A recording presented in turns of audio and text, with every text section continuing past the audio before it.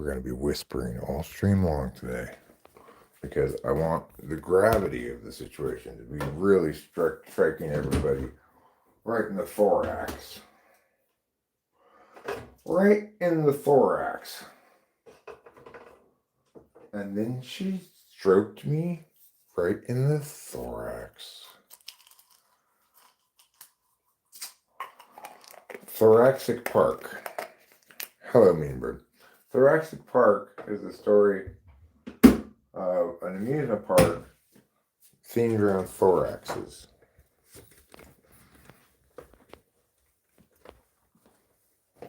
Everything goes fine, unlike Jurassic Park. It's a pretty boring film. I'm not going to lie about that. It is a pretty boring film. Okay, the Thoracic Park notwithstanding, let me pull up the chat on the big screen TV here using my finger and this device, which some people call a pointer, a computer pointer is what it's called. Hi, Cone Man. How are you? Alfonso Davies. I recently saw one of your comments, and shockingly, I responded to it. Very rare that I respond to comments, but I responded to your comment. I don't know why. Because it was on something that I was hoping to get real comments about. Oh, because it was on.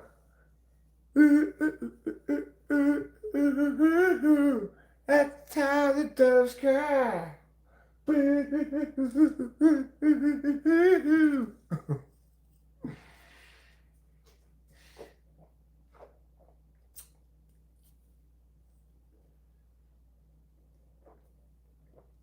Sorry, you're taking a Zach, just popping a Zach here real quick. And we are going to now, since we just got back from a big exhausting errand to the Wheatjack market, it's time to pull some well-earned, refreshing bong rips. Sorry to hear about Cone Man 2. California is too, Alfonso Davies. All I got to worry about here is how the doves cry. And the way they cry is like this.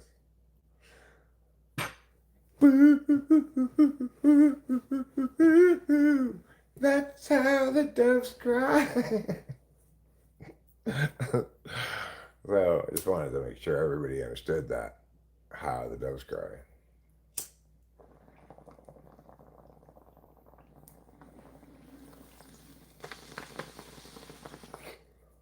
Bitch, I'm 21, but I still walk around with fake ID.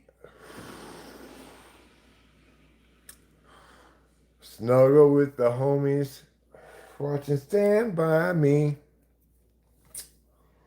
Okay, woot woot, as they say in that song. Woot woot.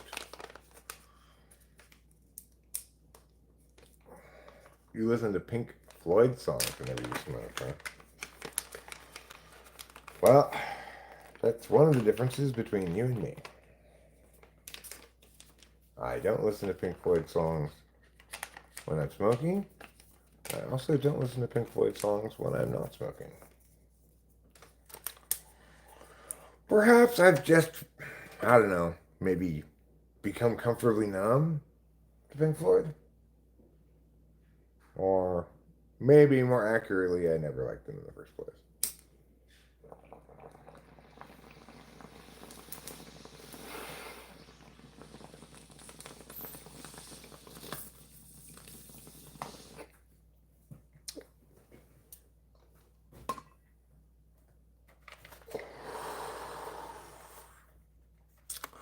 I will say, I do think that Pink Floyd's a pretty good band name. Yeah. Not a lot of souls talking today. Oh, there are more souls talking today than ever, Alfonso. Now we are currently in the golden age of music. You know, there's shit tons of new music coming out, and there's shit tons of music that's maybe like 5-10 years old that you haven't heard yet. Yeah, it's True. But you got to favor what's good, not what's familiar.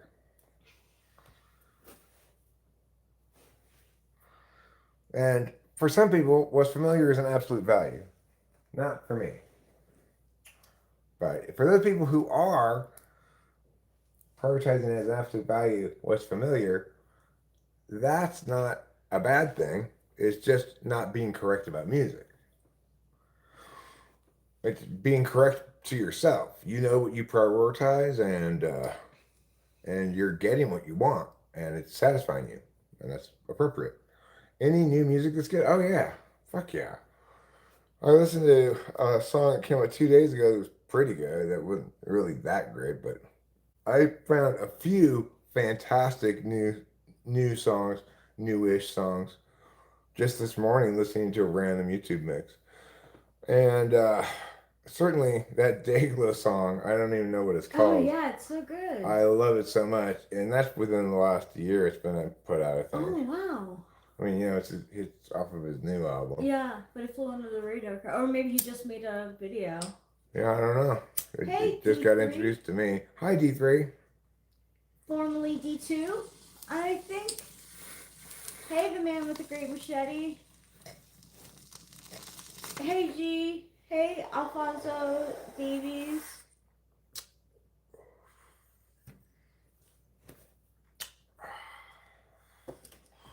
Well, that was a good bong rip.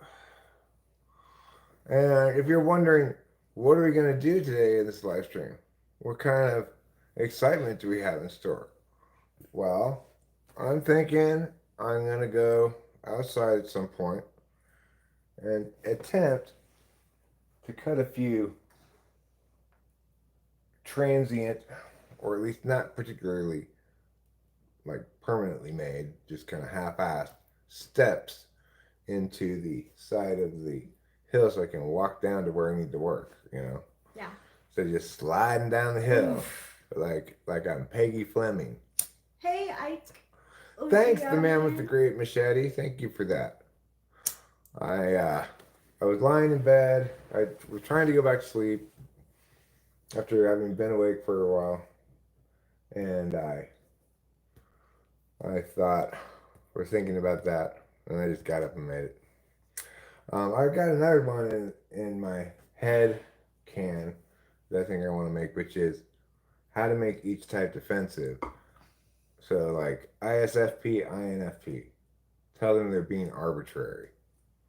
INTP, ISTP, tell them they're being unfair.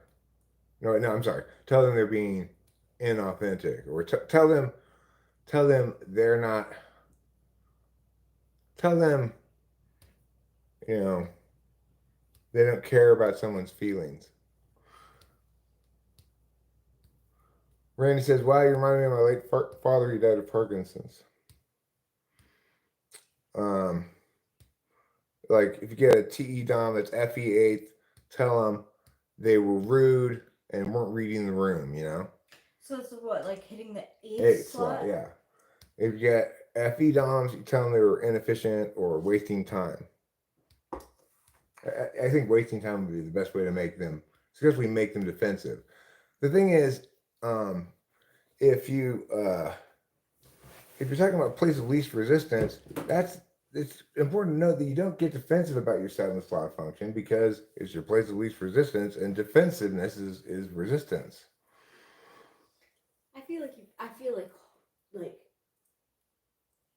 you're just totally blind about yourself. Yeah. Okay, so you don't even know that you're doing anything wrong with it or anything. You didn't even if somebody critiques you, you're like, what? I know.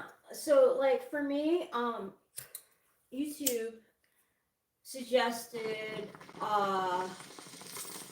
messages from prior trad wives, and it was just a series of clips of women who used to be in traditional marriages who were saying like, women, be on your like, get your shit together, get your money together, get everything, because like you don't know, he could divorce you or he could die at any time.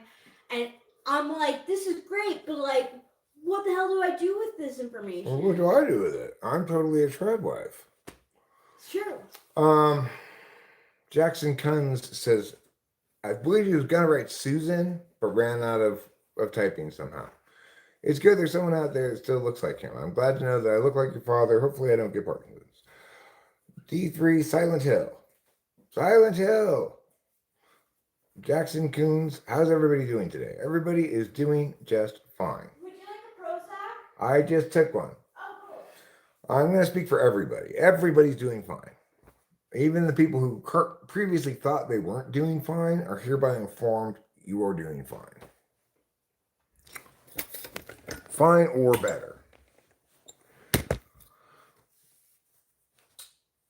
going to steal a sip of Rachel's coffee. Don't tell her. So basically, because I noticed this with my shrink, the one thing that really shook him and made him defensive was when I told him, if you're going to roll like that, then you're just being completely arbitrary. That like rocked him, like, oh shit, I need to defend myself. He got defensive, and he didn't have very good defenses for it either. So that's because being an FI Dom, the risk is you'll be completely arbitrary, but you're a deliberation dominant. So you know enough about the other one that you get defensive about it rather than just be blind to it, Like, how do you get an ENTP or ENFP to get defensive? Call them impotent in the non-sexual use of the word, but it could be the sexual use too, Basically not potent, not having big impacts. How do you get an NI Dom to be defensive? You tell them, I guess, you need to take better care of yourself.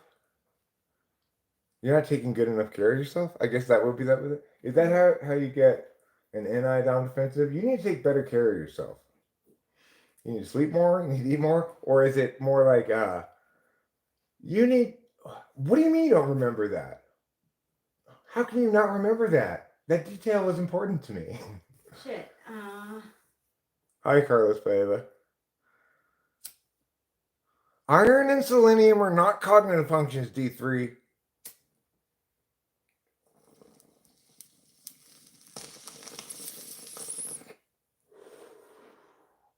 Huh. Elon's new party? I didn't know he was making a new party.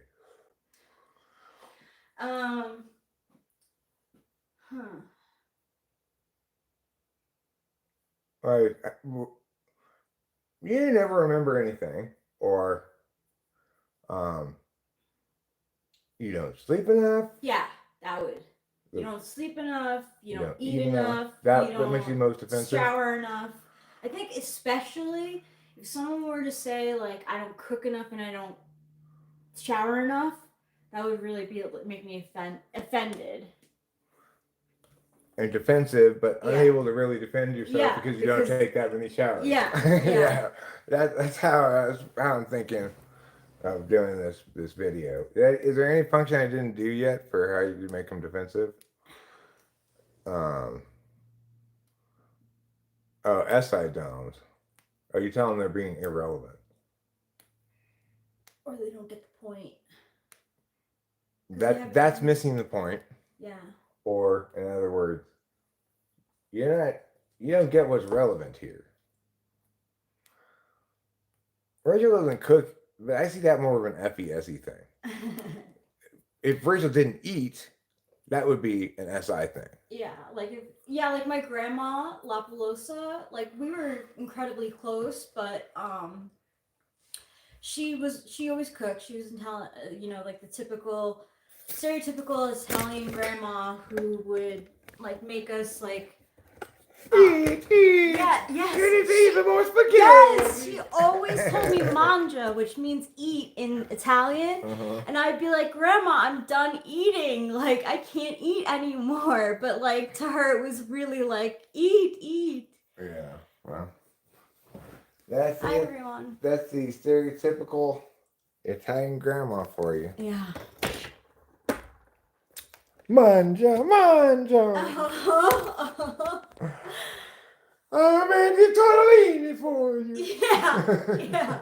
Uh-huh. I cover those probably if I didn't say hi to you already. You think that's a problem? I would say that, like, it's pretty common that women don't cook. Yeah. I know a lot more females that don't cook than do. And so you got defenses for that one. It's SE. Hi, Raleigh. Oh, God. Hey, Raleigh. Hey, Carlos. That's good that you cook D3. I'm not saying, but I'm just saying, like, in general, what I see on YouTube is a lot of women who say that their partners cook. Defensive and defenseless. That's when you attack someone's eighth slot, right? The defensive and like, defenseless. Yeah, this is Like, you don't take enough showers.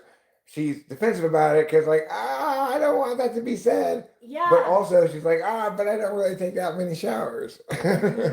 Whereas the SE thing, it's delegatory, like fourth slot. And you don't care about it, really. You're fine so you can just pass it off to somebody else. There's plenty of people who don't SE that way with their husbands. It's perfectly fine. Okay, but I would be upset, though, if you criticized me on my fourth slot. Yeah, well, I don't criticize you on your fourth because it's my eighth. We don't tend to criticize people on that thing that we get most, that we're both defensive and defenseless about. So, seventh, you're defenseless, but you don't even know you're defenseless. You don't even know when you're being, butt fucked by that function. Chioma was cooking last night. Always say I'm more environmentally friendly than you. What would that correlate to? I guess the thing is, the best way to attack TI downs would be to say, you need to put yourself in other people's shoes. Yeah.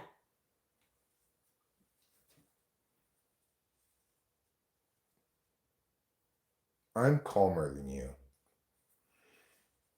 I always say I'm righter than you. So, I think that would be FI. So FE, I think for FE doesn't put yourself in somebody else's shoes. No. Let me be more precise. You need to put yourself in that person's shoes. That's FI. That's FI. That's FI. So, okay. FE would be like, you need to think about how this plays. You need to read the room. Yeah. If someone said to, like, my mom, like, that was incredibly inappropriate what you said to that group, she wouldn't like that at all. Or you really didn't read the room. Yeah. I think that's a perfect critique to TE DOMs. Well, that sounds like D3 that you're not a TE DOM. Or no, maybe, because she says to hell with the room. No, that's more like 4th slot FE or even 7th slot FE, misunderstanding its absolute value as a counter value, but not 8. My opinion is just as valid as yours. That would be a good way to get to a TI DOM and make them defensive. Yeah, but see, so if she's INTP, she'd be more offended by. But listen, Carlos, that's not a critique of the other person. You're relying on the other person to make the critique, which is to say, I'm invalidating their opinion. It needs to be a critique of the other person's failing to use successfully that thing. Like, you said you were going to do this and you never did it. I still remember this day, and it still hurts me in my gut when this like fourth grader or fifth grader just schooled the fuck out of me. Said, "No, I'm not coming back to your team because you said you'd make this case and you never did." I had nothing to say. I had absolutely nothing to say. I was just like, fair enough. Thanks for talking to me. I was trying to recruit her back to the team, you know. I think INTPs would care about FE though, because they have it. No, they care about it. What I'm saying is, where, if you say you failed it now, Yeah. where am I going to elicit both defensiveness and defensiveness? I know, but I'm saying that I'm questioning whether she's an INTP. Who? D3. Who? Why? Where did that come from? Where did the idea that she was an INTP come from? It was said. Ike said. Oh. Well, I don't think I've typed her, have I? If I haven't typed her, her type is a complete mystery. It's just like that. You totally didn't put yourself in Greg's shoes. That would be a critique of for a TI Dom that would hurt them. Or make them defensive and defenseless.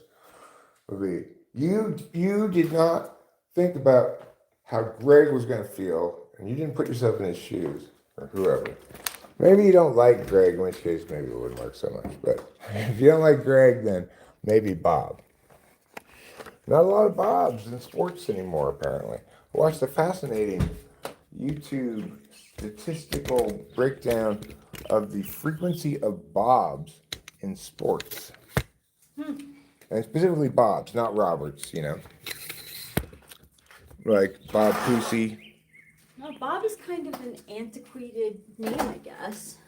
What the craziest thing is, there are currently only 2 Bobs left in all of sports. That includes all sports. That includes obscure ass sports too. Okay. Wow. And or maybe it was even 1 left. And when that person retires, I think it was like a bench coach for a minor league team or something. Oh my gosh. And when that person stops being in sports, there'll be 0 Bobs left in all sports. That's crazy. I mean, it's not crazy, but it's really interesting. Like, I would never think of a name being like edged out. Well, for me, Bob is Joe and Bob are the X and Y of male names. No. Leave that lizard out alone. Go inside. Go inside. Kitty's trying to get the lizard. She's a good hunter. Yeah, I need my glasses. I'll be right back.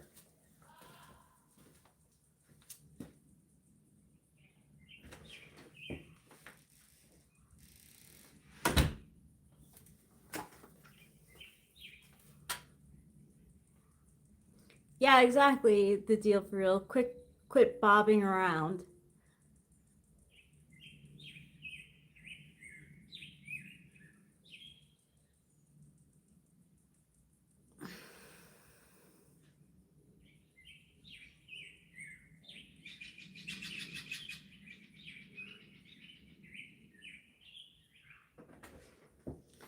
I'm not sure what to say, Carlos Prey, but I don't know.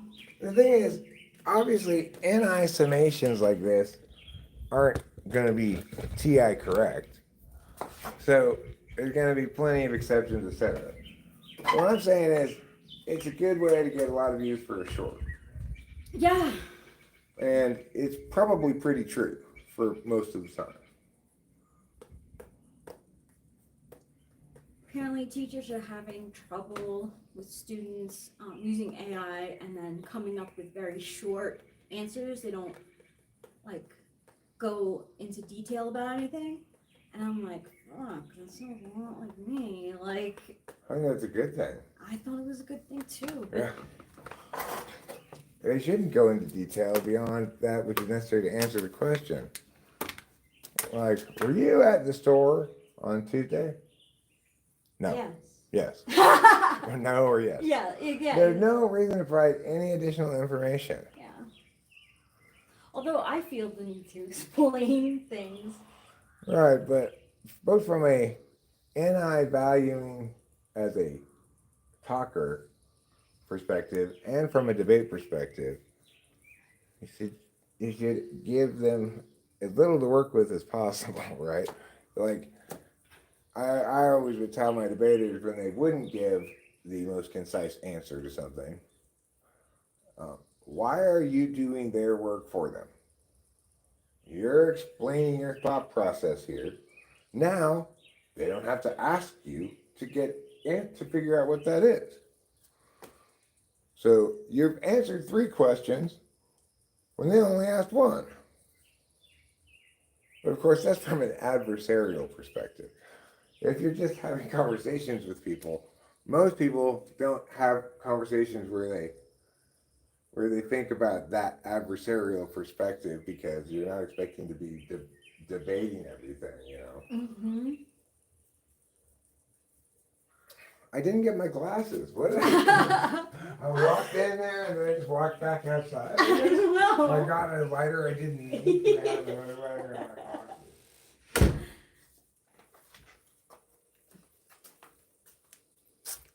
Hey, suckers. Crossing? No.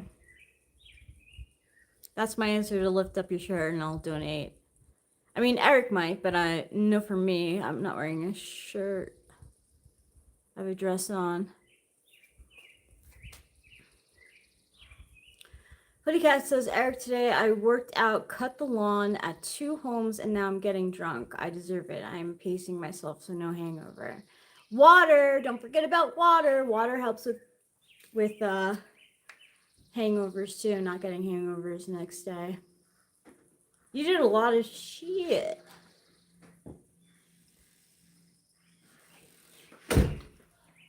I tell you what, Sucker Crossing, we normally don't solicit donations, but here you go. Oh, I see. I told you that I wanted to put. Woohoo! There's a little belly button for you. Ooh, Billy. Spring break!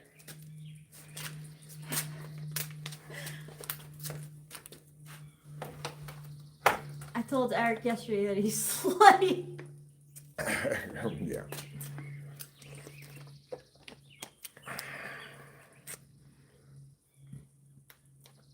TI is correct, but NI is right.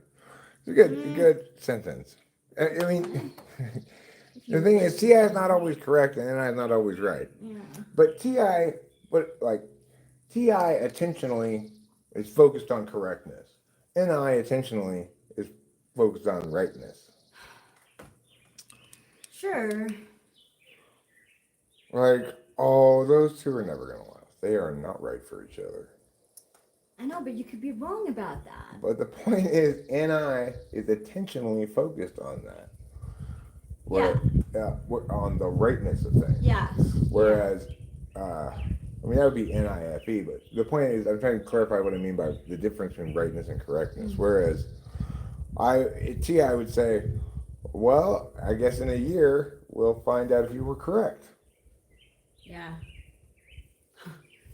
You know? Yeah. If NI says they're not going to last a year, TI says, well, in a year, we'll find out if you're correct or not. Yeah. Seems pretty clear to me, D3, that it's because he's got a really great machete. You're drinking clear booze, Patron, no hangover. That's a wishful frame of reference. Yeah, I said to drink some water. That always helped me with hangovers. Hi. Quick troll, like hunched over. We're from California, USA.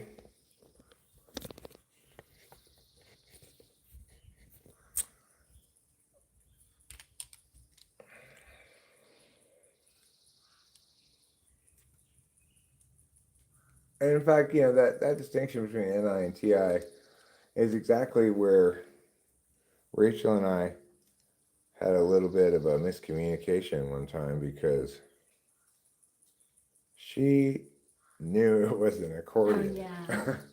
And I was like, Well, I guess we'll find out if you're correct when I have additional data that definitively establishes it to me that it's an accordion. So it's like knowing, that's one thing, one way to think of knowing, the difference between knowing and deliberation is that knowing can be, or at least NI knowing can be predictive. It can be, but it can be wrong. Like, same video, I got the accordion right, but I was like, oh, it sounds like a xylophone. There was no xylophone. So it's like, Okay, well, the point is this, though. You knew that it was an accordion. Then later, TI validated your knowledge, and your knowledge was retroactively established not only as right, but correct. You also knew there was a xylophone being played in there. And then later on, we found out there was no xylophone. So retroactively, you were wrong in your knowing yeah, that there was a xylophone there. that. And you're incorrect. Yeah, I Yeah, mean, but that's fine because it's like TI can't be incorrect if done properly, but it can be wrong. Like you can apply it in the wrong context and be wrong. You can some of your premises can be wrong, and so your conclusion can be wrong because they're all conditional. yeah, You know. for instance, like back in 2009, I was saying to my friends, I'm like, this house is going to go to one of us. I'm like, I don't think that I'm getting the house, but I think my sister will probably get the house. And I was wrong in that my sister didn't get the house, my brother did. But I was right in that it would stay in the family. Well, you knew. Now, time has proved you correct. Not only were you right, you were correct. I was half correct. Okay. Because I was right in that the house was going to be given to someone in the family, but I was wrong in that my sister was offered the house, but she said no. My sister says. So, M. Raleigh Asadi says, your president is fucking our country and our people. Your president is fucking our country and our people. What do you think about Iran, man? Well, I certainly am not responsible for Trump's foreign policy. I'm only responsible to be correct about politics, which I am. That's the only thing I can be responsible for. And what do I think of Iran? I think any kind of theocracy is an attempt at totalitarianism. If we define totalitarianism as the attempt to totalize a singular ideology, from which all other things, spawn. Well, that's fundamentally a bad idea. But I don't have any problem with Iranians. What the hell? That guy. I'm trying to block this guy, but he won't let me. Yeah, I know that it happens. That I can't do it on the phone for some reason. Huh. I guess I normally never try to do it on the phone. The only solution is correctness. Eric 2028. That's a great. It's a great little slogan. Got good NI pop to See, it. I was just gonna say that's good NI. Yeah.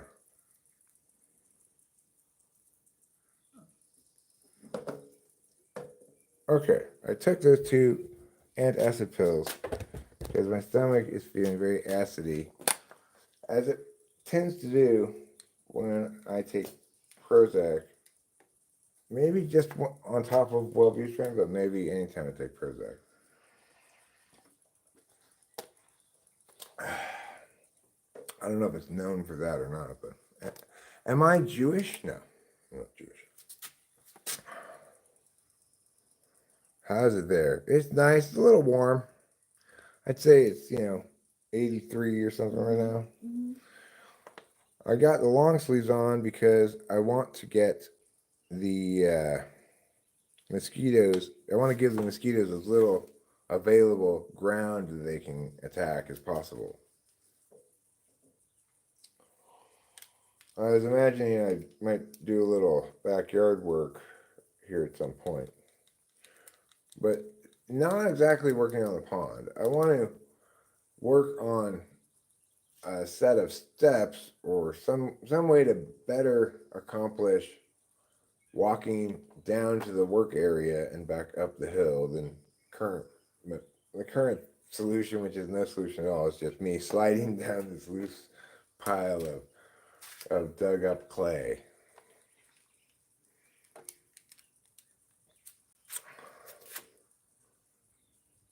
I've been smoking behind the scenes after my team won the tournament. Congratulations, Kavicha Kvaratskhelia.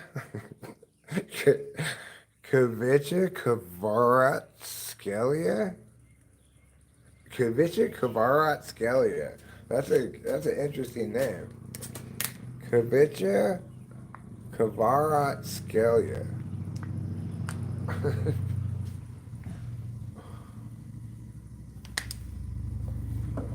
What do you think made your parents go, we got to go with a KH at the beginning of this first name?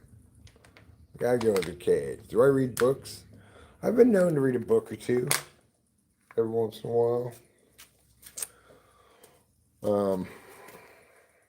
It's not a particularly efficient way to acquire information, the book, but I guess I'm more likely to read a novel than I am to get any meaningful information from a book.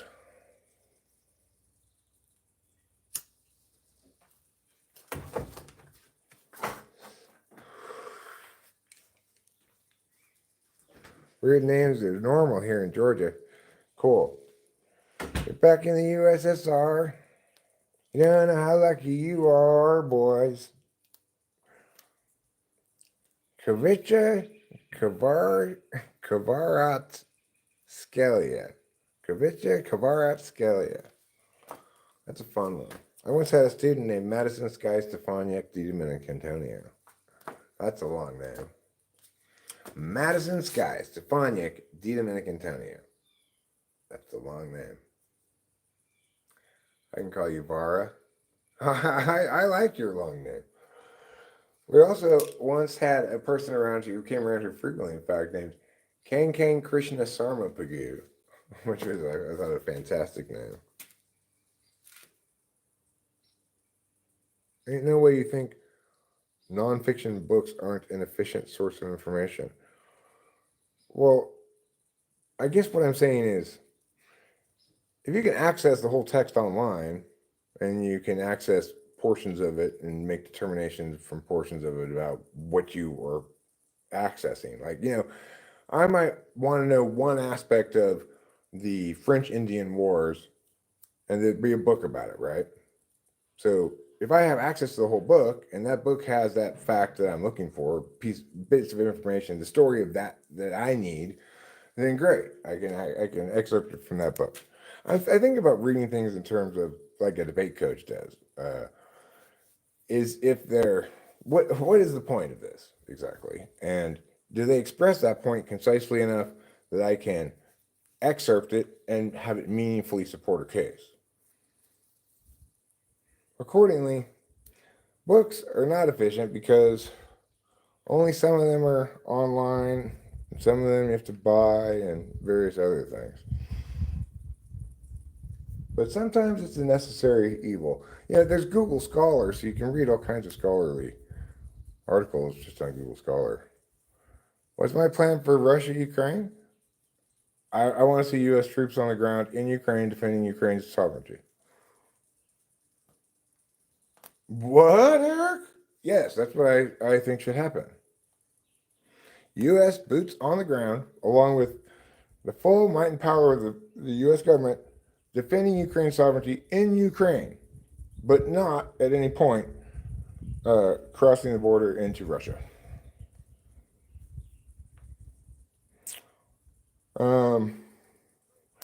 Well, not really, because you got to deal with, because only recently that you haven't had groupism that can reasonably claim significance enough to disqualify that period of time.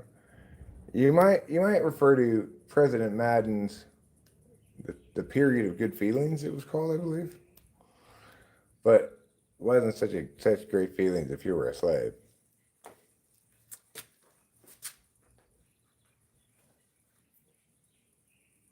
So no, Carlos Paiva, I don't want World War III. I also don't think that the United States should puss out in its role of defending free and civil societies against authoritarian dictator, whatever Russia is, against Putin. You know, Putin has no business taking any of Ukraine, had never had any business taking any of Ukraine. Certainly not Luhansk and Donetsk. Yeah, Luhansk and Donetsk, which were the first two places that they shipped in fucking Russian agents to pretend to be citizens, to pretend to complain about Russian rights in the region just so you could have an excuse to invade. That's fucking Hitler shit, you know? Of course you step in and you say, I'm going to defend the national sovereignty of Ukraine, as we promised to do, on the handing over of nuclear weapons. And I'm not going to be Neville Chamberlain. I'm not going to be okay with, oh, let's just give them Poland and then it's going to be fine.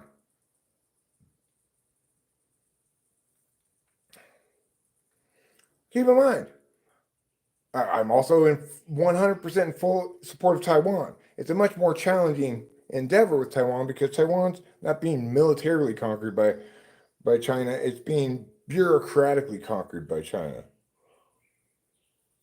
I don't doubt that Zelensky's a bad guy. This isn't about Zelensky. It's about the national sovereignty of a nation which was well established, along with its borders, being violated for completely imperialist reasons by an obvious aggressor in Putin.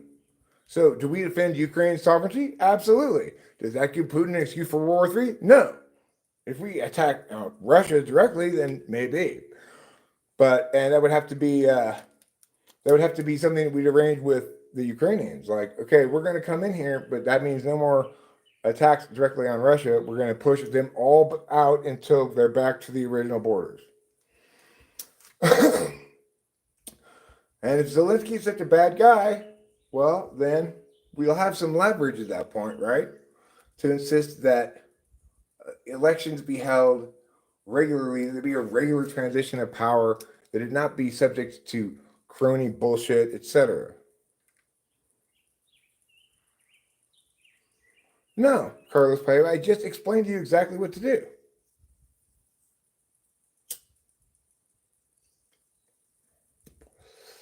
Was Winston Churchill clueless? I don't think so. Why, Carlos? Exactly why would that be too problematic? Do you think that the Russians have dug in defensive positions adequate to... It's ridiculous. The U.S. Necons didn't start any shit like this. That was a long time ago, dumbass. Fake revolution. You're such a fucking dumbass, G.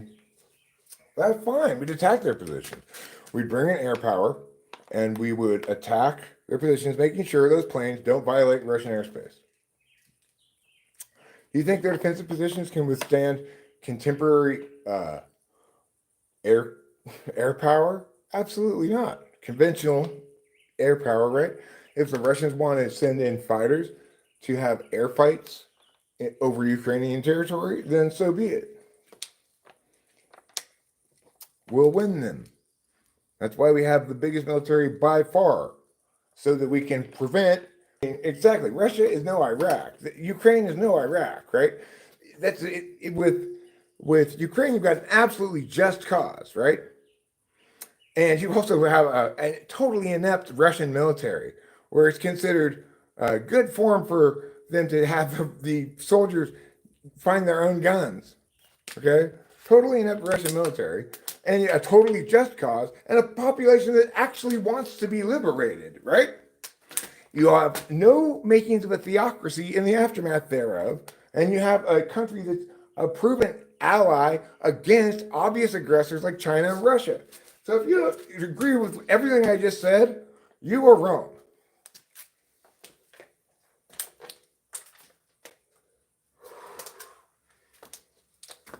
This is not interfering with someone else's civil war like Vietnam or Korea.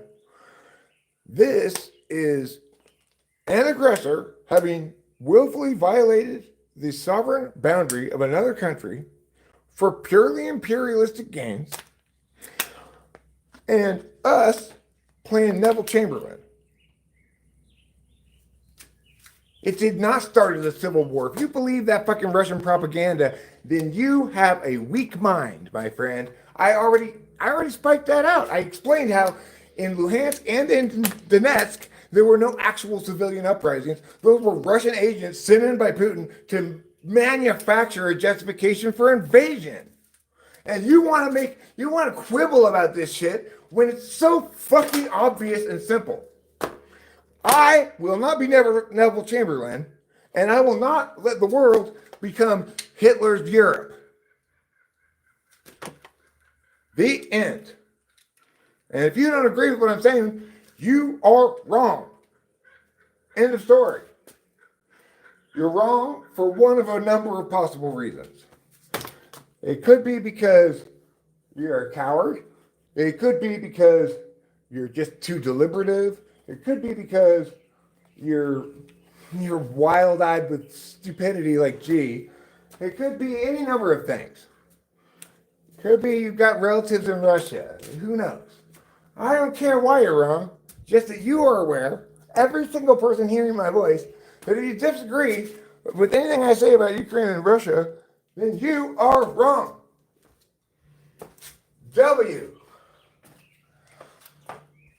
R.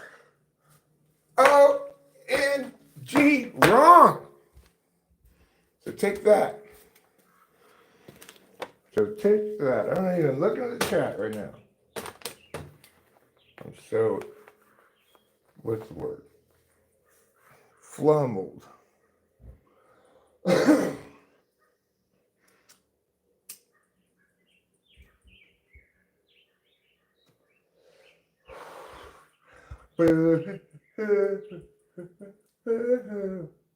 That's how the doves cry.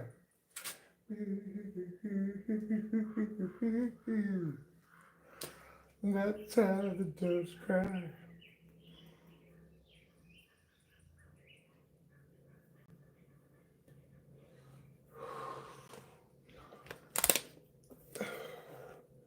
You know, this whole invasion of France thing, it really started as a civil war. It was the Sudetenland, you know. They wanted to be German. They were uprising. You can't blame Hitler for, you know, missing the end of the Sudetenland and continuing on through France. I'm sure it'll be fine.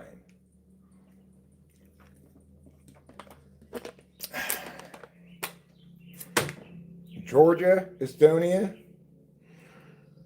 I hope you're spending a lot of money on military.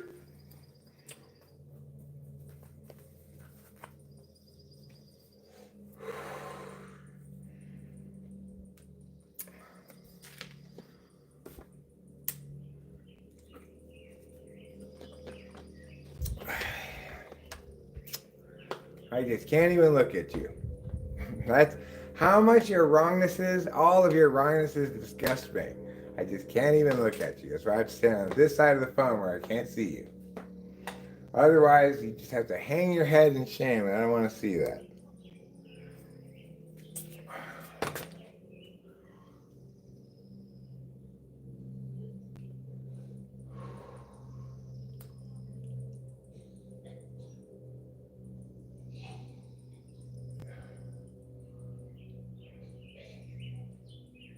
You know what I don't like? I don't like it when people can't tell the difference between meaningful things being said and bullshit.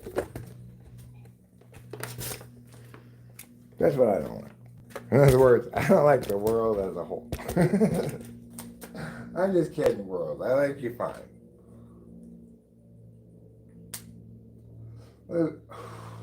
Pretty clear, obvious to me anyway, a line between principled correctness and obvious bullshit.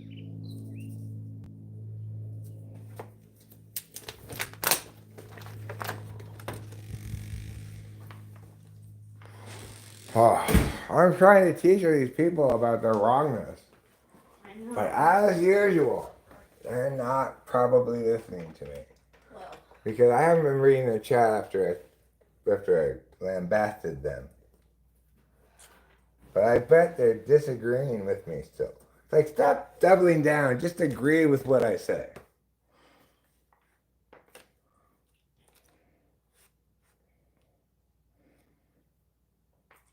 I'm not going ape shit.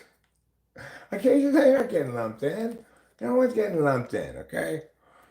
No, in fact, this isn't even about anybody specific. It's just about all the variety of bullshit Russian apologist arguments that exist in the world, okay?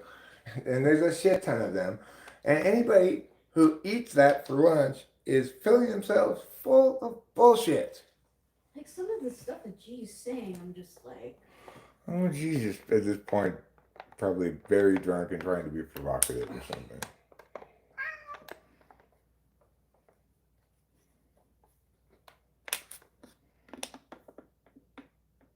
Well,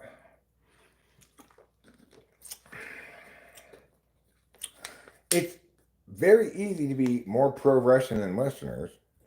Regardless, Ukraine is not an aggressor invading another sovereign nation for imperialist reasons.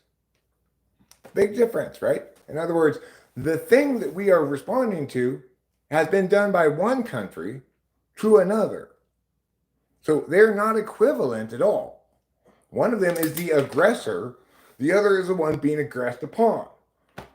Based on what? Based on the boundaries that existed, the sovereign boundaries that existed prior to the initial aggression, which was unjustified by anything.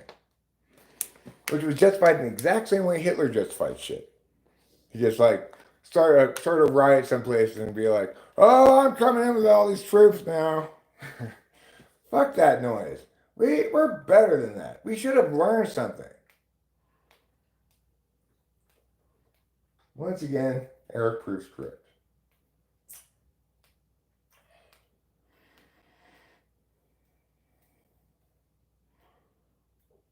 The EU, Americans, West in general, were the aggressors when they toppled Yanukovych. Well, look, I can't go be correct about about things that are already done. It's meaningless at that point, right? Like, I'm correct about how we should have thought about COVID in 2020. Doesn't help now, right? I was correct then, but nobody listened to me. Being correct then or now doesn't help now. So we're not talking about what was correct in the past. We're talking about what is correct now. And if you're saying hypocrisy invalidates principled correctness, you are wrong. Just because some party has been hypocritical, it is going to be hypocritical if they take action X. It doesn't matter if action Y that it contrasts against was shitty. It just reinforces the fact that we should do X rather than double down on our wrongness. These are straightforward things, not difficult to understand. Hi, simple girl. No, that's what's expedient now, Carlos. You're misusing the term. That's what's expedient.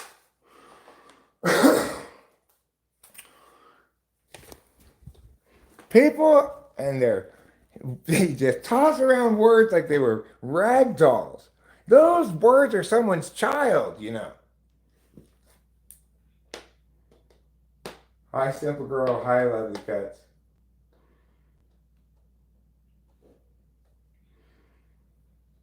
Well, we weren't ready to stop World War II back then, lovely cuts. We didn't have shit for a military. We were still operating as a isolationist, basically, as the Constitution directs, stay out of foreign wars. Well, we threw that away a long time ago. So now we got the choice to defend people who are being brazenly aggressed against or not. And again, there's none of the complications here. You have in, say, North Korea with a wholly indoctrinated population that wants nothing more than to shoot Americans. You're not dealing with some butt fuck who knows what in Africa with Mogadishu-ish stuff. You're not dealing with bullshit here. It's clear cut.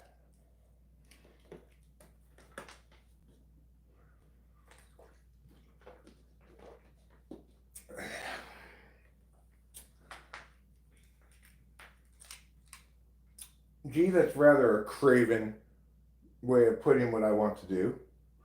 What I want to do is have America behave as it ought to behave.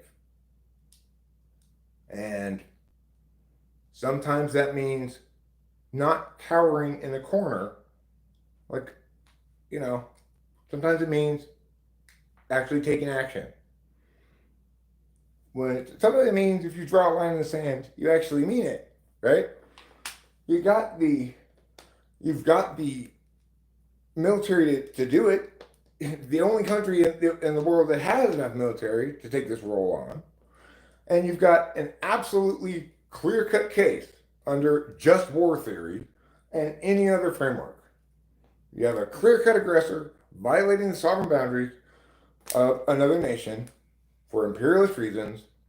And if ever the U.S. were to support the principles of freedom, civility, etc., regardless of how Ukraine is, we need to stop that from happening. Otherwise, it's just like teaching, right? If you start letting this kid get away with this and this kid get away with this, before you know it, you've lost the class. Everybody's misbehaving.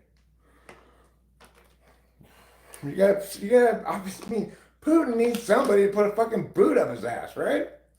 He should not be doing this, and he should not be getting away with it. And there should certainly not be people on this live stream advocating anything other than us going in there and stopping it in full, pushing them back into Russia and saying, "Stay the fuck in your own country. No, you're not getting away with this shit." Yeah, Putin's a thug. Carlos Paiva, after we've restored the actual boundaries that existed before the manufactured uprising that purportedly justified Russia's aggression, if then they want to have a referendum on secession, be my guest. If then they want to have a referendum on joining Russia, be my guest. Those are the procedures of free and civil society, not giving in to an aggressor who steals something. It's tough though because as of right now, Putin and Trump are buddies. As of right now, but you know things can change at any moment.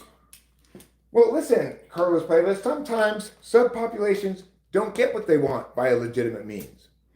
That doesn't justify another country invading, right? So it's like Quebec. There's a large portion of Quebec that wanted to secede. You know what that wouldn't justify? It wouldn't justify Canada invading Quebec and just forcibly taking it over and killing all the people who want to secede, because that would make them the aggressor. It wouldn't justify America invading Quebec and saying, Quebec's ours now. They don't want to be yours anymore anyway. But that's the problem with Trump, is that he wants to take over Canada and... Yeah, he's fucking insane. I'm talking about, we should never be the aggressor. No. And if Trump wants to be the aggressor, that's just because he's a fucking retard. But my point is, we should absolutely respond to aggressors, and we should use analogies like this. If you think Quebec's wish to secede from Canada and the failure to do so justifies the U.S. invading Quebec, taking it over and making it part of the U.S., then fine, Carlos, you're being consistent. We need a president that has TI. Well, yeah, I mean, we need me. Electric 476, you speak truth. We can't be the greatest country in the world by being incompetent and diminished. We can't be the greatest country in the world by being, bureaucratically obsessed like Obama. We can't be the greatest country in the world by being fucking retarded like Trump. We need to be correct. And that's one to grow on. We need me as president. Musk isn't even a Musk? citizen. No way. You have to be a natural born citizen. Just be born in America. I'm surprised he wasn't deported.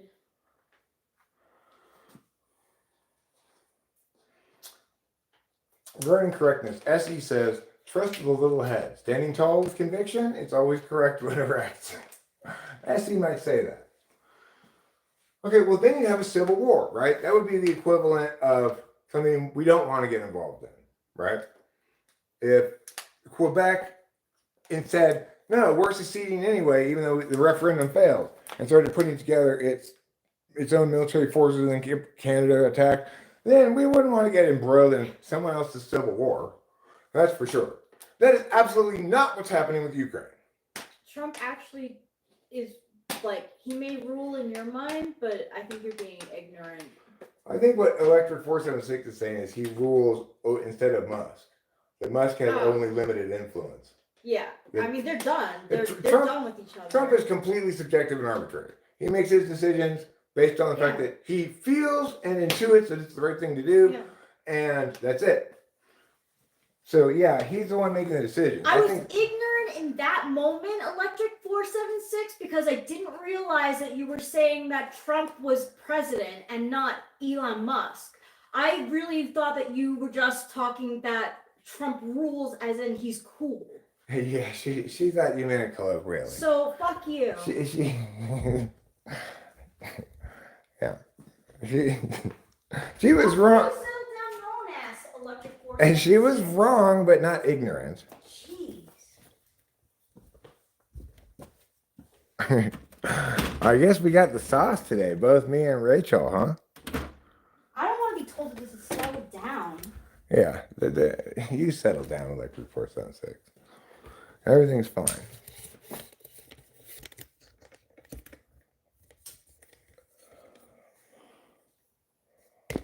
Okay.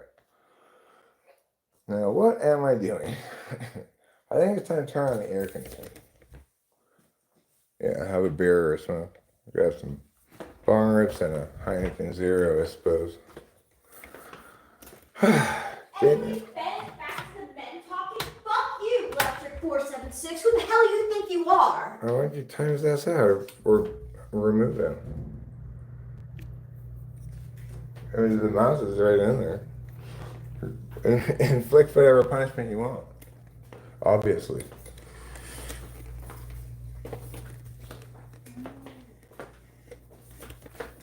That's my wife you're talking about, and two. I'm not gonna side with you, you know?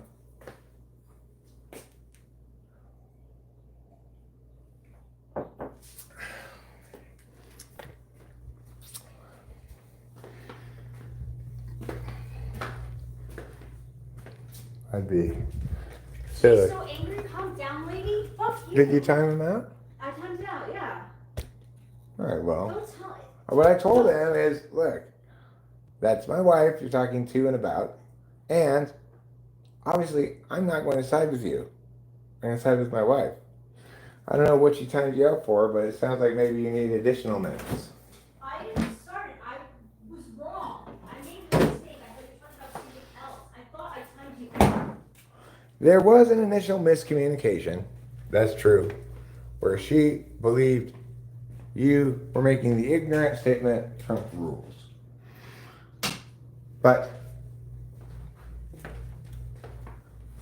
it's... And then just saying that only the men can talk, you are Trump. Yeah, well, I certainly affirm equal free speech rights for all, but more importantly, I affirm the equal legitimacy of women voices. He needs a girlfriend. I missed. It was an easy basket and I missed.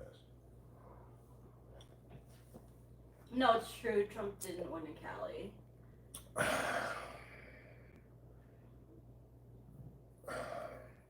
Apparently, Trump thinks he can reduce the federal government with a big, beautiful bill.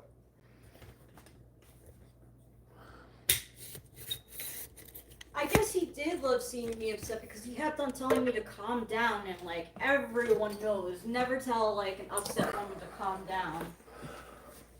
Well, you never really tell anybody to calm down No. because when you tell them that, you're pretending as though what they're saying doesn't matter, but instead how they're saying it matters. Right, and I admit that Or their emotional state matters. and But I that's admit, never the case. It's always the case that their words matter and should be paid attention to, Yes. regardless if they're angry, sad, laughing, whatever, with equal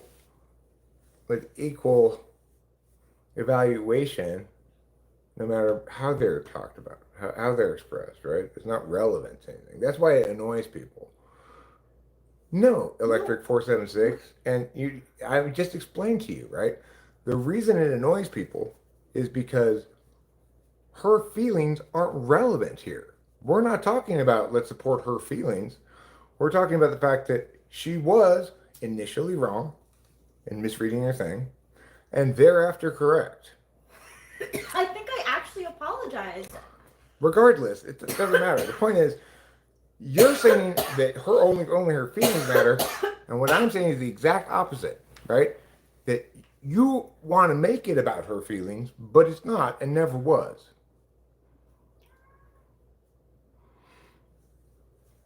It's not my feelings.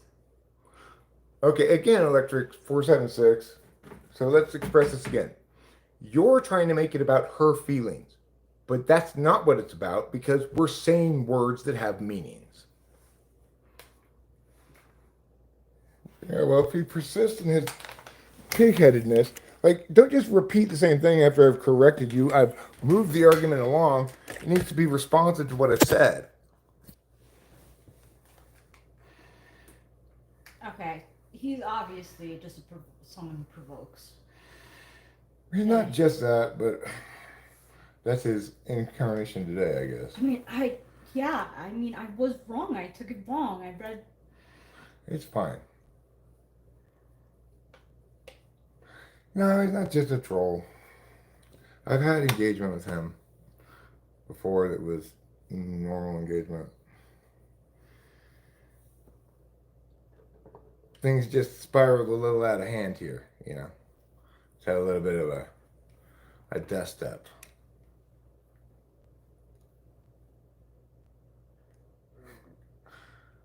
Oh, you're the guy who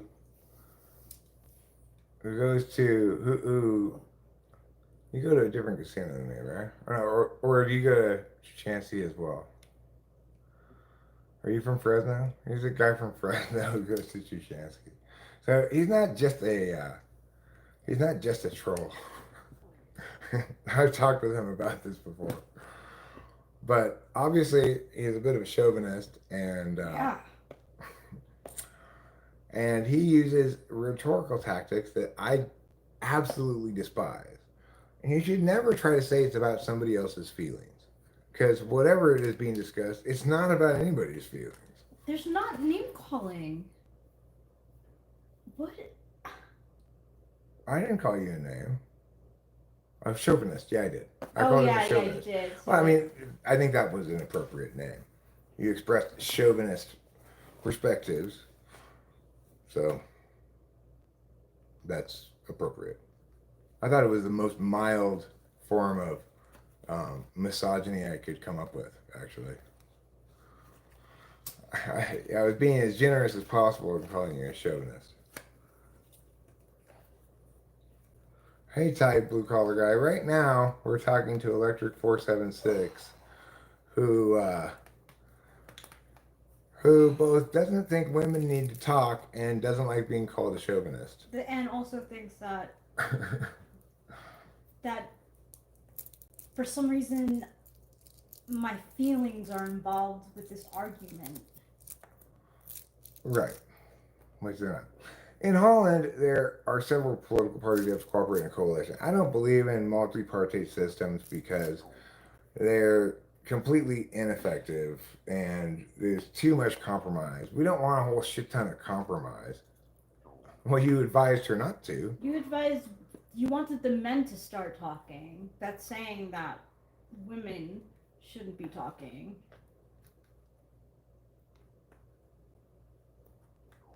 Yeah, I know, Buddy Cat. I know. I don't want to articulate a whole shit ton of things that need to go. Uh, I can just articulate the mechanism I'll use to get rid of the ones that I prioritize getting rid of. Because you have to pick your priorities. You know, you can't do everything. You only have so much time and so many resources in terms of people, human resources. So, like the DOJ can only do so much at one time, but that's going to be the mechanism I would use to help eradicate some of the clearly unconstitutional garbage that the federal government claims jurisdictional legitimacy over.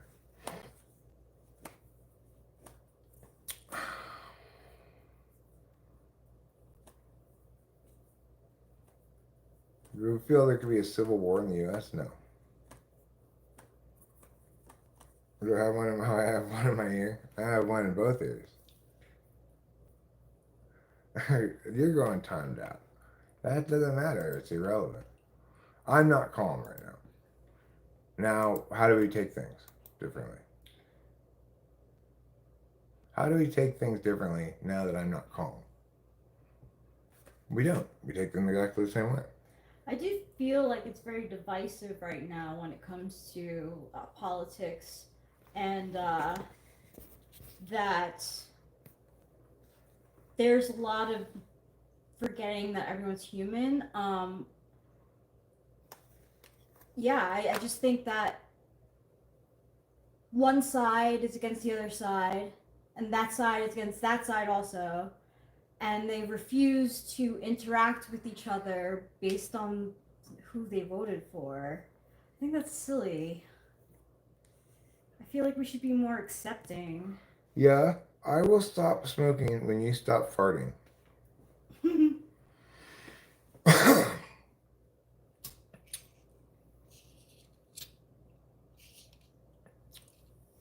So, I want to post just at the top of this here, just as this applies just as much to you as it does to me. It doesn't matter what your mood is, be it calm, aggressive, or anything. You know, if you're saying words, we have to pay attention to what the words being said are. Homeland Security, I know. Putty Cat, look, what are you? Let's make a huge pile of problems for Eric to fix. There's plenty, I know, there's plenty of problems for Eric to be worried about, concerned about, and ideally fix. But I don't need you to give me a litany of them. It just makes it too daunting a task.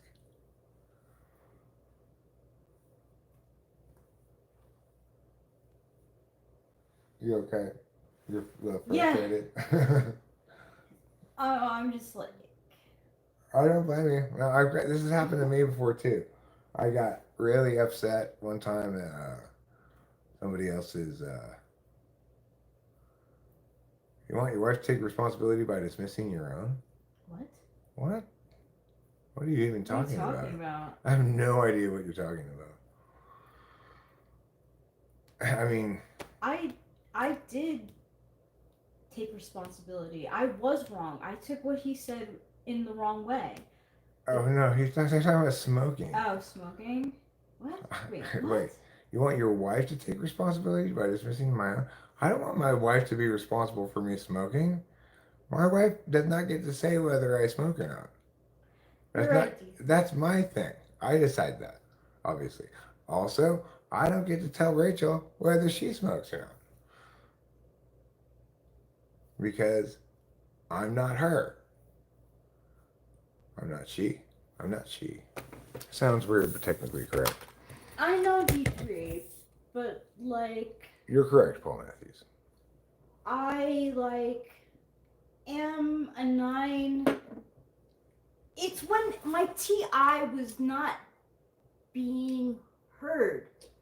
I said I had apologized, and then Electric started saying shit. Well, he triggered your FI6 and then tried to make what you were saying in the argument about your triggered FI6. Yeah. Something very similar happened to me in that live stream when I was super mad at that guy. What was his name? Raja or something? Oh yeah, Rada? yeah.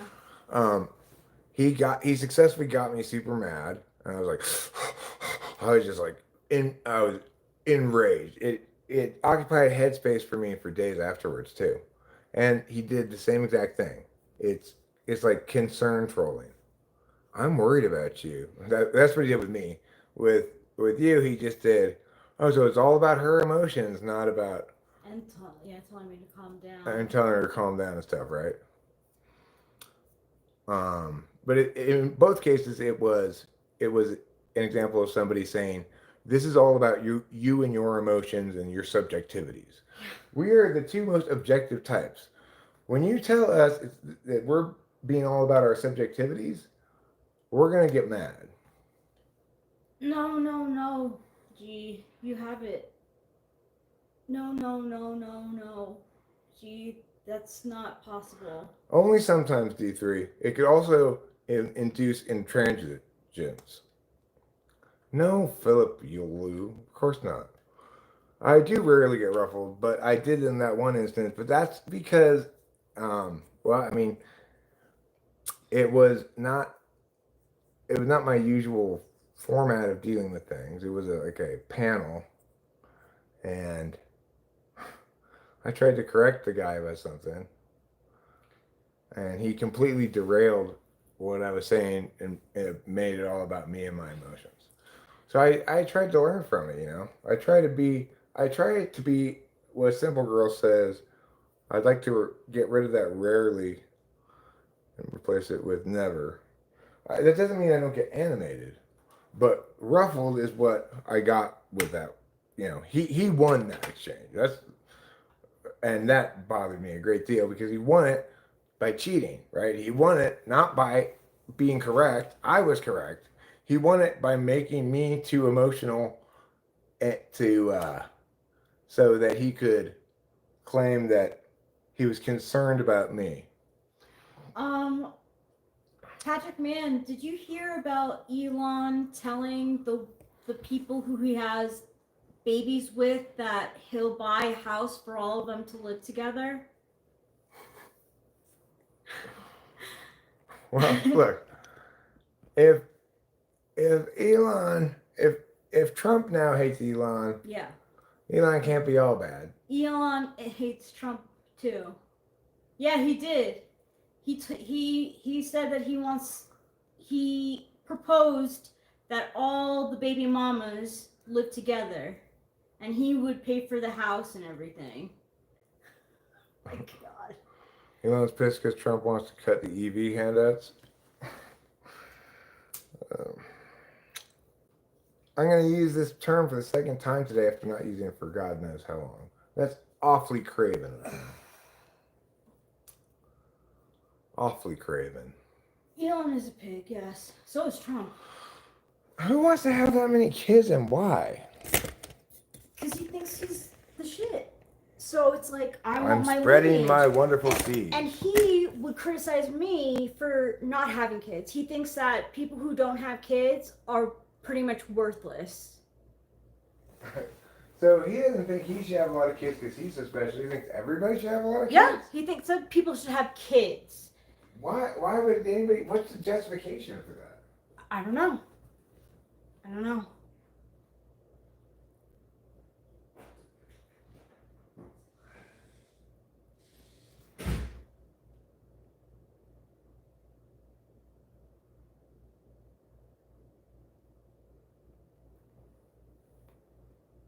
Elon is champ of government handouts. D3 says, well, we need humans to keep the society going. He's not wrong. He's wrong in saying that people who don't have kids are worthless. That's very judgmental.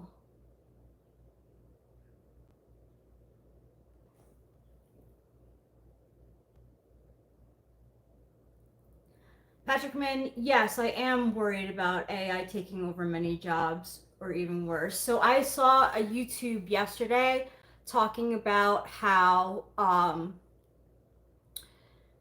what kind of jobs are going to be taken over and what fields you should get into, and like coding for AI, anything to do with technology and AI, working with the system and within the AI world is the best kind of place you can work at. So if you are going into school right now, you should go into technology. D3 says, Rachel, when he sees humans as a product / money, of course you would think people without kids are worthless. Yeah. Yeah, it's really like, I don't know. I don't like Elon, but I don't think he would like me either, so.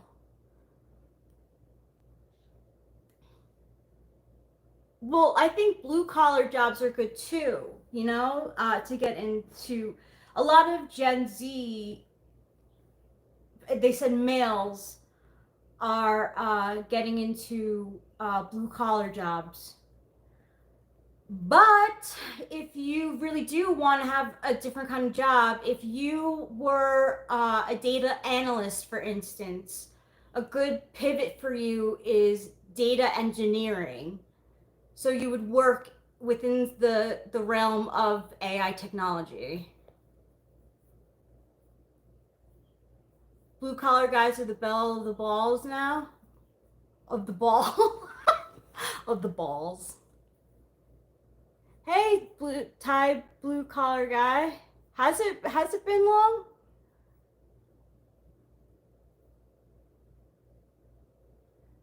Uh, I don't know. I don't know. Carlos Pay, but that was just a suggestion that the person was saying. Anything with coding, anything with AI development is a good field to go into. But yeah, a lot of Gen Z, they say, are getting going into blue collar jobs. Yeah, I'm not surprised about that, Putty Cat.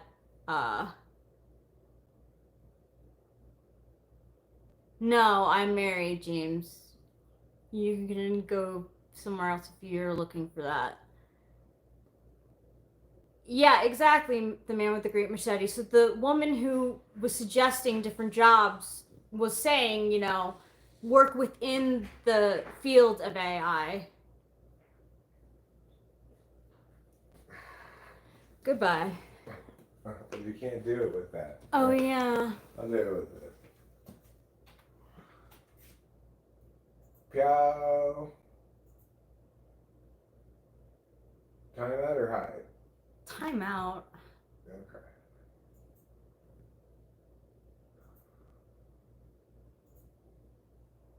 We'll know if they want to stay around. Yeah.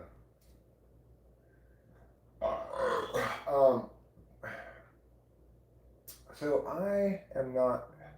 I'm ready to stop stream.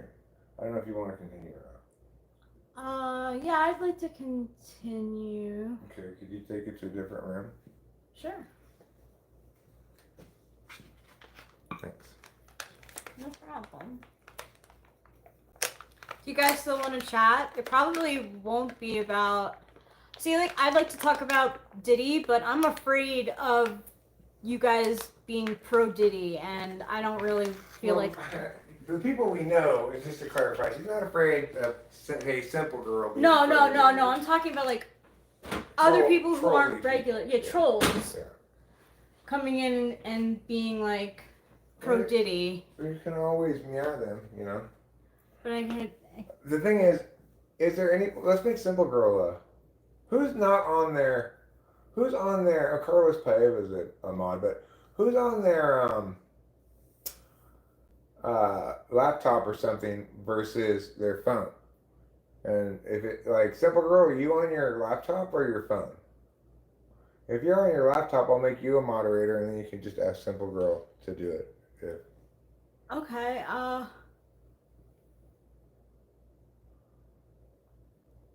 D3, perfect. Thanks, D3.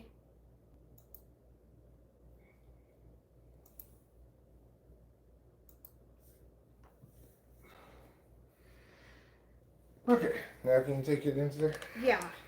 I'm gonna take this package. Sure. And then this, I'm gonna take my phone too. Okay. Hi, Keisha. I love hydrangeas. No, I'm not Jewish. Hi.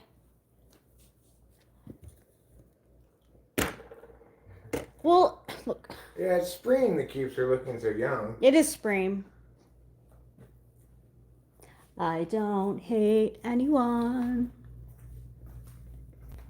There's this song called by Belle and Sebastian called I don't know the name of it, but the line is I don't love anyone. You're not listening. Like That's good.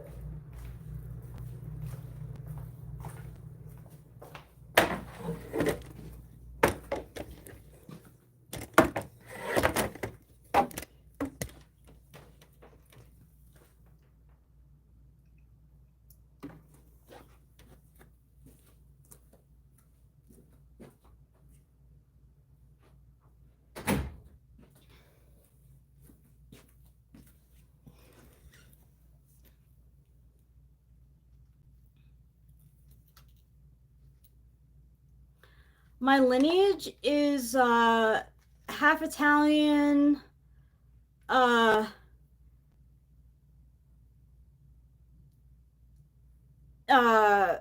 England, Ireland, Wales, and Czechoslovakian.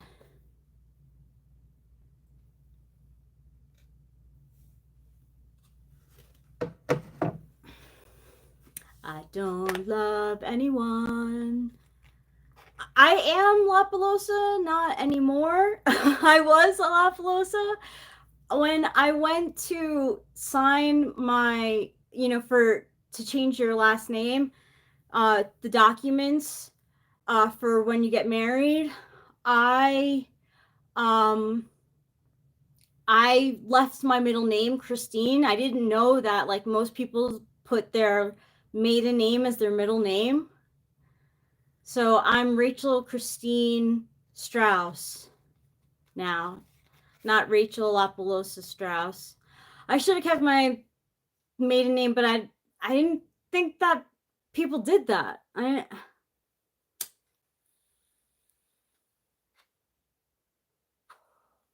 We're in the East, D3. I grew up on the East Coast. Bye, Patrick Man. Cool, Paul Matthews. I love that song. I like Belle and Sebastian really. I grew up in New York, D3.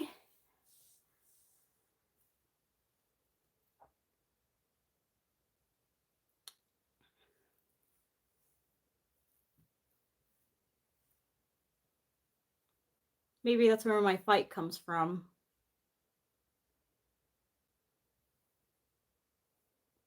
That New York. Hey, I'm walking here.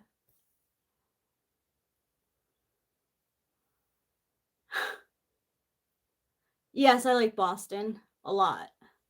But I am a Yankee fan, and I would love to go to Fenway. Like, I feel like if you're in Boston for a while, Fenway is just a place you got to visit because of the history. The whole city has so much history. I like Boston. Bill and Sebastian's cool. Go Celtics, even though they lost. Go Knicks, even though they lost. That's cool. I feel like my New York accent isn't that very strong. Yes, the Athletics play today at home in Sacramento. I don't love anyone. You're not listening. What foothills accent?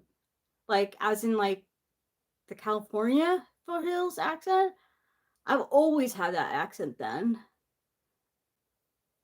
I don't know what foothills you mean.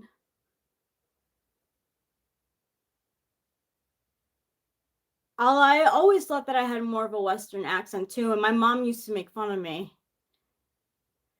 Arcadia, yes. Yeah, so I guess I do have. Oh, we're in the foothills. Yes, I have a Mariposa accent. There you go. I forgot you were in Fresno. We went to Fresno and I got my grandma's rings fitted. Lots of Californians here. I feel like I'll be totally a Californian once I've lived here for 10 years. They say in New York, you don't really become a New Yorker until you've lived here 10 years. I lost my lipstick.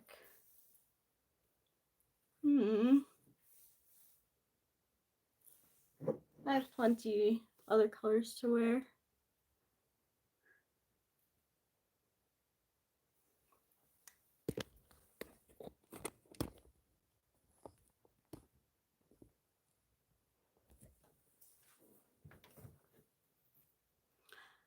I linked that Belle and Sebastian song, I Don't Love Anyone, You're Not Listening, to my Facebook when I was in a relationship with a guy who cheated on me. Bad mistake. Oh, hey, Keisha. Was that a mistake? Unicorn Ninja says, I'm in Oregon, the best of the West, LOL. Well, I should have broke up with him.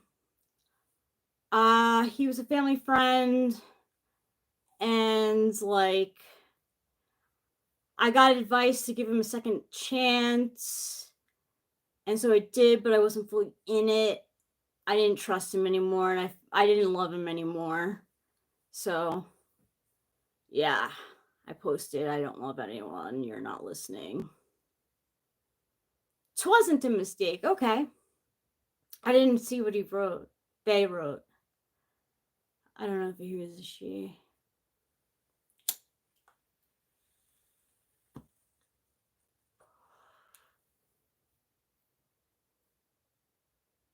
But now I love Eric.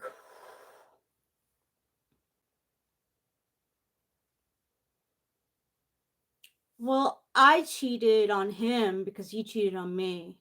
I thought that because I wasn't in it. I was like not in the relationship. I should have just broke up with him. I don't know why. There's multitude of reasons and it's different for each individual when they cheat.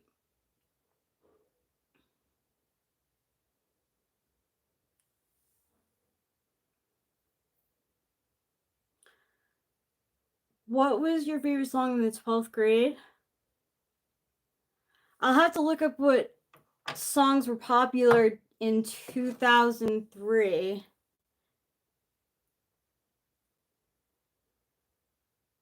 2003 greatest hits.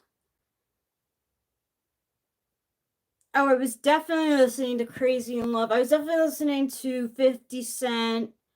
I was definitely listening to Chingy Right There.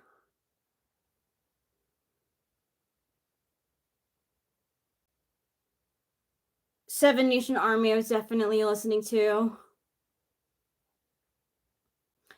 Yeah, you learn. I learned from that. I didn't like it at all. I realized, like, yeah, Seven Nation Army is a great song. But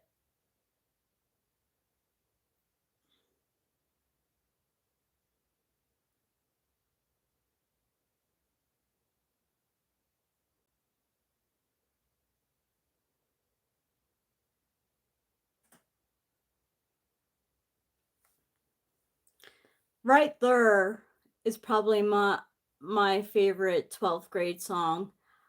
I like it when you move right there, right there. I like the way you're moving right there. I think that's how it goes. I like the way you're moving right there.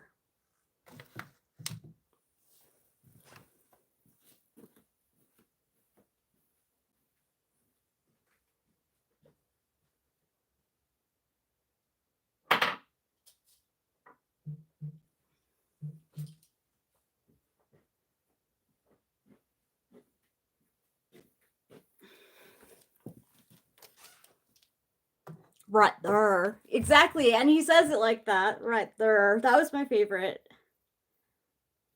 song in the 12th grade. You and I, that would be an interesting cover.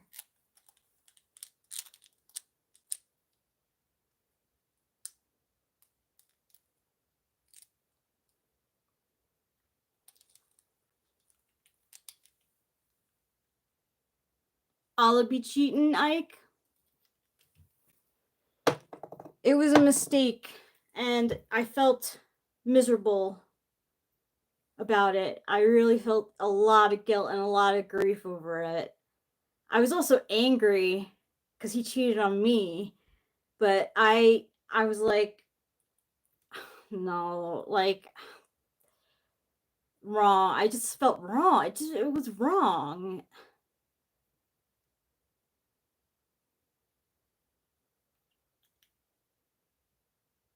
A do-rag? We used to have do-rags, actually.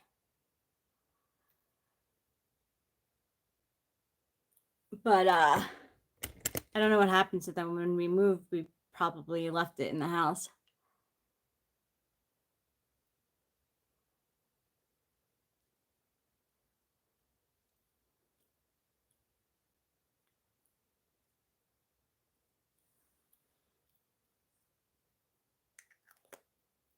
I like that.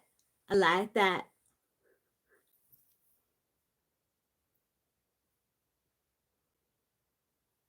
Let me see what early 2000 songs were, because like Crazy in Love came out, but it was more like late 2003. And that was when I was a freshman in college, so that doesn't really count as 12th grade. So early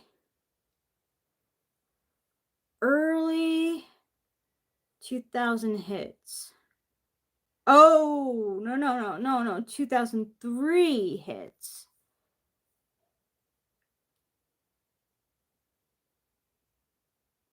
Oh.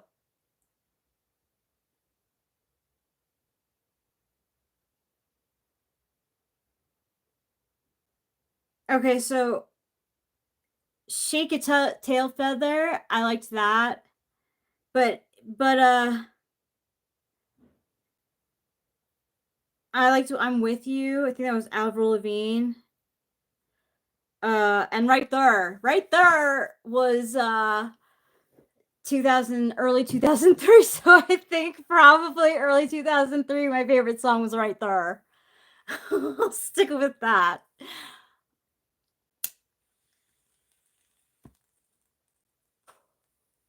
Faux Ruben appears. I like that. I like it when I like it when I can't do it. I like it when you do it right there.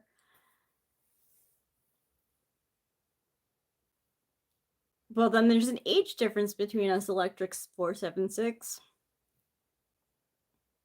I like that. I like that. Let down your hair. I like it when you do it right there. Da-da-da-da-da. Let down your hair.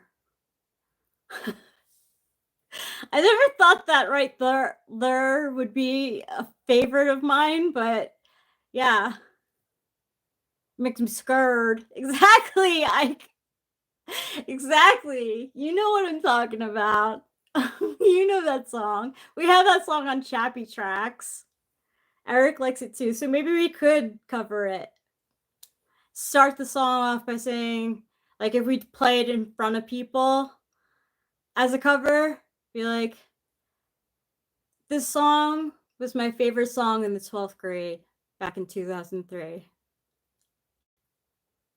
I like it when you do it right there.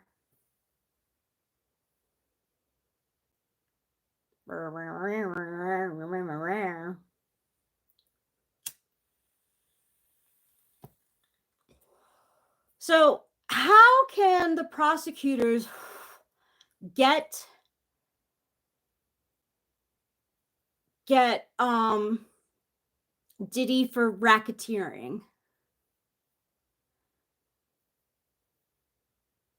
Six Slot is demonstrative. I don't know the name of it, but it's demonstrative. So my Six Slot is FI. So I can demonstrate what it is to have like empathy and compassion, feelings, sadness.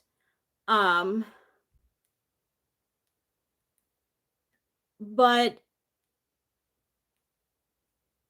I don't know. Yeah. Other than that, I don't know what I do with FI, but I do demonstrate it. But I'm not aware of my own, but you're not aware of your own feelings. So you're able to demonstrate it, but you don't know it to yourself.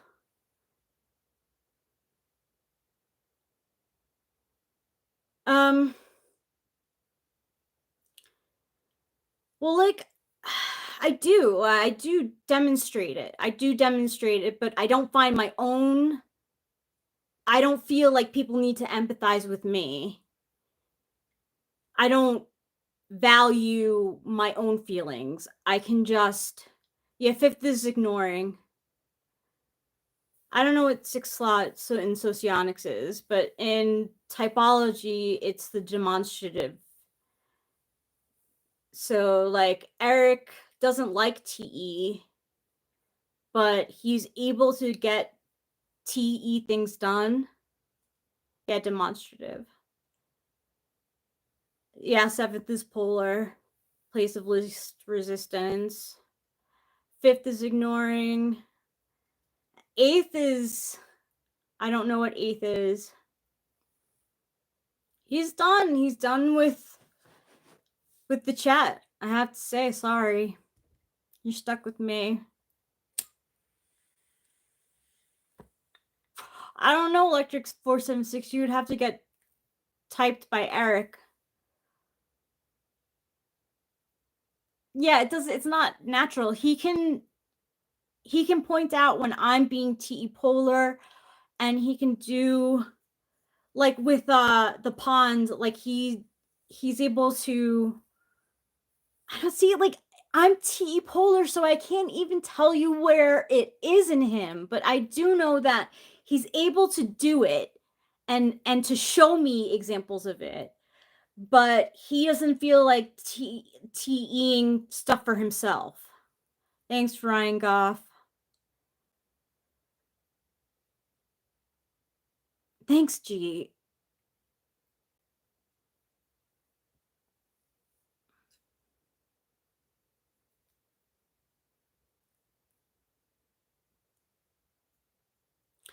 I would get typed by Eric. And if you can, his is $100, and if you can't afford that, Eric can work with you on price. So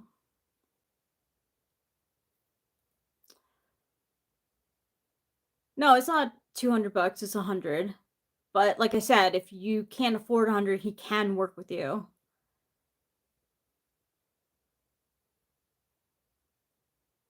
Yeah, Eric does like the fun more. Lively Cut says, yeah, that would work better with INTJs not wanting their feelings to be understood. It's not that they don't want them to be understood, is they don't prioritize it. It's not important to them. I'm learning that it is. Like, if I get hurt, I'm learning to say, hey, I like that hurt me. But usually, like, I won't prioritize my feelings in the moment. I can kiss my husband, but he doesn't, he's done. Oh, I see D3. Tell him that, Electric. It's a bunch of questions based on the cognitive functions. So he'll ask you, like, tell me about your day. And then you tell him about your day. if fifth is ignoring. Sixth, I don't know. I think of it as demonstrative. I don't know if it's the critic. Critic is another for the fifth.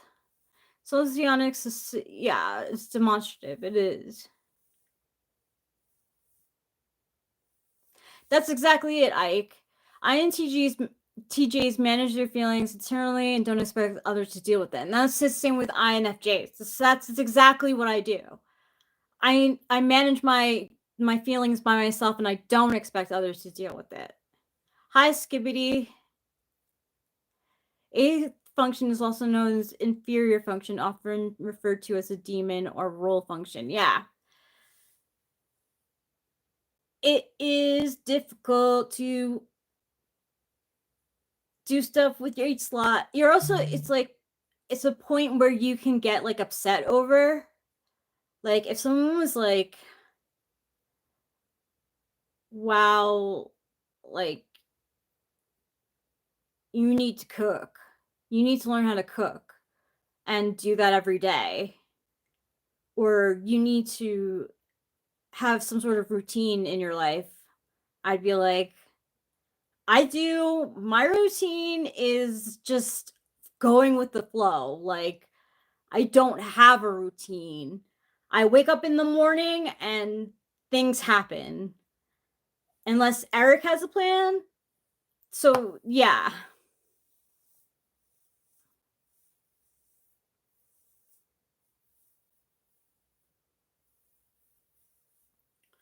Fourth function. So, fourth, I don't know what the fourth function is called, but in INFJ, it's SE.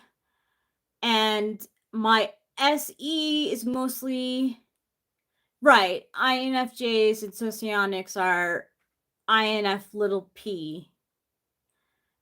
And INFPs are INF little j. It's very confusing. I don't know. Because INFJs are perceivers, INFPs are judgers.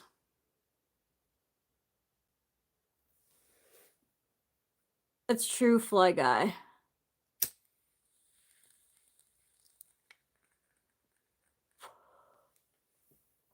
I like it when you do it right there. Acacia, if you're here, what was your favorite song in 12th grade? What was everyone's favorite song in 12th grade? I'd love to hear it. Mine was Right There by Chingy.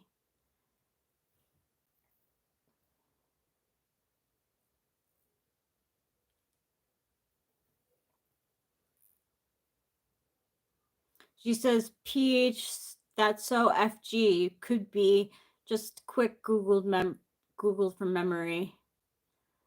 Marlena say Iman no.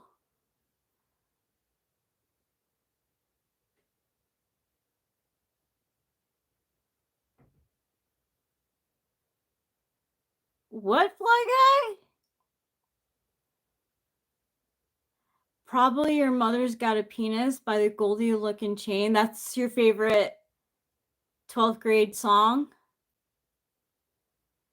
So the way that I found out my favorite song was I looked up early 2003 hit songs and it pulls up the early, like early 2000. So if you put in like early 1976 hit songs, then yeah. I had to Google too, G. That was your favorite song in the 12th grade? Wow.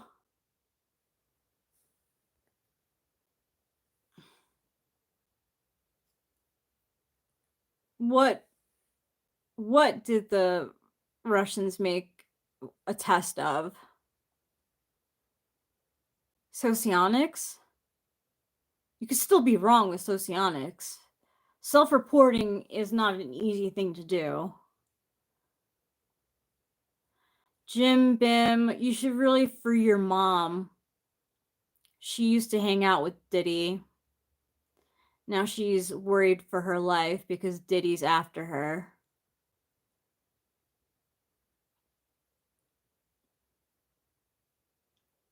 I don't know any of those songs, either of those songs, Fly Guy. Well, I Googled it. I Googled early 2003 hits and I looked at the list. I remembered which ones came out in early 2003 and Chingy was my favorite song at the time. There really weren't that many good songs. Yeah, I don't know. I would have Eric take it. I mean, I would take it with Eric. I mean, like you said, if you bought him a pack of smokes and $20, he might work with you. Did you, D3? What's your favorite song from the 12th grade?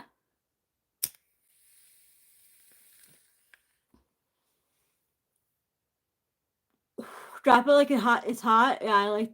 Ooh, drop it like it's hot. Drop it like it's hot. Symphony of Destruction. I don't know that. I don't know that at all. Who is that the name of the band of the song?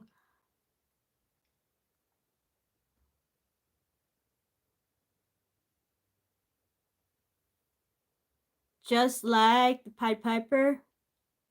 Megadeth. Wow. I had a friend who's into that kind of music. I used to listen to it when we would drive around town, but it wasn't my favorite. I thought it was pretty aggressive for me.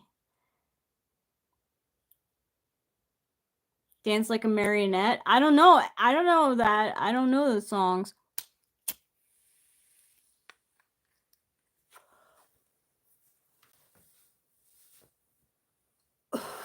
You love thrash metal? Yeah, he did too.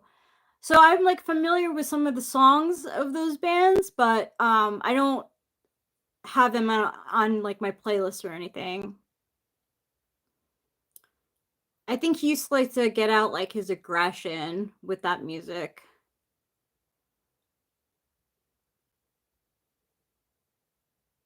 I don't know.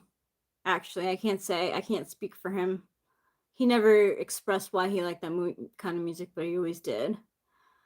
I was the one in the group of friends that was really into music and was particular about music and found like indie bands and would show my friends songs. When he got older, Patrick, who listened to thrash metal, he got into like EDM club music. Hi, Ben is my name. Well, guy says Megadeth did the Duke Nuke theme. I like that one. I don't know that. I'm unaware.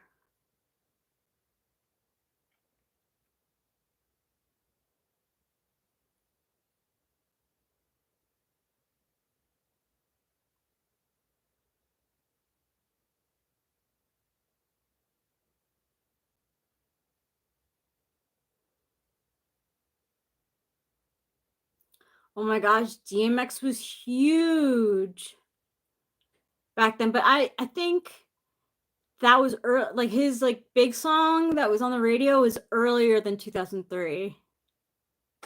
Yeah, Ben is my name. I thought that was rude too of G to say. G.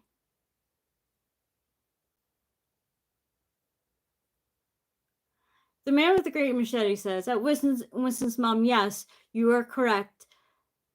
They called gymnasium case sensitive writing is important in German. No, cannot recall if I had any favorite song. Oh well. Sorry to hear that. I guess music. And do you care about music?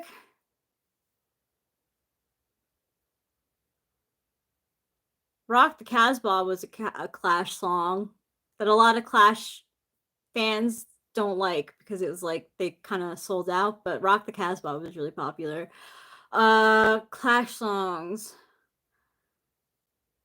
I listened to The Clash in high school, but clearly I don't remember.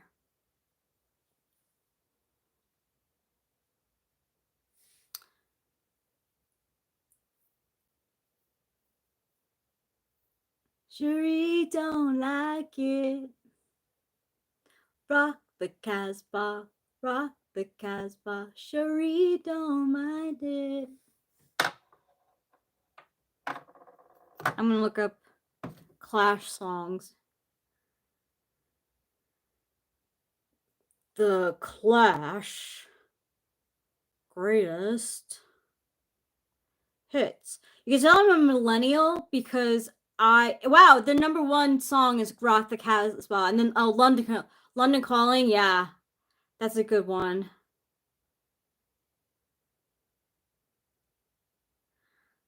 That's the only ones I really can remember.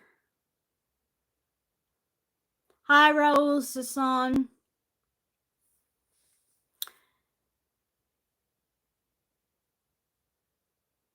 No. No. I mean, look, I can't control your thoughts, but I'd rather not know that. That's actually something you should probably keep to yourself. Thank you, Winston's mom. Man with the Great Machete says, yes, I care. I usually just not remember the songs that do not carry any meaning anymore.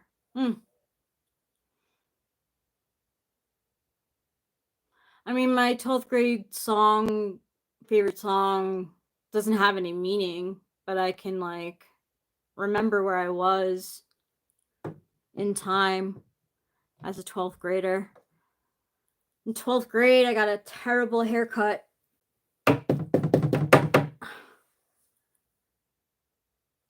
And I had to get my hair chopped off, so. Thinking back, though, it wasn't a terrible haircut. It was just drastic. It's very short. Like, I based it off of Mandy Moore's haircut at the time, which was a pixie. Like I says, I remember being in class listening to the GLC with my earbuds on my Zune. That's funny. That sounds very millennial too. Hood up. That's pretty G, Fly Guy. I can't lie.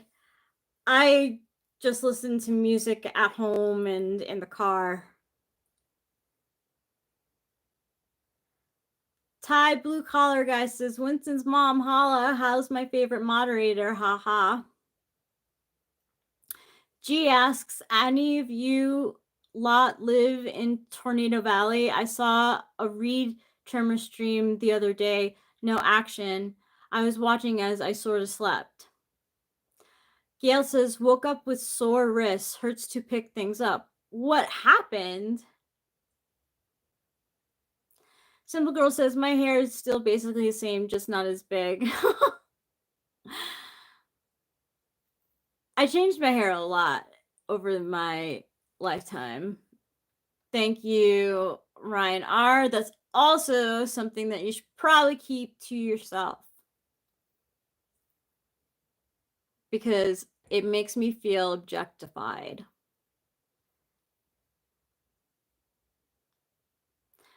Reed Trimmer is a famous storm chaser. They even made a movie about him, or people like him. Twister. Shit, got a new job again.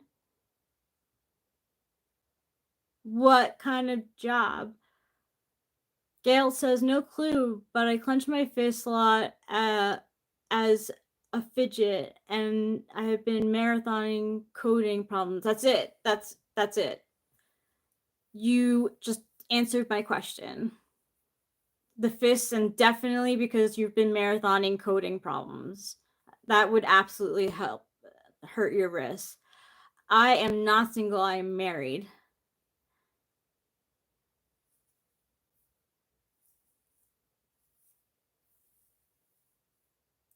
I saw a tornado one time on my way to work. Saw her reach down out of the clouds, this Fly Guy. Simple Girl says, it was dime size. It came down hard and fast. So much for the flowers. Oh, Hi, Grant Duarte. Ike Ogiamian says, "A Saurus is a great sign." Yeah, it sounds like a carpal tunnel. It does sound like carpal tunnel. Good thing, Winston's mom, I was kind of thinking about you. You're somewhere in that alley.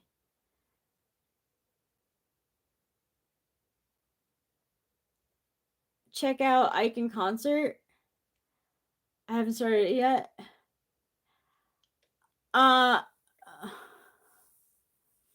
If I click the link, it'll take me away from the chat. You've been achy overall. I understand that feeling, but that's when I'm stressed or I've taken Adderall or some sort of stimulant. I get very like clenchy, shoulders up, hunched over. I'm very much that. Behind the scenes of Ike singing. Cool. I didn't know Ike was a singer. Not for another like 3 weeks, Winston's mom, but hella excited. That's good, Thai blue collar guy. Winston's mom says, "Oh, thanks for including me in your thoughts, G." Pain in behind my right eye, that can be from looking at a screen for too long. D3 says, "Putting you on blast, Ike." That's cool. I almost called you by your last name. Just your last name. I had no idea that you were a singer, Ike Ogiamian. It also could be from looking at a screen for too long. That's right behind your eye.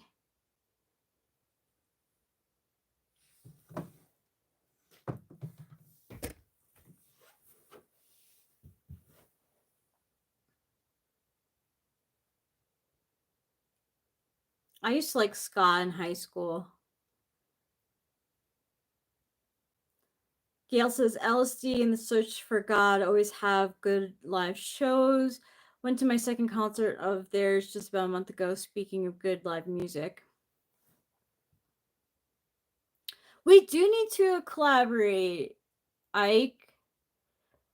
Me and Eric. So like he's done it before where we've like laid down a track and then like send the file to you and then you would add what you have to the track. Motocross speak, thank you, but keep that to yourself. It objectifies women.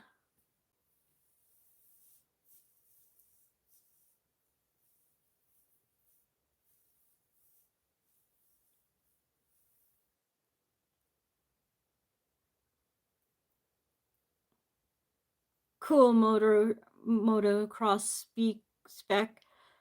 I like that you're like laughing, simple girl. I don't know what you're laughing at, but I like that you're laughing. Fly Guy says, "I always wanted to know what the skank was in ska." Thai blue collar guy says, "Really is, and I've made my entire personality around it, it seems," laughing my ass off.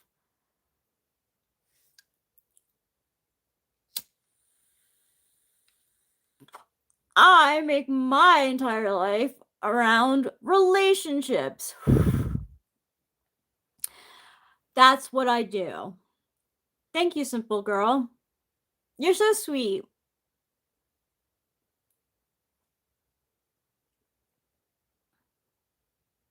Thanks, simple girl. I can't help myself, you know, like I feel like I have to respond. You know, people say that like you shouldn't respond. Sometimes I don't if it's really like busy in the chat. But I don't like to be objectified. Like I understand that this dress is low cut, but like it's really flowy. I like the way that it looks on me. Like I don't know, you know, like it's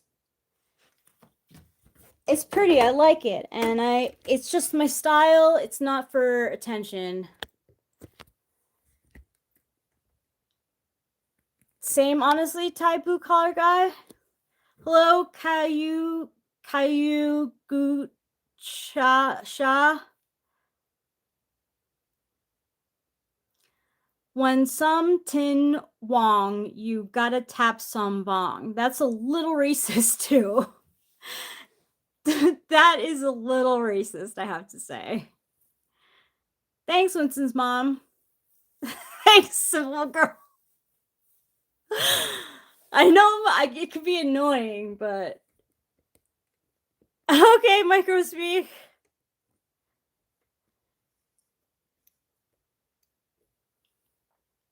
Thanks, Winston's mom.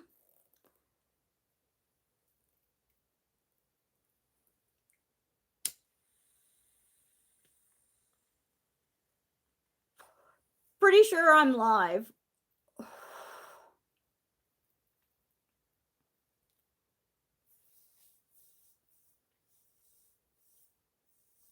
Oh no, I wasn't. Like, are you confused about life and death? What? You're not used to the mobile app. Oh, that's all I ever stream off of with YouTube is mobile app. You'll get used to it. It's super addictive. You want to go live so bad? Go for it. Do it. If you got to say something, say something. If you don't, you could always edit it out. Or people sometimes like the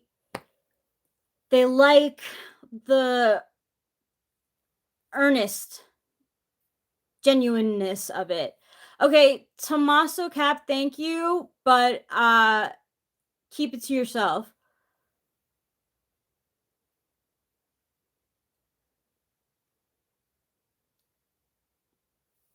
Gail says, gotten into a new energy drink as a booster for when it's too late for Celsius. What's Celsius?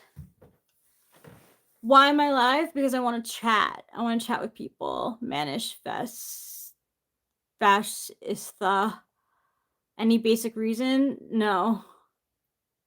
Thanks, Mr. X. Cool, Wales. My sister's boyfriend's from Wales. Celsius is an energy drink with 200 milligrams of caffeine. Wow. Sounds like something that I would like. Yeah. I like uppers. I know you're being sincere. I know I'm being tough about my breasts, but like, I didn't wear this dress for, God, I don't know. I take the compliments. I appreciate the compliments, but like, I do feel a little bit like objectified because like, I just want to wear a dress. I like caffeine though. I don't care if it's not good for my health. Yeah, people like people being sincere. Although apparently now it's a little cringe to be sincere, but I'm always sincere as much as I can. Right, like, should I just wear a burqa?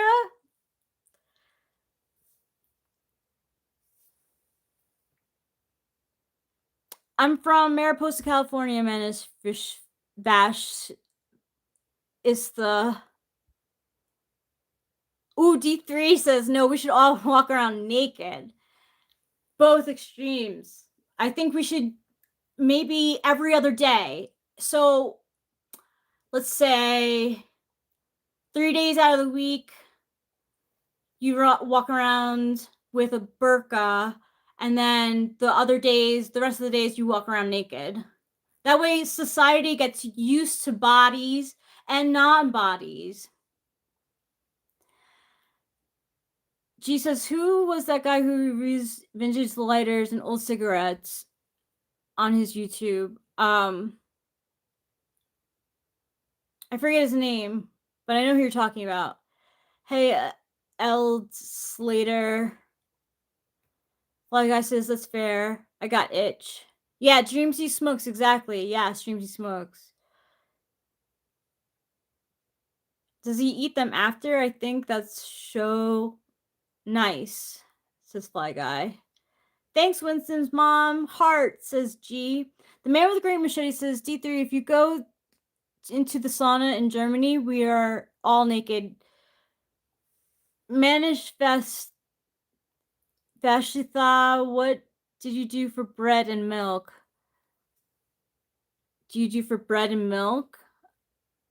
Well, luckily we have money to go to the supermarket and a car to go to the supermarket and buy some bread and milk if we need it.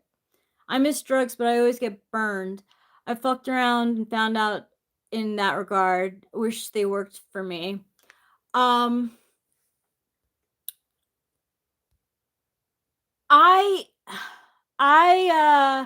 have to be careful with drugs. I'm very sensitive to drugs and I can't overdo it. The only, like weed I just don't even consider like as a drug. But like cocaine, if someone had cocaine, right? They came over our house and had cocaine, I would take it. Like I would take a little bit of it.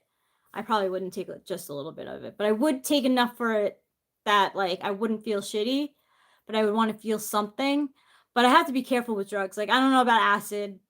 I don't think if I were to take acid, I would only take a little bit, and then I would take a Klonopin if I was having a bad trip because I do not want to be stuck in a bad trip.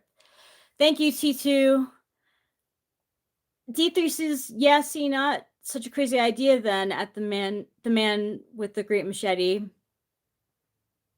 We have closing optional hippie dips here, says Simple Girl.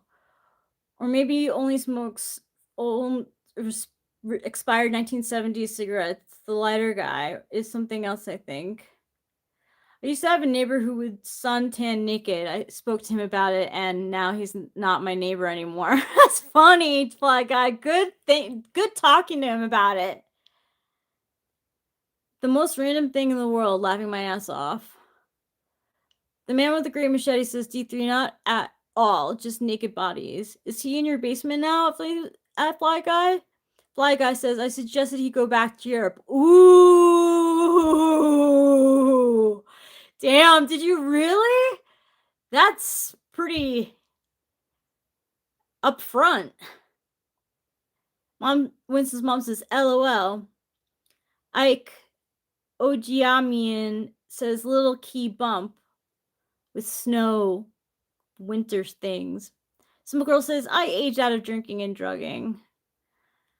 Gail says, weed is my kryptonite. I love weed too. Instant worsening of my psychosis for me. Oh, I remember that. Mushrooms make me freak out, but I heard less voices than on weed. Mushrooms make me vomit. I don't like vomiting, so I only take mushrooms from our neighbor. I don't trust other mushrooms. I like ketamine.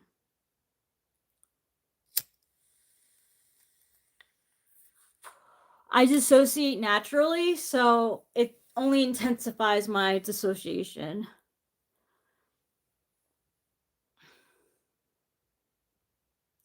But I wouldn't recommend it for everyone. Just because I said I like something does not mean that you should take it.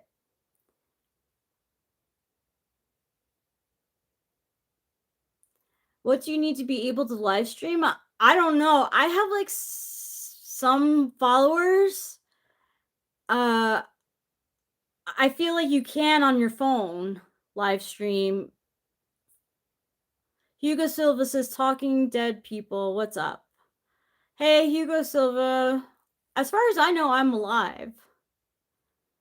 Thai blue collar guy says, requirements. Gail says, I've tried DXM, and DXM is a disso like ketamine. Interesting. D3 says, sounds about right. That's what ketamine does. Yeah. I mean, it was really hard for me to hear that, like, Cassie was taking ketamine to, like, deal with everything that happened with Puff Daddy. But, I still like it for myself. So, you know. What do you think about Trump/Musk divorce? I think it was inevitable. Simple Girl says, me either. I feel like what I need to feel if me either. I like feeling what I need to feel even if it's painful. I like feeling nothing sometimes. That's why I did not think that the K-hole was scary at all. I went upstairs and I was in my bed and I was listening to YouTube and I had such a euphoric feeling. It was great. I loved it. I did not mind the K-hole at all. I was definitely in the K-hole, but I enjoyed it because I was home and I was in bed listening to YouTube and listening to Johnny too. Johnny's record had come out at the time, and I don't know, you tell me, Sleuth.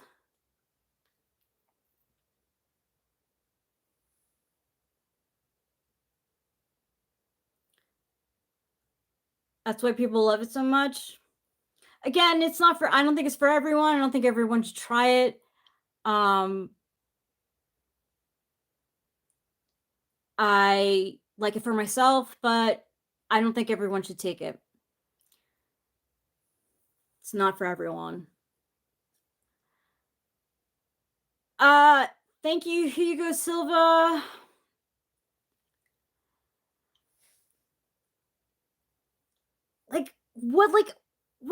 Would you okay, so if a dude was in front of a camera, right, and he got up and you see a bulge in his pants, do you think that women would be like, or like people would be like, wow, you have like a huge dick? Like, I feel like that's so crass. My feel okay is I like it too much, Gail. I have a hard time finding it, so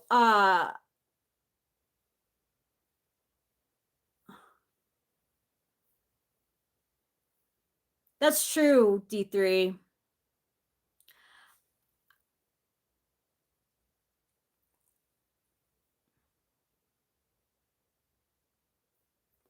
I feel like some thoughts should be kept to yourself, though, Hugo Silva. Like, I wouldn't. I'd be like, I would notice it and I would think to myself, because sometimes some things should not be said out loud. Not every thought you have needs to come out. You should really learn that. Adventures with Jay and Jamie. Hey, up, everyone. Hope all good. Thank you. It is crass.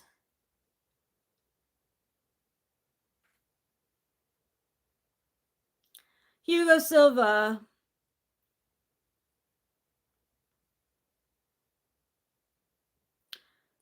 Ooh, thank you, Winston's mom. Like, boom, boom, boom. Everyone's got to say everything. How old are you, Monglei? You sound very young. Like you haven't lived life.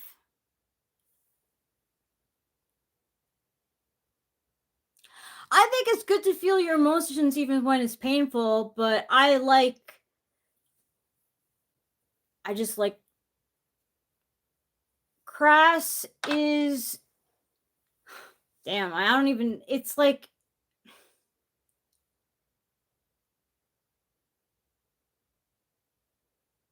kind of like gross sounding words. Like, I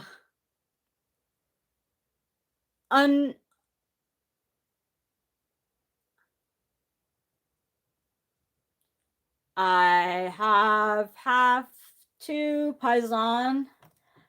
I don't know, I forget where we're from, but I am half Italian from my dad's side, but it's like generally I'm 100% American. Yes, I'm 100% American. Crass. Lacking sensitivity, refinement, or intelligence. Mong Lei, so you were just necking. Thank you, Mong Lei. You still seem really young. It's good to feel emotions. You feel emotions because you're a human being and alive. It's important to feel emotions. But I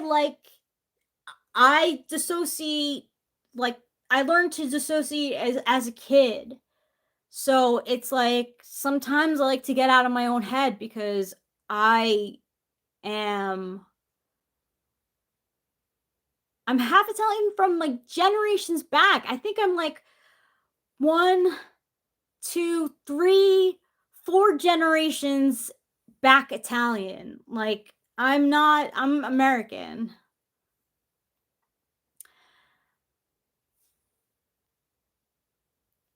Being emotional is off. I mean, being emotional is something that happens with adults. It's really not great to act on emotions. Not all the time. I mean, I acted on my emotions before with electric, but and it's important to get upset. Like it's good to be upset about like society. If you're not happy, you shouldn't feel like you have to like hide that at all. Look, I am not trying to say that dissociation is what people should do to cope with life and that they should go without feelings emotions. I just happen to be a very anxious person. So to get out of my head is really enjoyable for me. T2 says, see attractive IUSA, Italians stick together Sopranos. My dad likes the Sopranos. I get my Italian side from him. At Thai Blue Car Guy, why don't you try hopping onto some of the channels that have panel verses? You can get online streamage fixed that way until you can go live. The Powder Dusty Flow State Taylor. Gail says, I was thinking about getting type, but I've spent most of my money on booze and food. Well, if you want to get typed, definitely get typed by Eric. And if you don't have the $100, a lot of times he'll work something out with you. So I would, definitely ask. I would. I did.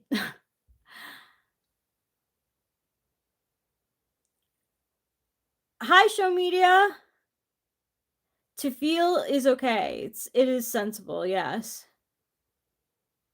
T2 says, I love brunettes. You won't catch me with a blonde. I don't have a type. My type is Eric Strauss. Kay Menton, Berkio. Hugo Silva says, I just made a compliment about your face, not involving any sexual manner, and you pretty kind. I thought it was nice. Thank you for giving me a compliment on my face. I appreciate that. I appreciate the compliment about my boobs. It just feels a little bit like I didn't wear this dress for compliments about my boobs. Like, I don't know, it feels weird. Just like, I thank you for the compliment, but also, like, that's one of the compliments that you probably can think to yourself and maybe not say. I don't know. Like, I don't know. I have no idea. The lines are blurred for me. Thank you, simple girl. Hi, Cindy Prim. What are you anxious about? I'm anxious about a lot of things. I'm not a very adventurous spirit, except maybe when it comes to drugs and alcohol. I don't drink like barely anymore. I drink socially, like literally socially. Like if our neighbor is over and she wants to drink but feels weird because I'm not drinking, I will drink with her. But I don't drink a lot. I don't prefer it either. I don't feel good the next day. I don't like it. Watch your robe, dear, says Cindy Prim. It's not a robe, it's a dress. Look. I like this dress.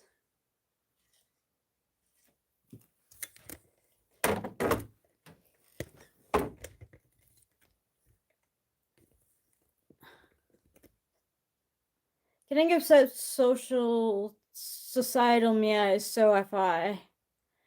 Yeah, it's not FI.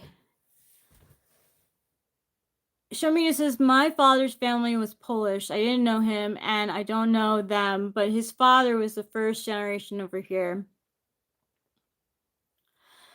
Eric will give you a free reading for a pack of Marlboro Reds. He probably would. Winston's mom says, the man with the great machete says that Winston's mom, German and Polish, interesting, but makes sense since you're blonde. I was born dirty blonde, but I think that's I don't know. Right now, my hair is like a medium brown, right? Like, I would say it's a medium brown, not literally dark. Biggest misnomer for NIFEs. Shomita says, you never met your dad, didn't have a father at Winston's mom. Simple Girl says, I pictured Winston's mom a brunette. I don't know why. Winston's mom has the LSD in her DNA. Winston's mom says, the man with the great machete. The video on my channel that I posted to show that I am not a bot. I'm a natural blonde. I have brunette hair. I'm not a natural blonde. I have brunette hair and green eyes, but on that video, I was a cruiser, so blonder. Are you Jewish? Asks Kevin from Chicago. No, I am not. Simple Girl says, probably because she's so well spoken. Shomita says Rachel is 0.99999 a lot of 9% Jewish. I'm not Jewish. Winston's mom says at Show Media, my mother met my father and married him when they were young. She married 4 more times. I spoke to him once. Met one of my sisters / that's all I know. Galt says, ugh, my knees hurt. I must be inflammation. It sounds like you're like physically not doing so great, Galt. And I'm sorry to hear that.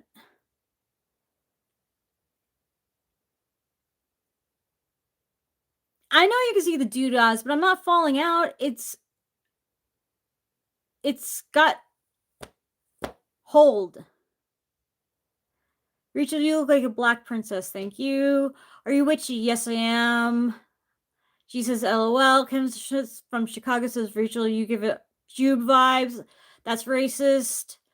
Hugo says, I never had vices and still got depression. Sorry about that, Hugo Silva.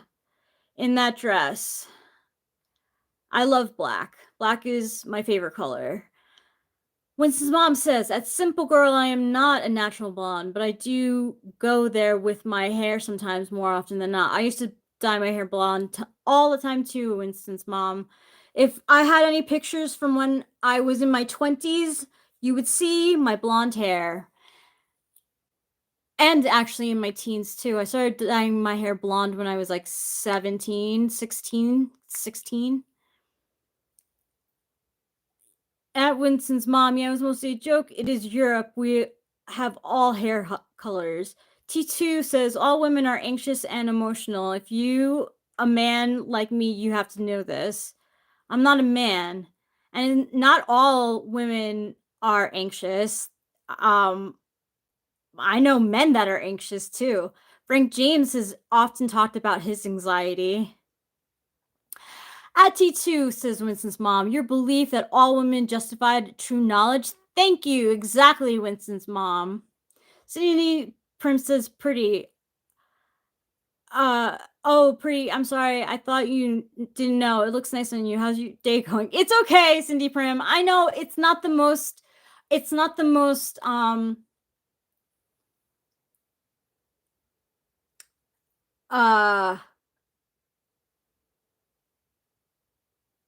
What's that word? Like, it's not the most demure. It's not the most demure dress. I can't think of a word for it, but I still like it, you know? Like, I don't know, I still like it. And like sometimes I just, I don't know, I like the style of something, and the models on the ads don't really have the same breasts that I do, but I still like the dress, and then I try it on and I'm like, wow, I like it on me, so I wear it. And you'll see me in other dresses, like with a deep V too. This is my second dress with a deep V.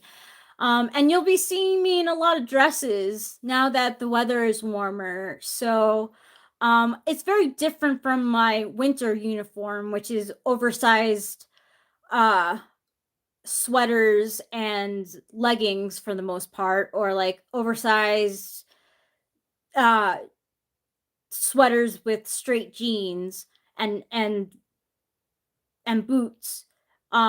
So like, you know, I do go more sexy in the summer. So there. That's my talk about my breasts and my style. And it's totally fine, Cindy Prim. I appreciate it. Like if I was about to hang out, like, and I really didn't know, I would want someone to tell me. But like I bought the dress knowing. But it's okay. Like I didn't really take any offense to it. It's totally fine. Brett Campu says, right now your hair looks like poop. Well, I guess so. Like, I guess that's depending who you ask. According to you, it looks like poop. But maybe your face looks like poop. So, Simple Girl says, doesn't get prettier than dark hair and green eyes at Winston's mom. That's what my dad loves. My dad with my mom, like he wanted his children to have dark hair and like green eyes, but not green eyes, blue eyes, because my mom has blue eyes, but he didn't get any kids. He has 3 kids and none of the kids have blue eyes and dark hair. Winston's mom says, at the man with the great machete, what color is your hair? What color are your eyes? Kevin from Chicago says, I'm Polish as well. Ike Ogiyaman says, all of them. G says, you're a natural blonde. I was blonde when I was little, but my hair got darker probably when I was like 4, 5. It got dark. So yeah, my blonde hair, I'm brunette. I don't consider myself to be a blonde. I have blonde highlights, but my hair is brunette. I'm a brunette. Kevin from Chicago says, I'm real Polish American patriot. That's good. Good for you. D3 says, LOL, you're a dick, Ike. Winston's mom says, oh, thanks, simple girl. Ike Oki, I'm sorry, Ike. I'm so sorry. I'm trying to read fast and I can't say your name fast because I am not good at pronouncing names. So Ike Ogiamian says blondes are overrated. G says, yes, this whole being emotional thing just not true, is it? G says, Albert who? D3 says, I'm not blonde. Winston's mom says, at show media, no, should I be? I can look them up later. Ike Ogia. I'm so sorry. Oh my god, I'm so sorry.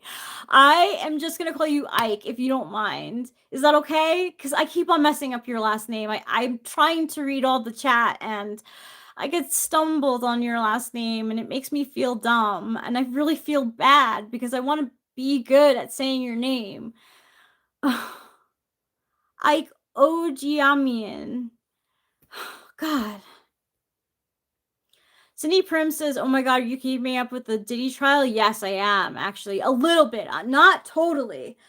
A little bit I have.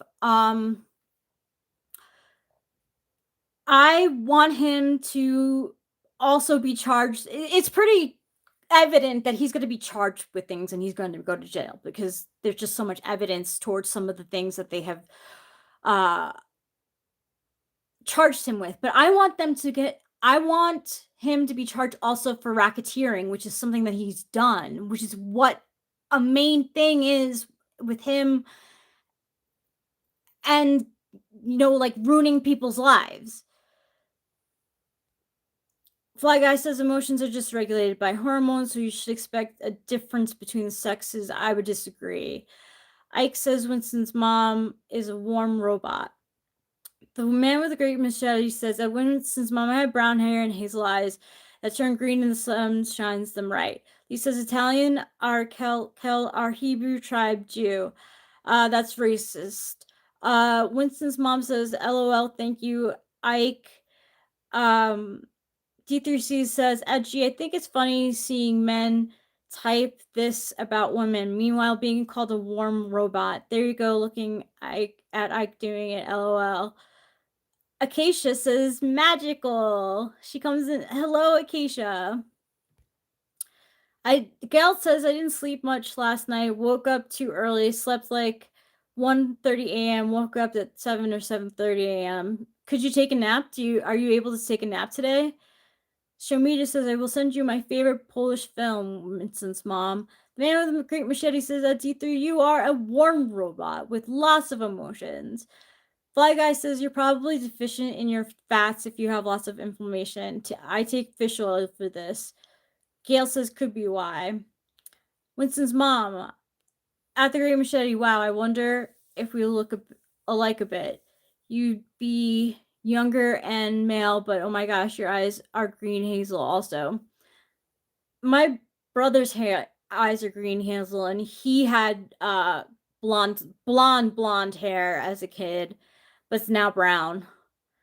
Lee says, you look interesting.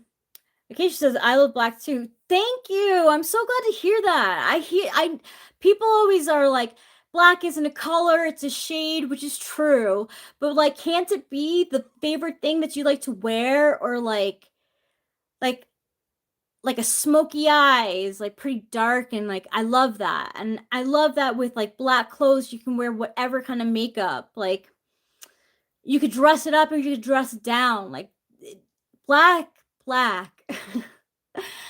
Black is my favorite color. I wouldn't paint my room black. I think that would be a little bit too depressing for me. But like I had black and white covers like 15 years ago for my bed. Show Media says, do you speak and understands Polish at Winston's mom? Winston's mom says, thanks at Show Media.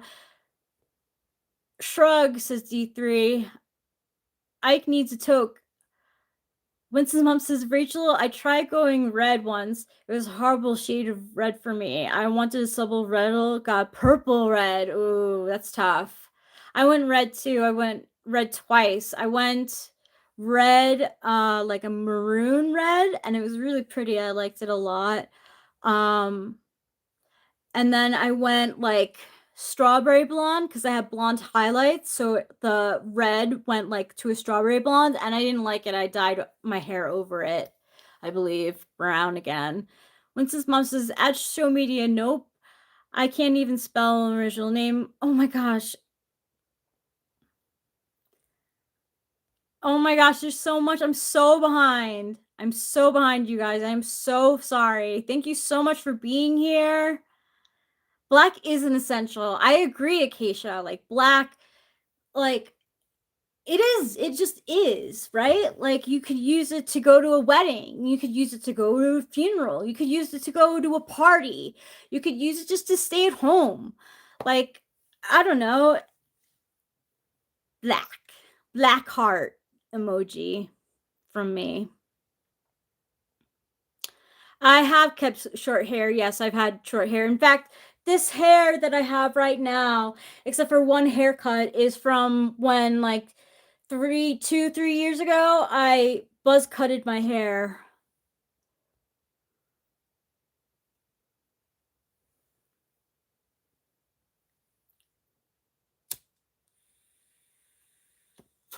That's rude, Ben. You should learn some manners.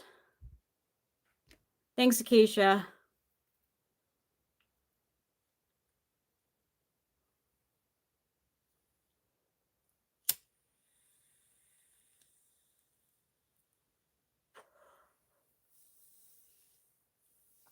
Oh, it's so good to smoke again.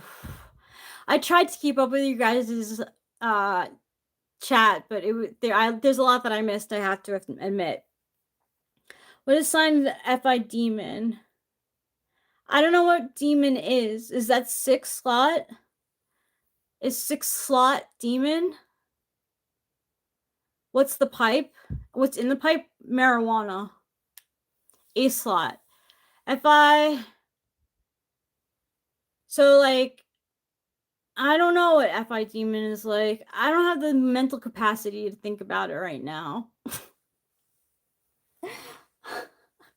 A slot FI would be like, you get like really touchy about your feelings. So, like, if someone was like, stop being a baby while you were crying or something, or expressing emotions, you get really fucking upset because they're personal to you and you're not good at it. Hello, Thomas X.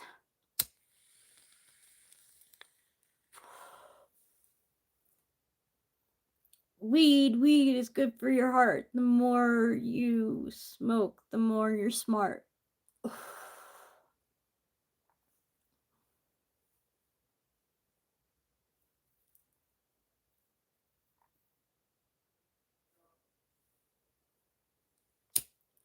Fly guy, what signs of SE blind? SE blinds, they get motivated on their own. You cannot force SE tasks on them. They get really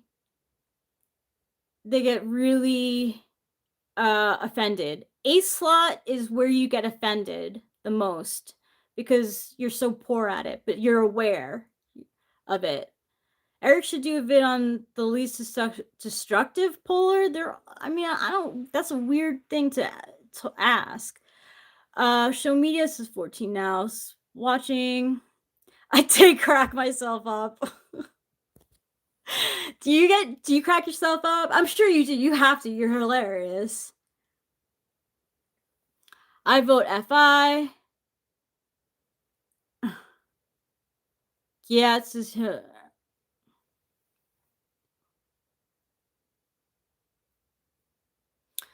Like, if SI 8th would get offended by, like, someone saying, like, you don't have enough routine. You need to, like, get up, make yourself some breakfast. You need to take a shower every day. Cook yourself a meal every day. Go out for a walk. Like, you don't have enough of a routine. That makes me be like, are you fucking kidding me? I wake up and I don't know. I'm fine with not knowing what the rest of the day holds for me. I don't have any plans. Like, oh my god, should I have a routine? Like, am I not in touch with people, with the rest of society?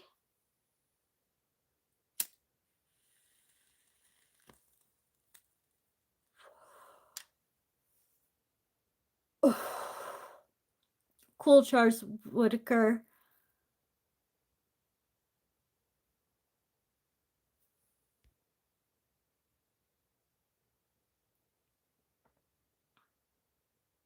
Winston's mom says 8th slot size, Rachel. I hear you. My 8th slot nags me to be more like the others. Yeah. Yeah.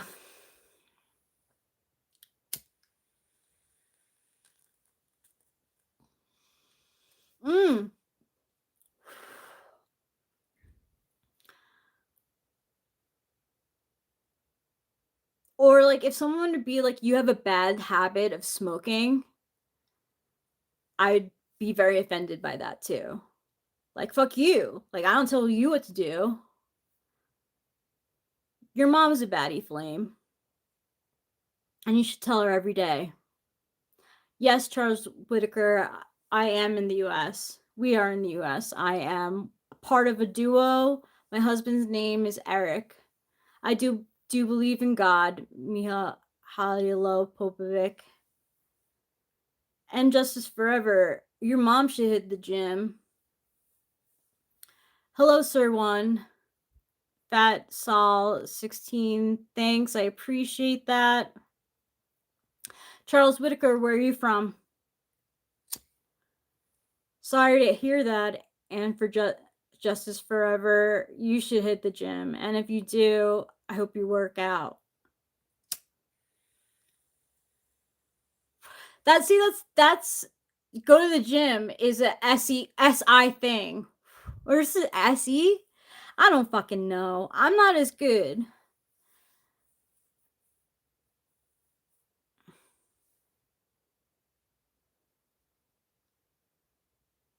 Thanks, Acacia. You should tell your mom that she's a baddie every day. Wait, I got a new complaint.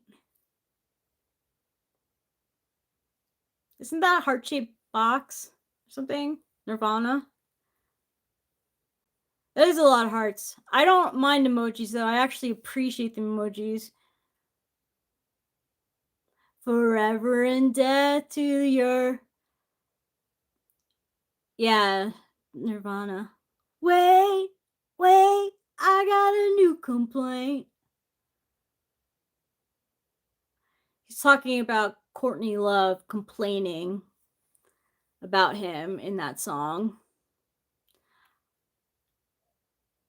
You the main complaint, Fly Guy? Is that the words?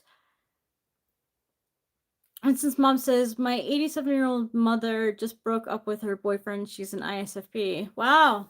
It's a pretty big move on her part. Good for her. I hope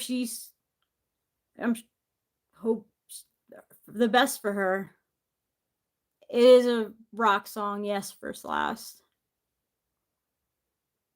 I think it's INTJ Mihailo. I'll have to ask Eric to type me, says Fly Guy. Yeah, you would. Bragging is now encouraged. Okay. So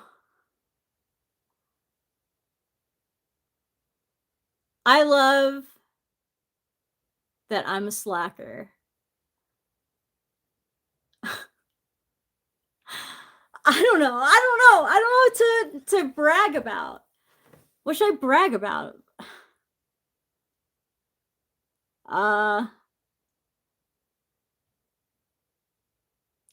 I've been on TV more than once. Once when I was...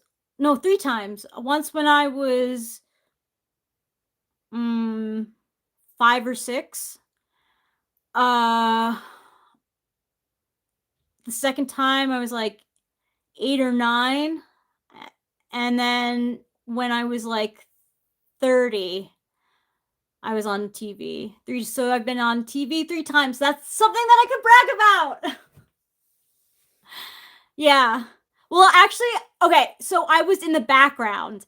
The interviewer, the woman who was interviewing, she came up to me and she's like, do you want to sing the song for us that you just cheered? And I was too shy, but my 2 friends got on TV.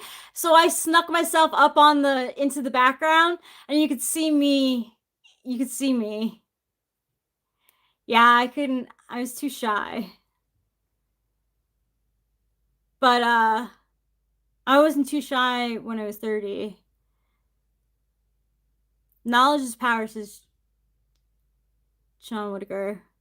Thanks, Acacia. My parents were proud. They were happy. They like recorded it on TV. I wish I had the tapes. When I was 10, when I was 9 or 10, when Aladdin came out, me and my sister went with my dad to see Aladdin on Ice, and we got approached by a reporter, and she was like, who's your favorite character in Aladdin? I was like, Jasmine, because she's pretty and nice. Like, the most basic answer. my sister had such a better answer. She was like Abu because he's funny and something. Like she's like she had more like pizzazz to her answer where mine was so like any fifth, you know? Like I couldn't think about voice actors. I love Rick from Rick and Morty. And I like Morty's voice actor. I like also. I like the voice actors for Eric Cartman and the rest of the gang in South Park. I love the voice actors in Bob's Burgers as well.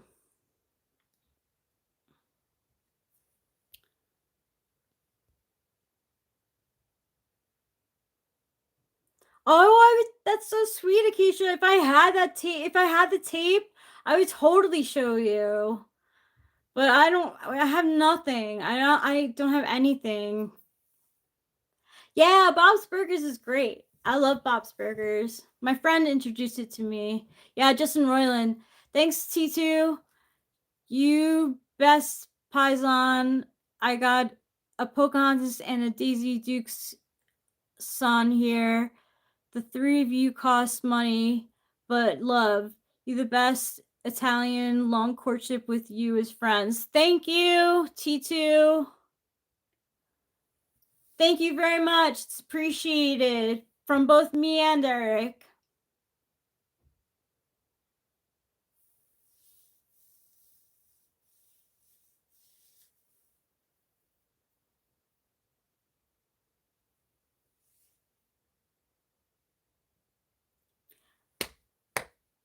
Hey, wait, I got a new complaint.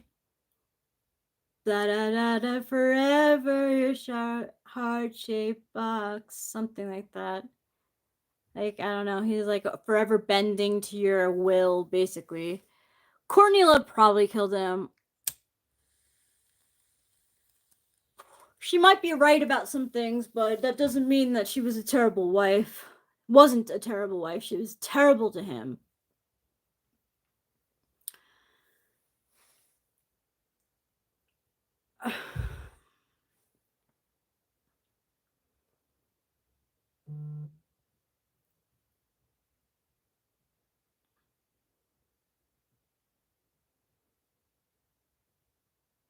No way. I would never poke a hole in Eric's colonostomy bag. I'd feel so bad. I'm half Italian. I forget what parts of Italy, but I'm half Italian. Like 4 generations though. I'm American. Like I was born in 1985 to 2 very American parents. My grandma La Pelosa spoke Italian, but she didn't teach us Italian, so I don't speak it. On my mom's side, I'm English, Welsh, Northern Irish, and Czechoslovakian.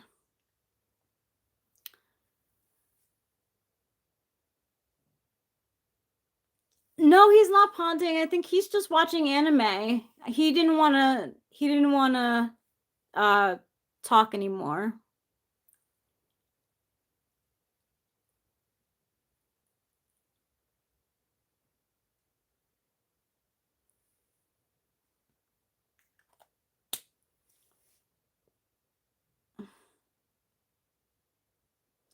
Rachel, can you explain NI to us? By the way, I'm probably NESI user, so it's hard to understand NI very well. So NI is pattern recognition in people specifically, or things.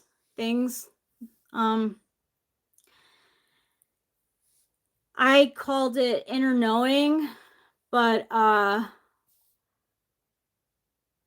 it's also getting the general idea of something, someone, and being a receiver. So people can give me information and I'm able to condense it down to a few sentences. So they can go about telling me their story, and I can get the general idea of what they're talking about. I don't need, the details are not very important to me. It's the general totality of what the person is talking about. 3 women all crazy, haha. That's T2. That's not nice. Yes, forever in debt to your heart-shaped box. Is it forever in debt? Yes, D3. Thank you. Hong Kong Sports says Eric is having a World War II flashback in the backyard. I hope not. Brianna Shepard says, hello, you're so pretty. Thank you, Brianna Shepard. Winston's mom says, Hong Kong Sports, stop taking shots at host Eric, please. Basketball Bobo says, hi, hello. Moonwar War Muna War Ali said, hello. Lame shots to boot, says Acacia. The Joker, I don't know. That's a good question. I think he was. That's what they say, but I don't know if Eric would agree with that. Gee. I think a lot of. Yeah, I don't think he's an ENTP. He's action more than words. I mean, when he speaks, it's biting, but it's okay that you like those people. I don't care. I don't like those people, but you can like whoever you want to like, I guess, except for Diddy. If you like Diddy, I think you have an issue. I mean, I don't like Trump or Elon either. I think they're gross people, and Trump is kind of they're both terrible people, but I can respect your differences completely. So, and Tony Soprano, I've never seen The Sopranos, so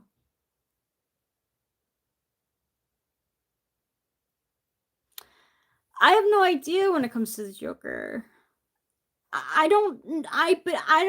He's not he's not like doesn't rely on his words. He maybe he does a little bit. He's always, I don't know. I'm not sure. I don't know what type the Joker is. ESTP maybe? ESTP and ENTP get mixed up a lot. Like a lot of people think that Tyler Durden from Fight Club is an ENTP, but he's an ESTP. Like definitely ESTP. Rachel, do you watch anime? And if you do, what is your favorite? I don't, but the one that I do watch that I like is Apothecary Diaries. It's really good. Really, really good. Carrot says Joker in Tim Burton's 80s movie is a Pisces. Interesting. How do you know that? Carrot. T2, I do not into Diddy. Like I said, I hope we be friends and watch Sopranos. If you're Italian like me, you understand. I do understand. I could watch these Sopranos. Maybe I will. I don't know. I don't think I ever will, but it's cool that you like the Sopranos. My dad really liked the Sopranos. He was obsessed with it when it was on. I'm talking historically, not just Ledger's Oscar worthy. Yeah, he was great. Heath Ledger was great as I know. The character is ENTP. I don't think he's an ENTP. Joker takes on different personalities depending on who the writer is. Yes, I agree with that, D3. Tyler Durden is pretty crazy considering he is an alter ego. So that's an INFJ. Edward Norton plays an INFJ, and Brad Pitt plays an ESTP in Fight Club. Those are their types. Me and Eric have discussed this. I do understand you too. I know, but it's just like not really. I don't know. Maybe I'll check it out. I don't know. I probably won't. I can't lie. I probably won't because it's not really my type of show. Like, Eric tried showing me Lost, and I just didn't like it. I'm not into Lost. I didn't like it. I wanted answers. I didn't want to be sitting there questioning, like, what is going on here? I really hated that. I couldn't wait. Thanks, Satan. Keep your thoughts to yourself about my breasts.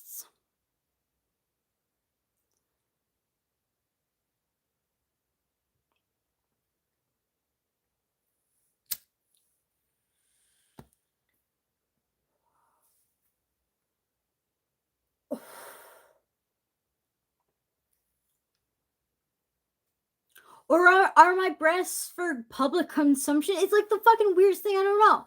Like, it's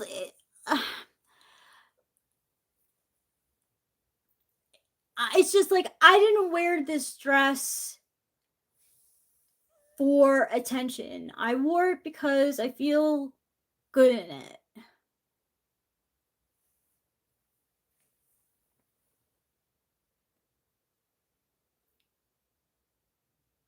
Sopranos on my list with Game of Thrones. See, like, Sopranos is on my list. Like, The Wire is on my list.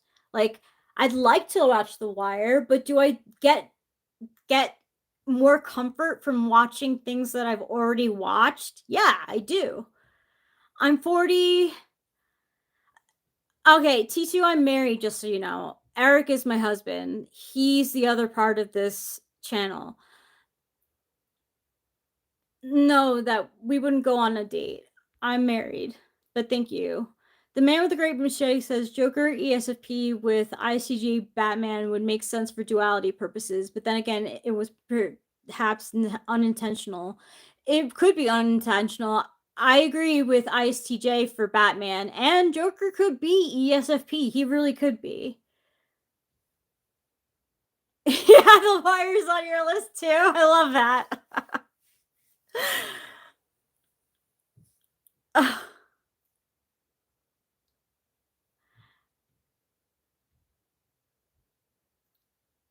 Like, more seasons of South Park is on my list too. Like, I don't watch South Park as much. We're referring to the 2008, 2009 Joker. Yeah, you're right, D3. I guess because it's the weekend, maybe there's younger. No.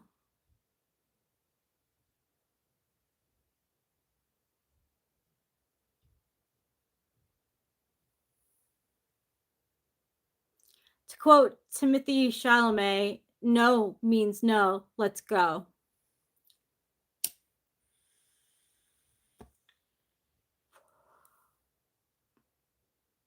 Halio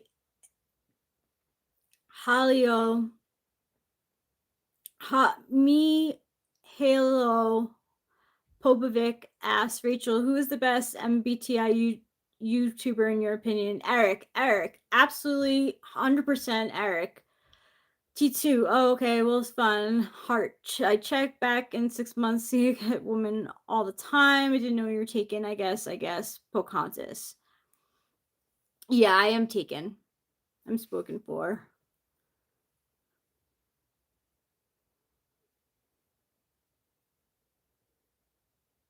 I don't know who Harry Mural is.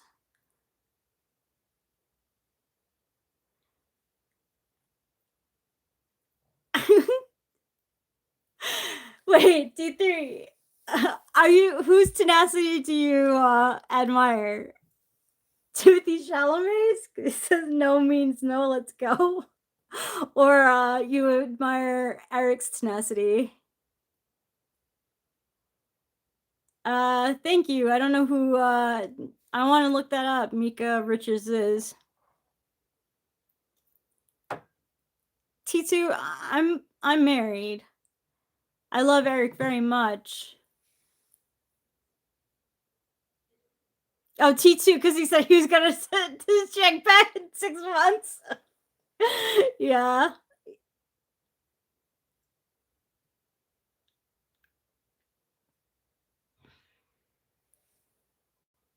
No, it's really hard to type people just by their vibe.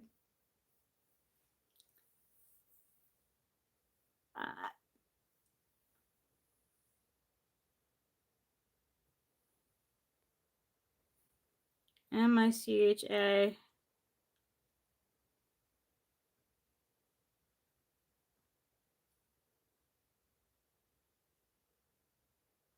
That's a soccer player? That's weird.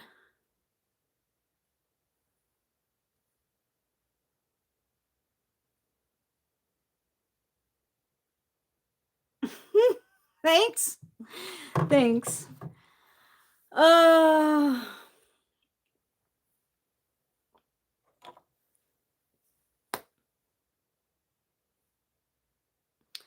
Ruben Lad, that is funny. To your grandma. I need more weed, but I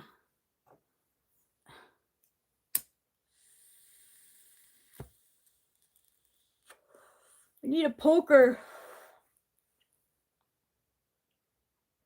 Yeah, it is. Yeah, he's some like football dude. I'll show you a picture.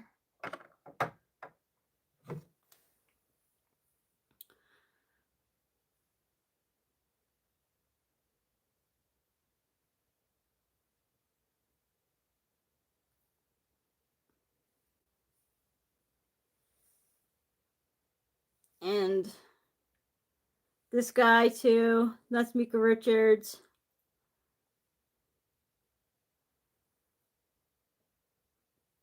So tis weed. Tis. I need a poker. Let's see. Is there anything? Acacia, are you still here? Is there a poker in here?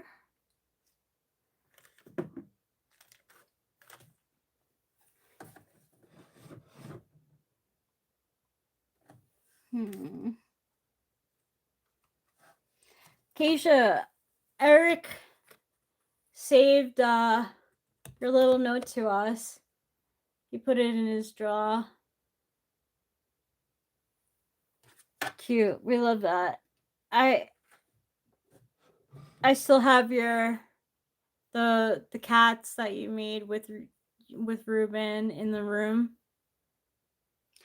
What can I use as... Oh, there's a poker. Yes. Acacia is talented. It's sweet. It's from the first time you guys were here. It says Rachel and Eric. Thank you for having us so very much. Heart, heart, heart. Acacia and Ruben. P.S. This is a low quality print of the Hermit card I made many years ago. Acacia made this. She drew it. And it looks just like her. And then she left this lovely note on the back.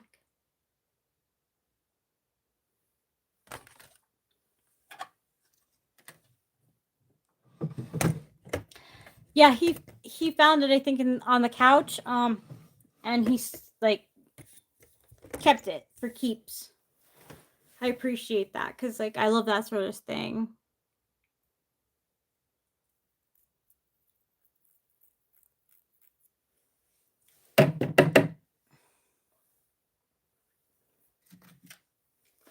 All right, I'm gonna like smoke with you guys a little bit more, and then I'm gonna get going. What's Eric's favorite anime? Oh, God, I know he loves Fire Force. No, I don't do Fent. I don't know. You'd have to ask Eric. Because I don't know. I know he likes Apothecary Diaries too. there's this new anime based on Anne of Green Gables that I actually like really want to watch. No, I don't have AIDS. Do you have AIDS, Edits? Zed asks, "What's your channel about?" Just stumbled on it while scrolling. Really, we talk about politics. Eric talks politics. We talk about personality types, typology. Sometimes we talk about astrology, current events, gossip.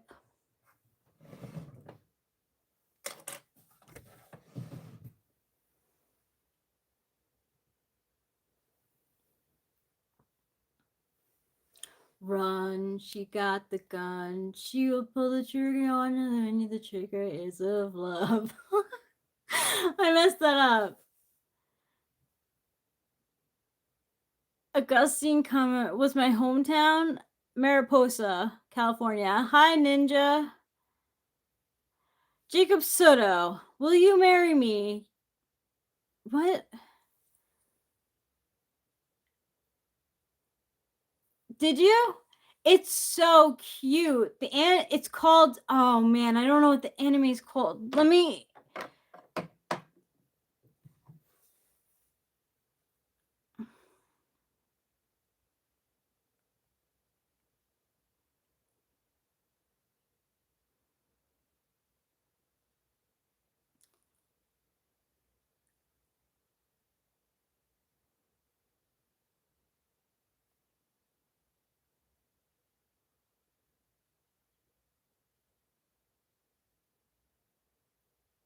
Oh, I don't know.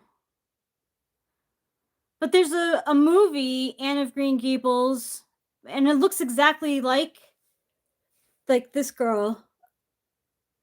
I love Anne of Green Gables. I'm not sure exactly what the TV show. Oh wait, for maybe it is Anne of Green Gables. Anne Shirley, there we go. That's what it is. It's Anne Shirley. That's the name of the anime. I recommend it. It's cute. It's really good. It's got FI too. FI moments. Yes, I think Augustine Anga. I think it is a good idea for Africans to be united. Eric the Great, voting is social engineering psyops. What is your favorite movie if you can pick just one?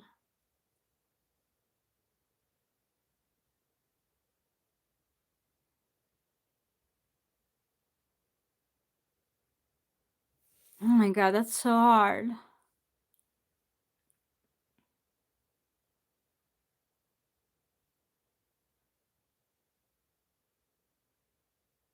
Damn, that's really hard.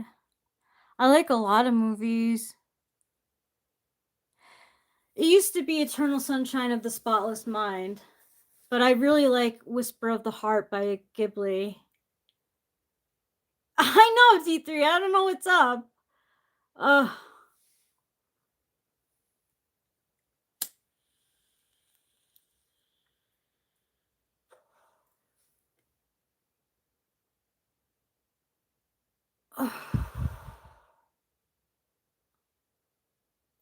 Me too. I love Studio Ghibli too.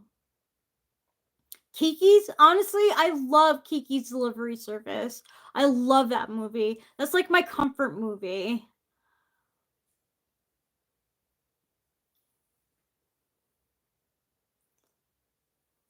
Hi, Jania. Ghibli. You love Kiki too? How could, right? It's just so good. She's so, charming. And I like her older friend, the one who, paints the birds on the roof of the house. And the mom who's pregnant, who runs the bread shop. Oh, you drew her on your driveway? That's so cute. Mickey is your favorite one? So I would say Ghibli now. I mean, although like upon Poppy Hill or on Poppy Hill, something that really like was like really dark. I think the Big Five is too general to have much meaning to it. I don't know what Mickey is either. I don't know if you meant Mickey Mouse and you were just spelling it wrong.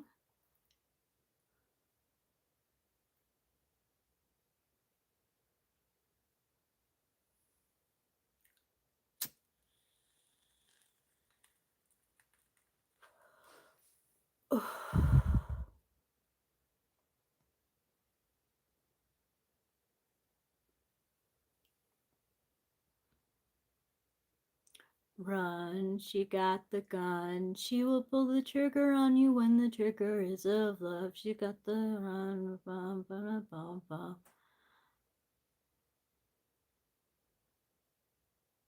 Hey, K.E. I think it's supposed to be Jiburi in Japanese. Jiburi. Jiburi. I was watching Girls, the HBO show, KE, and one of the main characters goes to Japan to work, and she said that Japanese is really easy to learn because it's a bunch of sounds just said different ways. I thought that was interesting. I've never tried. Eric is really good at Japanese. A favorite anime movie and a favorite live action. Favorite animated is definitely Kiki's delivery service. I love Kiki's delivery service. I love witches, so you know it's so cute. Hi Ke. Oh, if I like to watch Eternally Sunshine again, I haven't seen that since high school. I used to really like that. So like when I was feeling sad, I would watch that movie because it would make me cry. Sometimes like I need that. It's a movie that you can watch more than once and you see things differently each time. But I've watched it enough times where it's like it doesn't do that to me anymore. Like I've kind of like, oh yeah, you said The Cat Returns. I want to watch it. I have to watch The Cat Returns. Someone else, I think Carrot suggested that.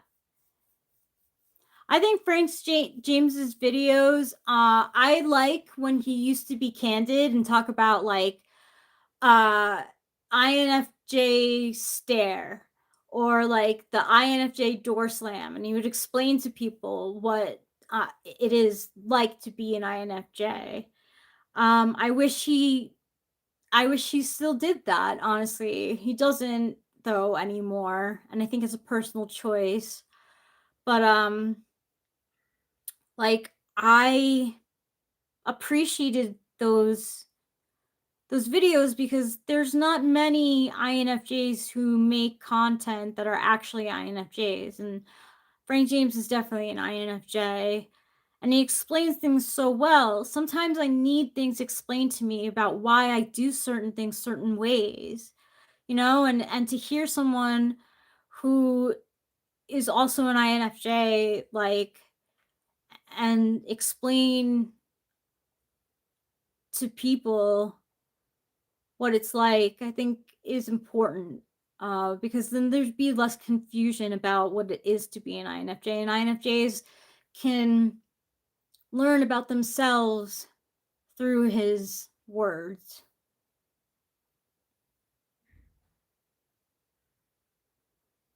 KE says, I'm slightly lighter, so wouldn't help with your progressive overload.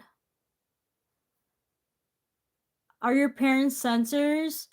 No, one is. My mom is an ESTJ and my dad is an INFP. I think sure. I got you up on the big screen. I just put it up there. Oh, thanks. You want to go back to Is it okay? Yeah, it's pretty hot out there to be working right now. You were working. Someone was guessed working. that, and I was. I was cutting on Oh. steps to walk down.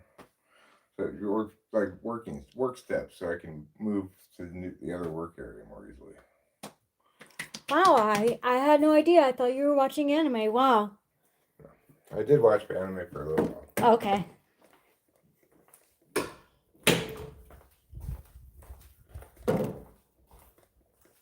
No, Eric's showering. I told you he doesn't want a live stream.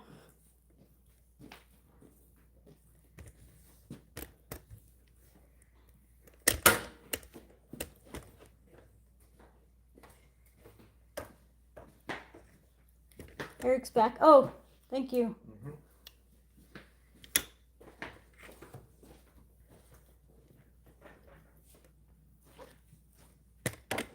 Why don't we just keep my work clothes outside? That's a good idea. Where?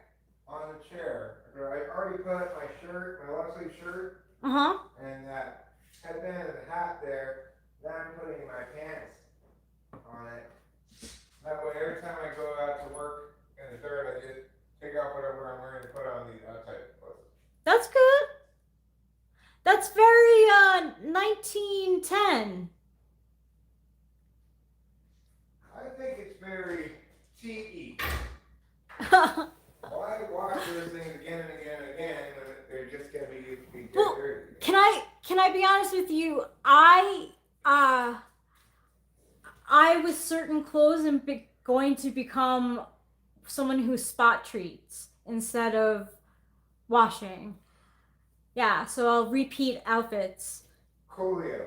Yeah.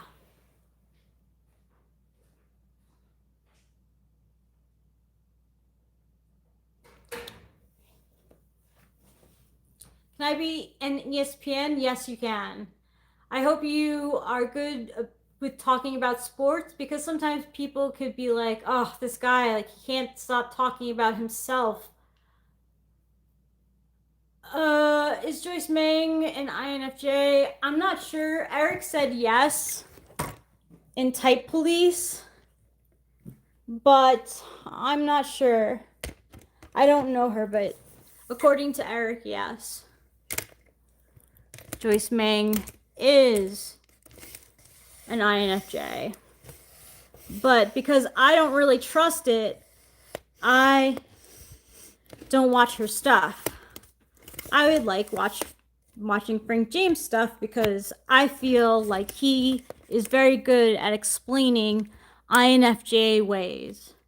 Sometimes he's not good at explaining cognitive functions, he gets them wrong, but he's good at what it's like to be an INFJ. He was good. Now I have Eric. I have Eric now to explain why I do things the way that I do. I do think that Jesus was real. Mac Doom Umer is... Hi, how are you? I don't watch Joyce Meng either. Oh, I think...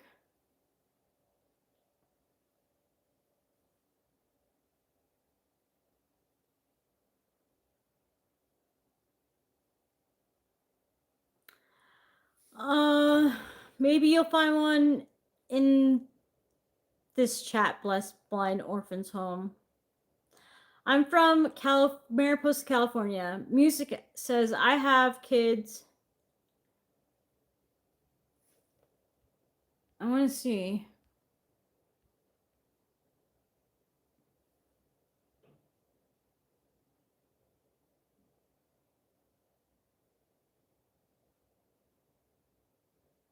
$40. I don't know much about India. I know it's a part of Asia.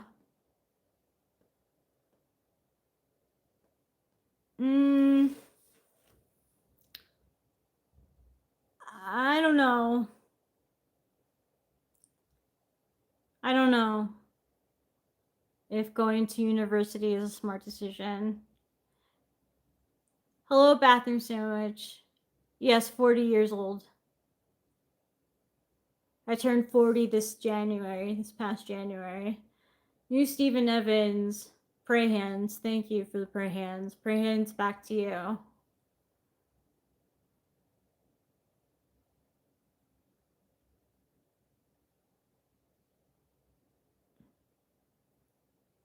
Yes, I have tried Indian food. I like curry. I like Indian food. Any new obsessions? Oh, for Winston's mom. My new obsession is learning about the clairs, like clairaudience, clair cognizance, clair sentience. I want to work on my clair sentience. I mean, clair cognizance. My hobby is watching YouTube and playing with makeup. I don't know what kind of curry. I don't know what the name of it. Like, if I had a menu in front of me, I could tell you what I've had. I love naan. When I babysat for an Indian family, the Indian grandmother made vegan and vegetarian food for me, and it was delicious. But I don't remember like what. Mrs. Mom says, Rachel, I just bought a lip stain from Etude. It has not been delivered yet. I bought the strawberry one. Let me know what you think of it. It's supposed to be good. The elf one, I think, is supposed to be good too.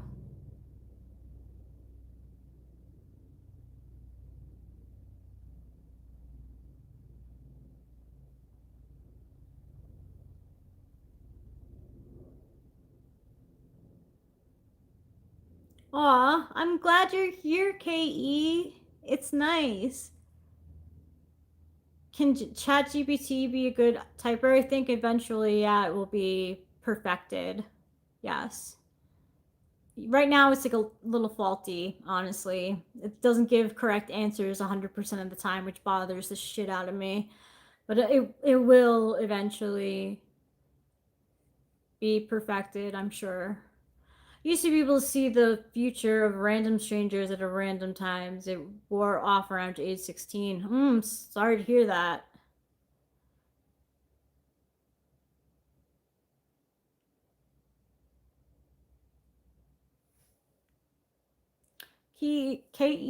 I have a ton of pieces that are just met. I'm removing them. I'm leaving only the really good pieces that are the bones to a capsule wardrobe summer version.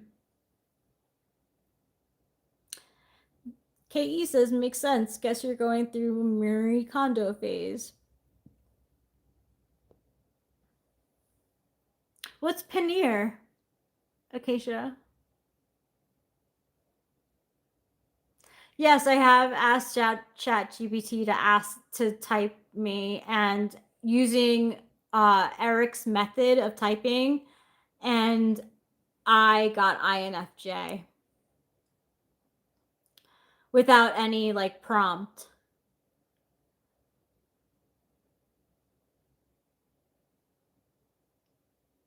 It said, by using talking with famous people, Eric Strauss's method of typing, you are an INFJ. Hello, Marcel Brady. Indian cheese sounds good. Now I'm hungry. I gotta make myself something to eat. Oh, paneer is like Indian cheese. Ah, yum. I'm less an introvert than I am situationally social. That's good. I mean, I used to think that I was extroverted because I would go out with my friends. But yeah.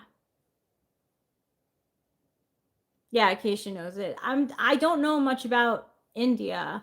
Like I said, I like some of the Indian food, but I don't know it because like it was made for me. I didn't remember the name of it. Rachel, are social extroverted and cognitive or cognitive introverted? Cognitive has to do with the way that your brain thinks and makes decisions and acts.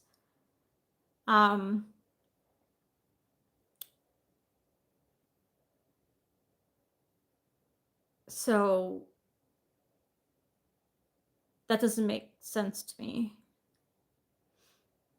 Ayush Kumar, what you want to know? I want to know what is the best place to visit in India? What's a good place to visit in India? Shalom has Katie says, "Oh, I just tried the Chat GPT thing. It gave me ENFJ. Wow, that is interesting."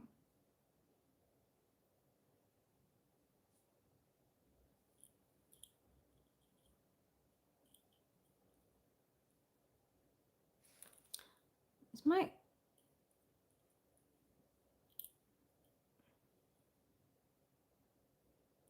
Go to the mountains, Himalayas. Don't go to bullshit places like Taj Mahal. Himalayas, but okay, how much walking is in the Himalayas? Like I have so for people who can't walk, like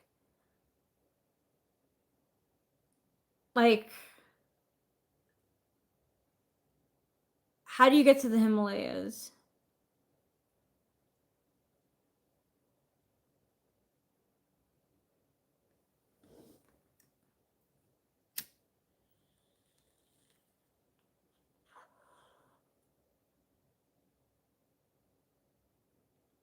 You could take a bus or flight. I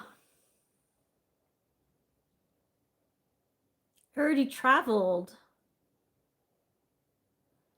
I heard taking a bus is not great.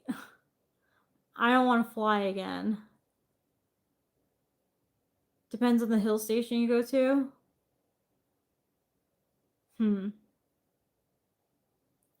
Sounds like a lot of jostling.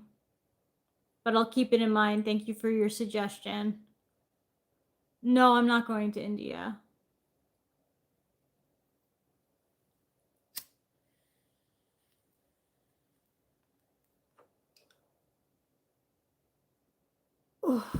I don't like traveling.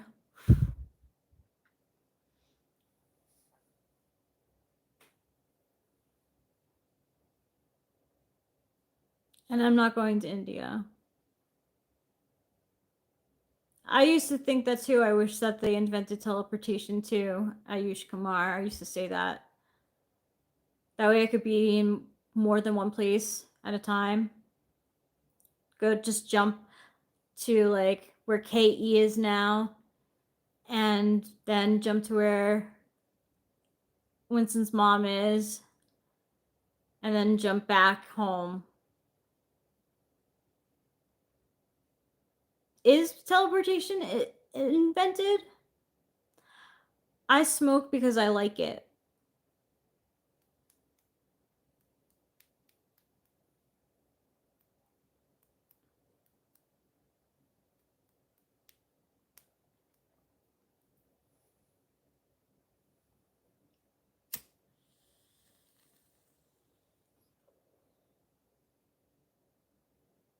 Oh, I think for one atom or something. Hi, lame you. Lame you hot nas. I'm not saying your name. Hello. Mariposa, California. Ayush.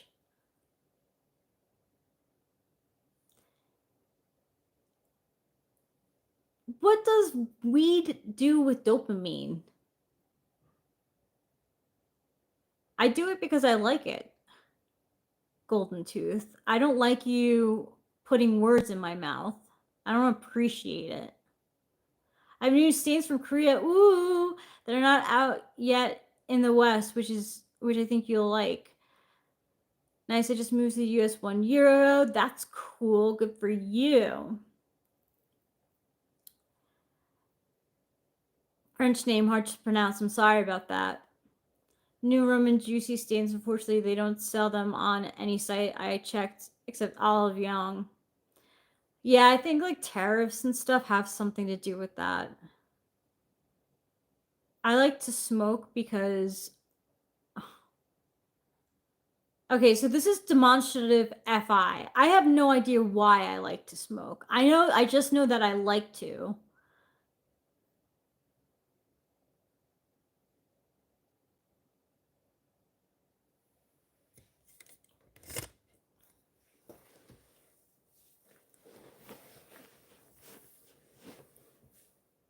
Thanks, Winston's mom. You understand. Hey, Ruben R. CBD, no. THC, yes.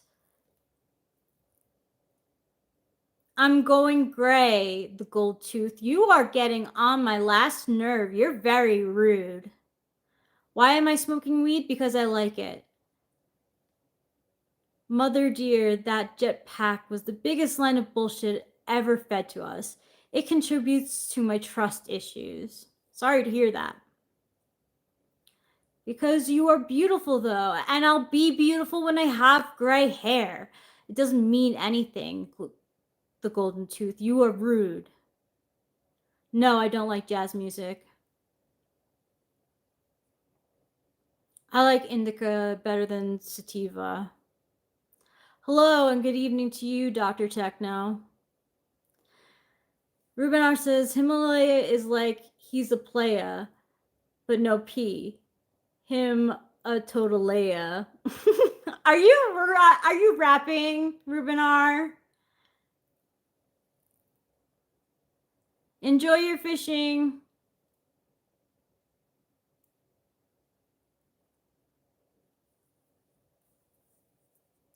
Again, you're asking a 6-slot person with FIs in the 6th slot, like why they don't like something. I can't tell you why I don't like it. Okay, so maybe it just doesn't make sense. It doesn't go anywhere. It's boring. It's very long. It's drawn out, and I don't like it. That's why I don't like jazz. You had to push on it. You had to like make me like really think about jazz, which like means really nothing to me. Like, it's hard for me to tell you what I like and don't like and why, because I am FE tool. My FI, like, I can't, like, I know I like the Beatles, Johnny, they're two of my favorites.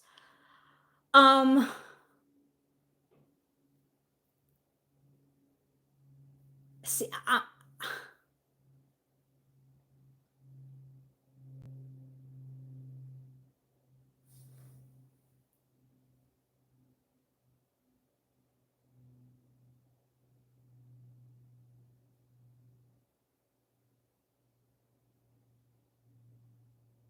thanks, Winston's mom.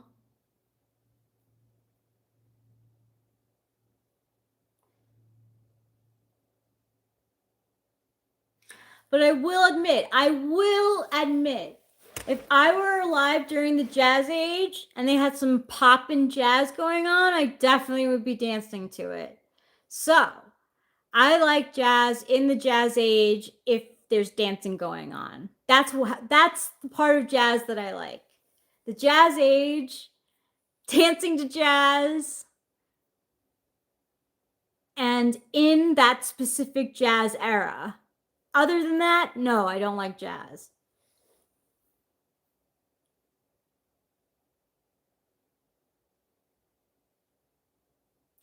That's pretty odd. Thank you, the golden tooth. Jazz and the puss. Hey, Acacia.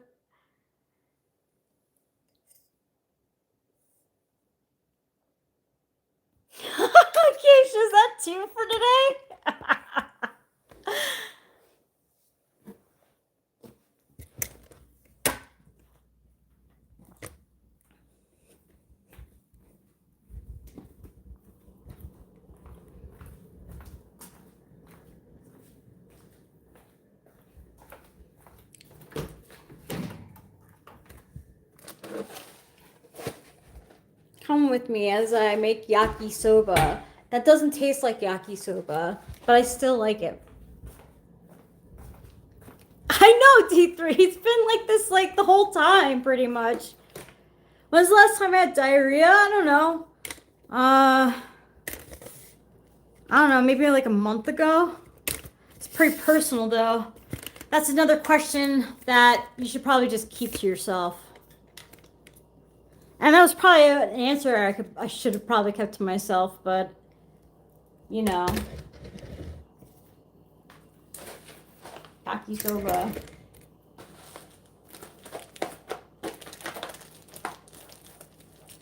I have lipstick on. I love Eric because he's kind, because he's smart, because he's funny.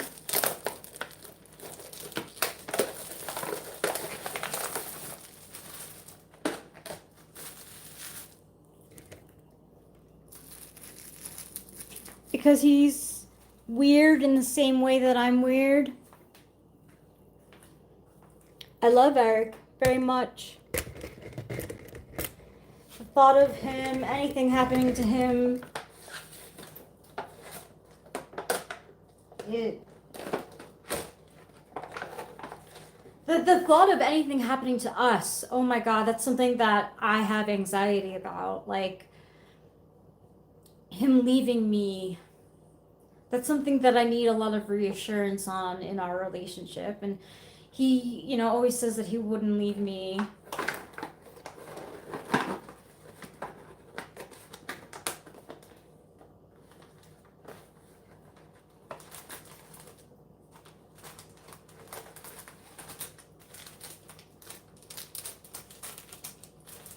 So the phone's only got 15% left. So I'm gonna put you guys on charge, and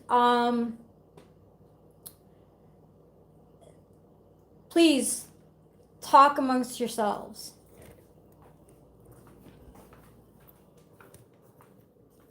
I'm gonna put more light in here.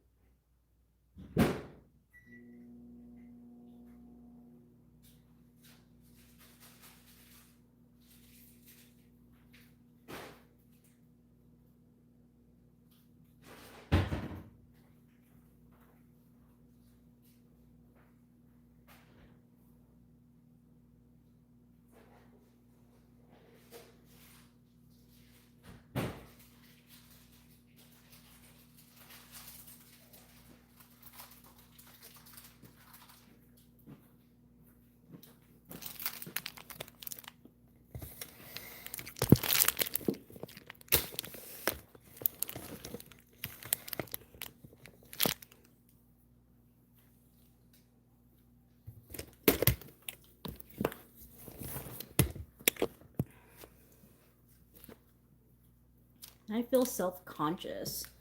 I feel self-conscious about my dress.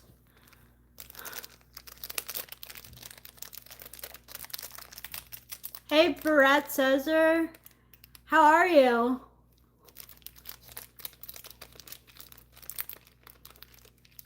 Or is it Caesar?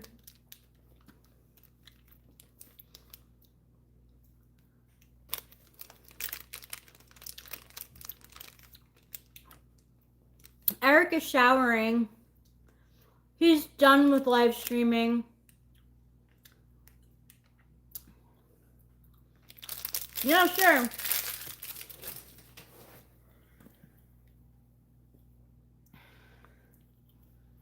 In my locket is a...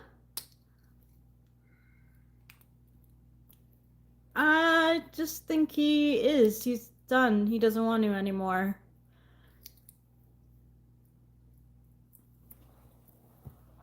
It's me and Eric. No, not done forever. He's not done forever. He's just done for today. Thank you, Argilla Sinacori 87. Thank you. Like, I don't want to feel like self-conscious about my outfit.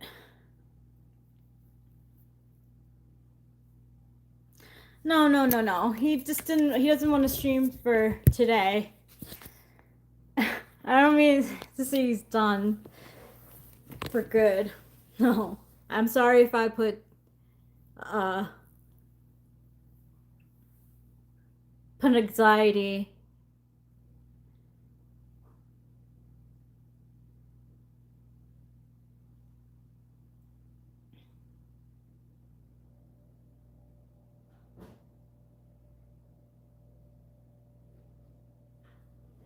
Thank you, Rubinar. There were a couple of people, you know, who like, you know, mentioned stuff about my breasts, and it clearly like made me feel like objectified. Like, Hold on a second. You have breasts? Have you been hiding these from me this whole time?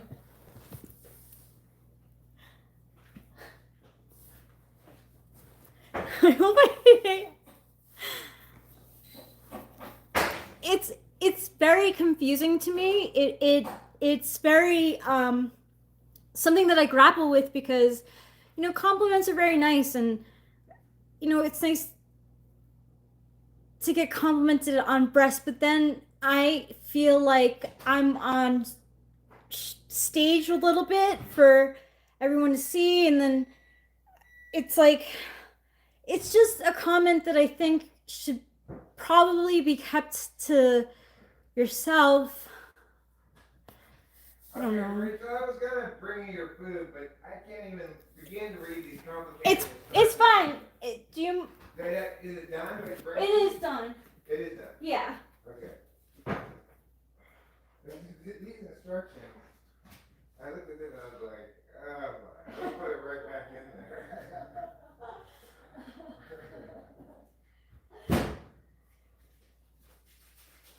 It becomes so methodical for me. Yeah, well, you eat those things all the time. I never eat those. Oh. Hi, the Golden Tooth. Hi, Barat Cesar. Hi, Nye66. Hi, Ruben R. Hi, Winston's mom. Hi, Acacia.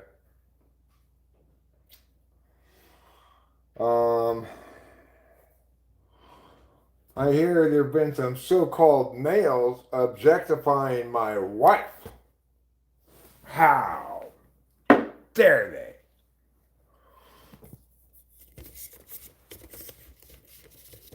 Yo, yo, yo. That's how you say hi if you're urban. Yo, yo, yo. Like me. I'm urban. I mean, I'm not anymore, but I was raised in the streets of the cade, you know. Can we do group watching anime? No, because then I get copyrighted. I watched some anime, and I was also playing poker while watching anime. Who is my mother's father's mother's daughter's only son. It's your grandfather. Do I speak any German? Not really. I can speak with. Oh, it's ethnic, not urban. Okay, cool. It's from the wrong side of the tracks. Thanks to the golden tooth. No, nobody ever called it decayed. I was just joking around. Ooh, the kid's just having a sexy summer.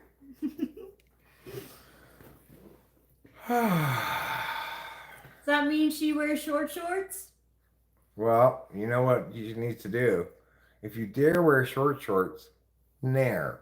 Short shorts. Do you have an adequate supply of nair on hand, Acacia? I know that Rachel slathers her body with it every morning. Oh, I'm gonna go with Spain. Eric, do you think Lamine Yamal is the new Messi? I don't know who that is. Not like the Joker, joking around in a pleasant way. She's been known for a long time for her panache. She's famous for her panache. Who's that? You. Oh, what is that? With grace and ease. Oh, thanks. We will talk to keep our women in high regards. Okay, this is a English as a second language way of saying you should speak highly of your woman, and I agree. Mm-hmm. You love.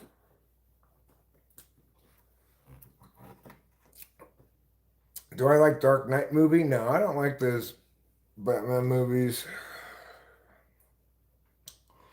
The morning slathering of oil is so underrated. Well, oil is not what needs to be slathered. It's nair.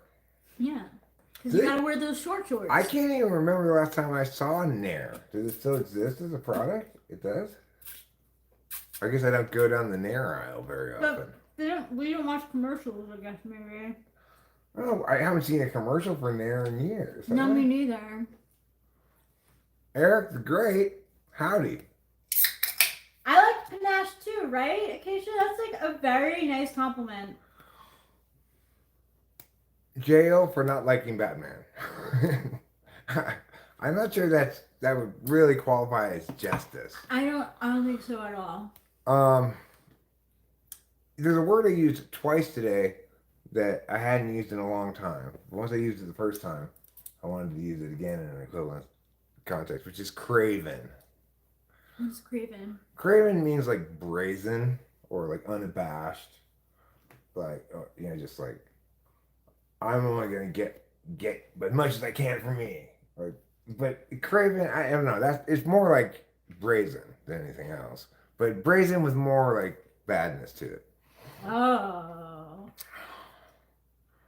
Like trying to get away with something sneaky? I don't remember the context in which I used it. Oh, I know.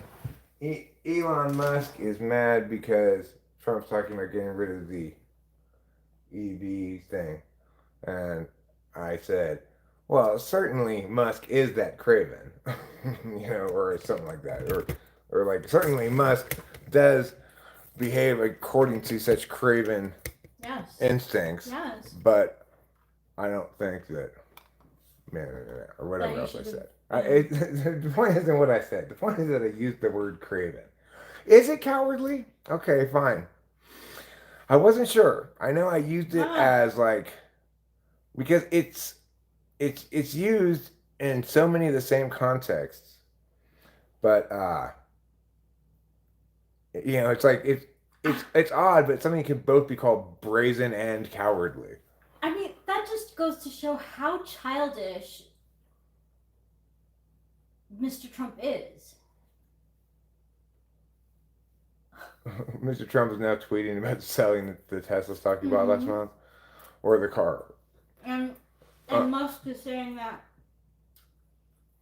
Trump never would have been president if it weren't for him. When is the last time I went on a date with her? I mean, do we really go on dates? We go out to eat. Yeah, but dating is for dating, right? We're married. I like going out to eat with you, though.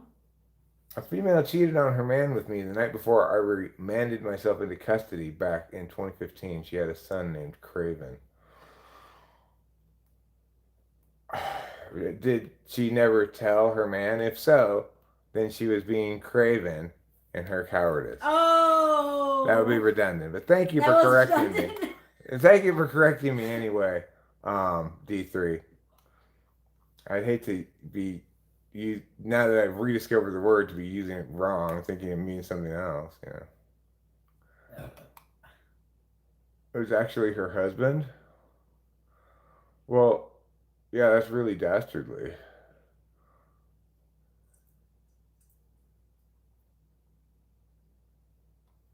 Is it your son, 966, or her husband's son? Is she still with that guy? Oh my god. And does he know? He tweeted, that totally was a Nazi salute that Elon did, by the way. You know it, I know it, everyone knows it. Oh my god. Is that what it was from? Trump! Oh my god. Oh my god. So ridiculous. But so... It's like, I bet when it happened he said, absolutely not. There's no way that was a man. That's so T.I. Polar, you know? He's just he's as T.I. Polar as possible to be. I feel I need to be Team Elon. Whoever has the strongest cringe will overcome. Or you can go on a date with her anytime to keep the romance alive for the rest of your life. I mean, We go out to eat. the main thing is, like, I'll respond to that as simply as I can. Rachel and I have a perfect relationship. It's not lacking for anything, including romance. Rachel doesn't like when I say perfect because she doesn't want to make other people feel like we're saying we're superior. But I am saying that. My relationship is the best. It's better than anybody else's. Because nobody else's is compatible with me and Rachel. I don't want to put, like, you know, I don't want to be... Like I said, Rachel, you're not perfect, I'm not perfect, but we are.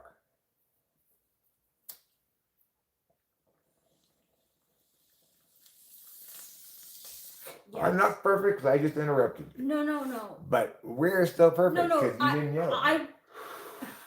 See? I agreed. I was in agreement. Yeah. So accordingly, I'm not... Oh, Acacia's challenging you. Acacia, you don't even know how to spell either of those words. How could you possibly rule? Cory Booker. Who's Cory Booker? Hi, King B Zap Guitars. No, we're talking about Elon Musk. I'm Middle Eastern. That was an event that used to occur in our region, not in Western civilization. What event? Misspelling rule and drool?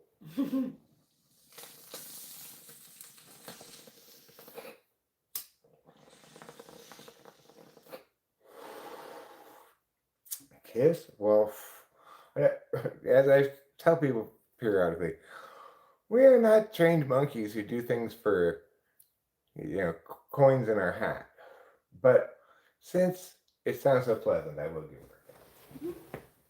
I love you. My only concern there was I didn't want to get any of the bong resins on my lips onto her lips. Oh, that's so sweet and romantic. New Stephen Eamon says, that is bar. I'm stealing it and using it on my coworker Brianna. I'm not perfect. You're not perfect. But we'd be perfect together. That's great. That's really great. Is. Pleases me so much. Yes, you created a line for young people to use to date. Yeah, it's not, I'm super pleased by that. I love when people tell me they're going to repeat something I said. Yeah. If you want to make me happy, say, I'm going to repeat that thing you just said. That's a sure way to make me happy. You sexually identify as chocolate? Oh my gosh, I love chocolate. Those raisins are so good. Don't lie to yourself, Putty Cat. At best, you're nougat. Ew.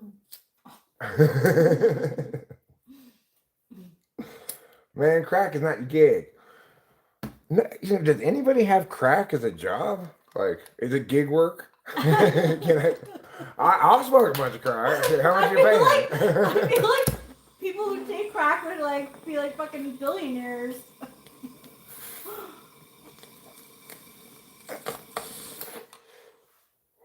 They're not saying that Whitney Houston's death might be part of Diddy too.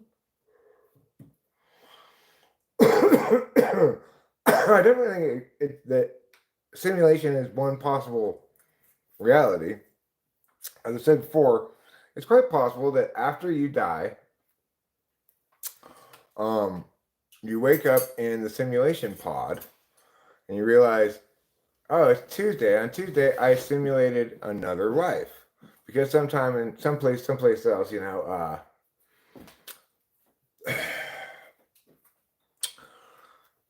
like they got this simulation thing mastered. So you just put you in a pod. It takes maybe 6 hours, and you can simulate a whole lifetime. So we might wake up there, but that just pushes the question back, right? It pushes it back further. What about that universe? I don't really know anything about personality hacker, but I'm sure it's bullshit. Or, as the meme said, I didn't hear anything you said, but I disagree strongly. No. It's a meme for ENTPs. Made me laugh, yeah. I don't think it's really true. I listen carefully. I hear everything. Kind of cool and make us feel important. Well, it would be great to know that, oh, I was so worried about mortality in that last life. It's kind of like each of these lives is getting me ready for my actual mortality many years from now. So, okay. Do we still find each other in this next mortality? Maybe we're in pods right next to each other. Who knows? Maybe we went in holding hands and said we want a couple sim. Maybe they got couple sims, you know. What's your favorite brand of toilet paper? Oh gosh, Quilted Northern. I think you can't beat Quilted Northern. Some people are gonna try to pull Charmin out, but Quilted Northern is like the absolute vodka of toilet paper, or more properly, like the Bombay Sapphire Gin. Yes, Tanqueray is good. That's charming. I'll challenge your vodka. Okay, that's why I switched it. I used to drink a lot of vodka. I'll say Grey Goose for vodka. Sure, that's fine. The thing is, it's not so clear cut with vodka. But with gin, there's 3 brands of gin. Bombay Sapphire, Tanqueray, and something else. Some cheap shit, you know, like Beefeater or whatever. Yeah, Beefeater. I read the chat all the time. Capnim. I'm responding to things right now. I'm responding to what's your favorite brand of toilet paper, which was asked by Steve Bano. In your next life, you're also going to forget your sanity. Yes, but presumably when you go to the main life, the real life, then you get all you have access to the memories from all of your lives, right? Oh my god, that's so much to deal with. You can't remember that you can't have a fully immersive simulation while knowing you're being simulated. So, but in between simulations, then you have access to all that data. And I don't see how rights can be derived from assumptions like murder is bad, slavery is bad. You would need the whole set to drive the pattern. No, the axiom is that a person is born owning their own body. Everything follows from that. Ownership implies etc.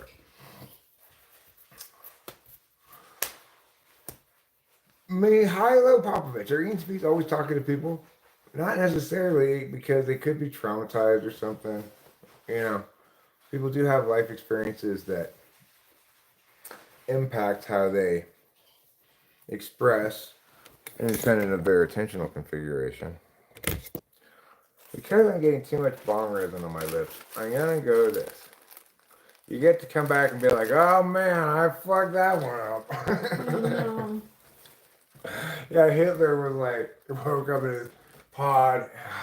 He looks totally different except for the little mustache. He's still got that. And he's like, oh my god, did I just do that? Was that me?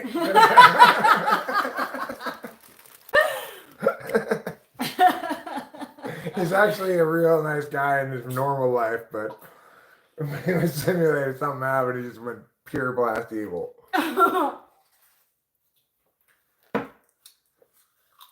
I've noticed that Western people start broadcasting in chatter endlessly regardless of what they write in the chat. Well, not me. The thing is, I am a Western person, but I am first and foremost me, and I'm defined by who I am, not by my group label. So, yes, it is true that in this live stream, I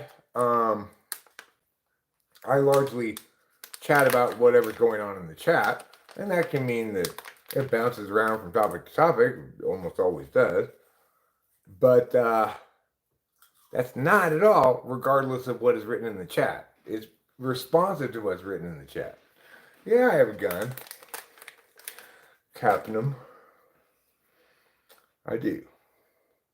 But I live in the forest. Ooh, hot yogurt instead of like frozen yogurt.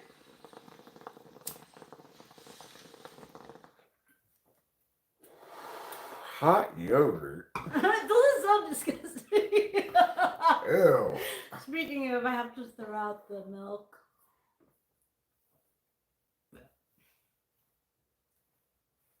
You've done some hot yogurt? It's weird they call it snowballing. Instead of you, who is the best MBTI YouTuber? If you put MBTI there, anything cognitive functions, the answer is there is no other YouTuber talking about cognitive functions who's even worth listening to at all. I said that too, just so you know. Someone was asking who was my favorite typologist, and I said you. Of course. Akeisha, what's your favorite song from 12th grade? Excuse me. No, I'm not a forest ranger. Right there. We're not going to cover that one. You tried fro-yo, now try ho-yo. Yoga helps to overcome the barriers that are preventing me from getting the drugs that I want.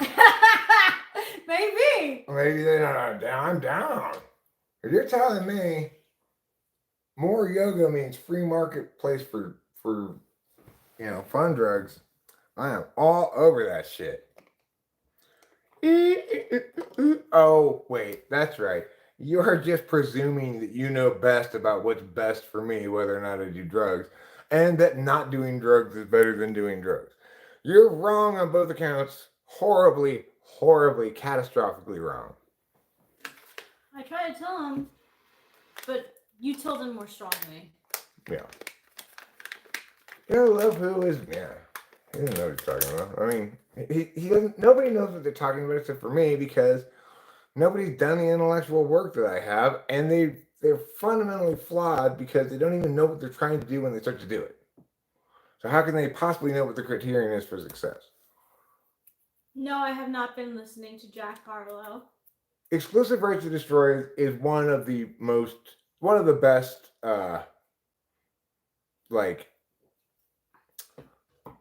categoricals you can say about ownership. Yeah, that's the definition that you'll hear libertarians use most.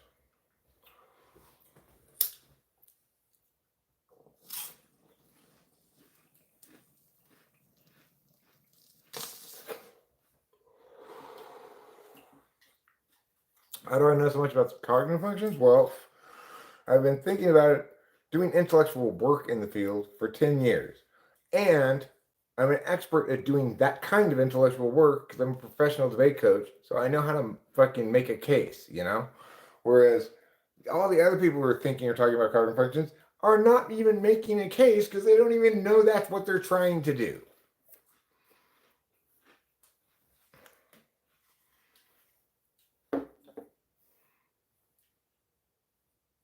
My wife, why don't you treat me like you did when we were first dating? I brought her to a Wayans Brothers movie, snuck in some vodka in a water bottle, and asked her for a handy in the back row. I see. Well, you were a real Lothario during your dating years. It's a good word. Yeah. That one I'm using right, D2, D3. You don't need to correct me about that one. Who's meow?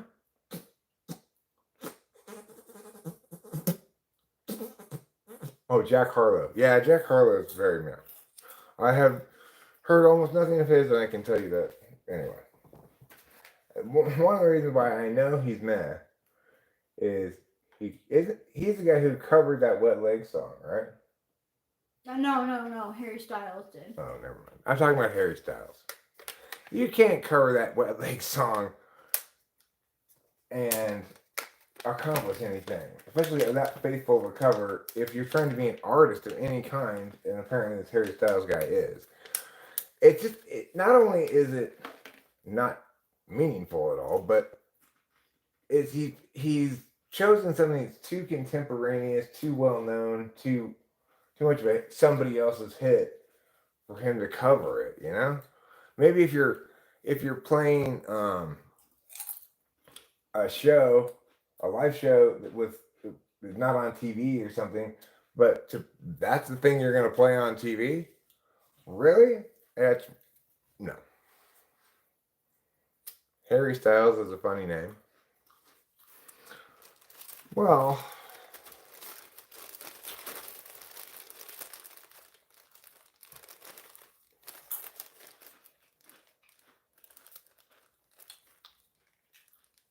good thing we have Golden Tooth out there watching out for our sleep hygiene.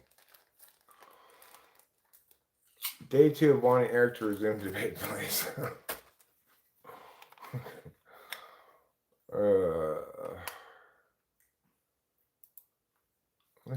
That's just take editing. Meow, meow, meow. You're trying to get me copyrighted. Why do I push it? I don't know, though, trying to recall. Those were your favorite songs in 12th grade? I wonder what my favorite song in 12th grade was. See, it's kind of specific because 12th grade, it would have to be either the year before you graduated or It's 88 or 89, you know? Mm-hmm. Eric, when the pond is finished, can we go poop in it? No. Popovich. Is smart decision to become psychologist today? Probably not. And the thing is, it would be a smart decision for the world for me to become the voice of psychology. But it would not be a smart thing for a person to do that job because they're going to do it wrong. I watch anime. I watch shit tons of anime. I don't like DC stuff. Not favorites, but they're ones I liked a lot in high school. The Beatles. It was not Karma Chameleon, actually. So what I did was the year that I graduated, and I did hits from 2003, at the beginning of 2003, and Right There was on that list, and I was like, you know what? Honestly, that probably was one of my favorite songs in 12th grade. Right There? Yeah, Right There. I can't really remember 1989 that well. I couldn't remember either until I looked at the list. Yeah, if I saw a list, I'd probably know which ones I liked. I mean, the thing about it is, I'd have to find an example of somebody making a specific bad argument. I wouldn't mind doing this, right? Whenever I hear somebody making a bad argument, I go, this is why this is a bad argument and dumb. But to find the things that I'd respond to, I'd have to watch a bunch of shit that's full of nonsense. Mm-hmm. You know, and I have to look for a good example of it.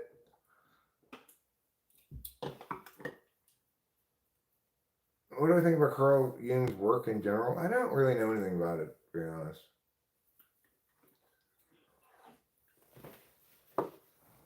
You know, it's mostly NI stuff, which means it might be right, but I'm looking for that which is correct.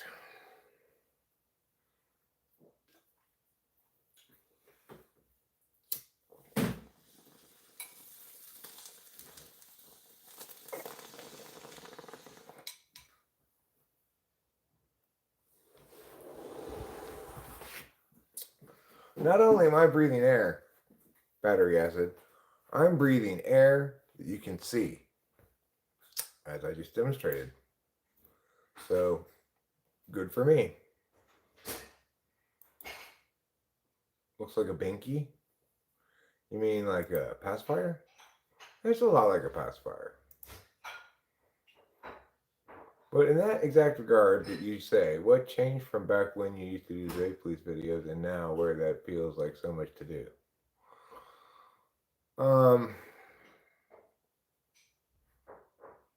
I was probably on a bunch of speed when I had the motivation to do those videos. You know what I should do, debate police? And then when I was no longer on a bunch of speed, I was like, oh, there's a pain in the ass. Creed, I don't like at all. But Real Slim Shady is a great song. Have I ever read Dostoevsky? No. Did you see the musical ABBA? Winston's poem. I'm not Winston's mom, but my answer is no. Why am I filtering it? Because I don't like to get the resin on my lips. It makes my lips taste gross.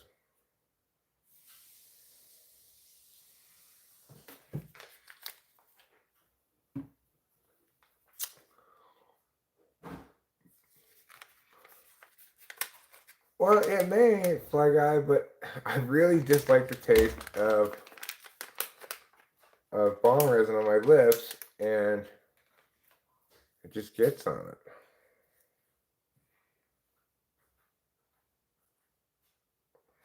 Okay, fine. After I'm done pulling this bong rip, I will go clean the bong. Fine. You gotta clean the bong? Yeah. Can I smoke from the bong after you clean the bong?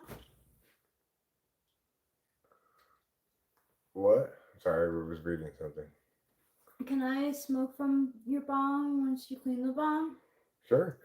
I will make a concerted effort, Rain, when something comes up that I want to, that I have a response to do it more debate, to take advantage of debate police opportunities.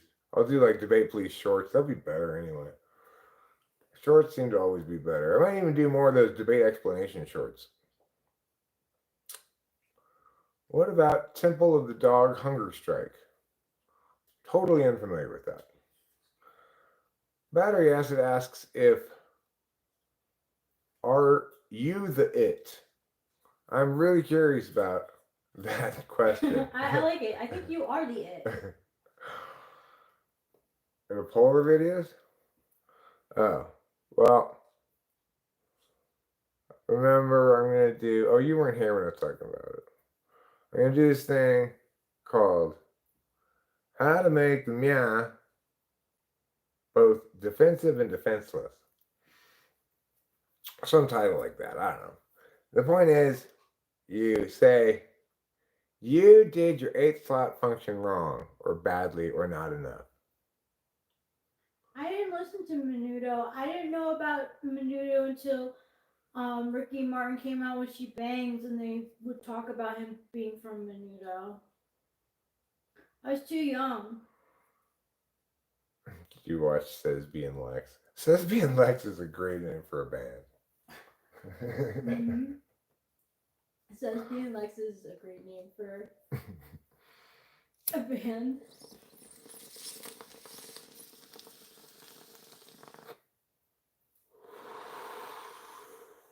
Well, thanks, Rubenar.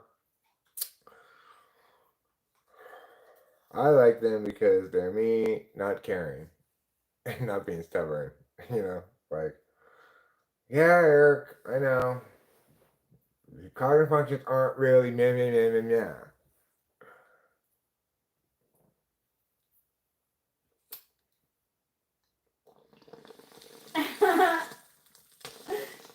I like that, Runar. Damn straight. Well, I gotta admit, it's not quite as good as smoking pure uncut life, but that's still pretty good. Cold yogurt is so good. The golden tooth. Do I seem dead to you in some fashion? Like, where? How old are you? First of all, I remember one time somebody came in, scolded me, and I ripped the shit out of her for her bossy judginess. And she's like, finally, she said, like, I'm just a 13-year-old girl or something. I was like, oh, God, Eric. Not your fault. It's not your fault. You know. So, how old are you before I tear you to pieces?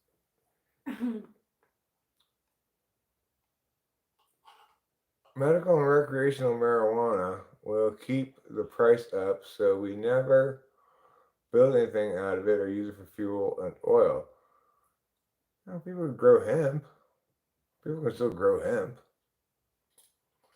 Eric, instead of you, do you know other ENTPs in cognitive functions community? Yeah, the guy from Scionics, World Scionics Society, Jack, he's an ENTP. Becky, who's not really in the typology community, but she's on YouTube, Planet Ketchup. She's an ENTP. There's this German lady, this German science lady, who's always being like, bullshit, bullshit, bullshit, dark energy, dark matter. I forget what her name is. She's an ENTP. She's not in the typology community. The inventor of nylon was deleted. Hold on, let's see here. What does it say? After discovery, because he did not want nylon to replace hemp. Then came the dust storm. Excelsior, greetings. Sabine, yeah. She's an ENTP. Don't you think so, Money?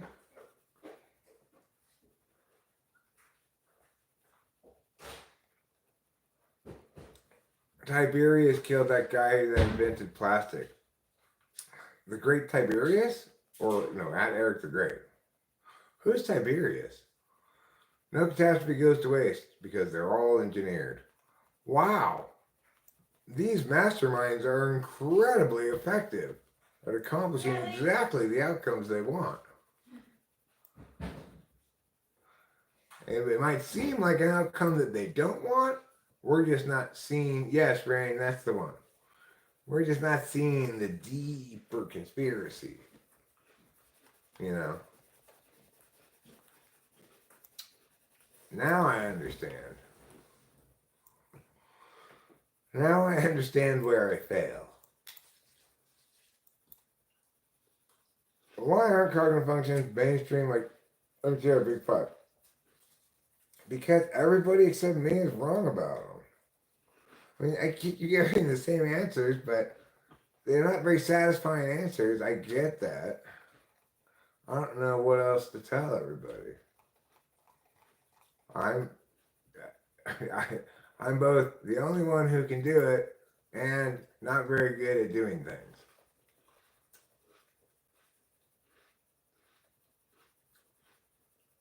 I mean, you know, Money maybe could do it.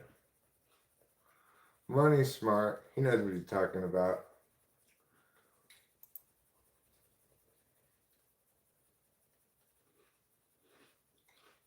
But he's got, yeah, it's hard to explain. I know.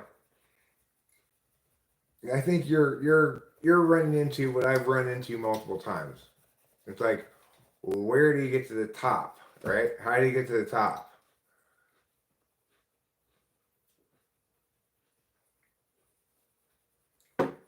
I know. What was your first opinion on cognitive functions? It was, oh, that's interesting.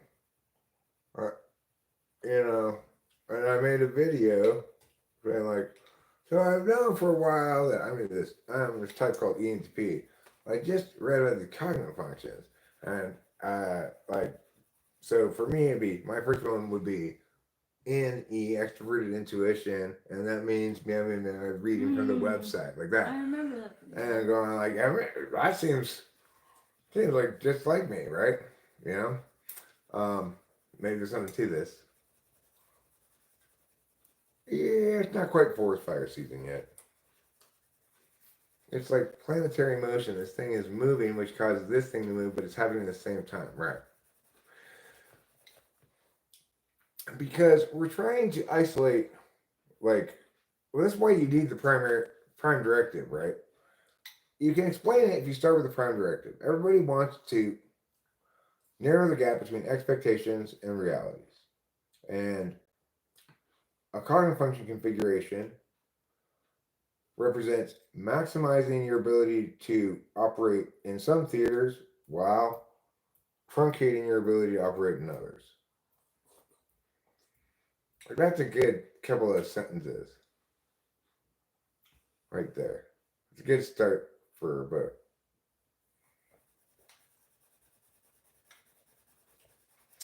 So when you start with the prime directive, then you go, well, what are some of the ways in which people's expectations are met and unmet and stuff like that? Well, then you don't even cover that. You just go straight into attention. You say, now if we're going to be measuring people operating in some theater, then we're going to have to break it into units of time and something that's happening during that unit of time, which we call attention. And here's a comprehensive taxonomy of the attentional possibilities of paying attention. But the thing that makes it hard is that each of the functions is both has a metaphysical aspect, a communicative aspect, and an experiential aspect. So it has a communicative and an experiential aspect. So you get like an experiential function like SI, but you can talk about its communicative aspect, namely remembering the phrasing that Joe used when he said meow, right? That complicates things a great deal. Additionally, you've got to include the explication of absolute values, instrumental values, and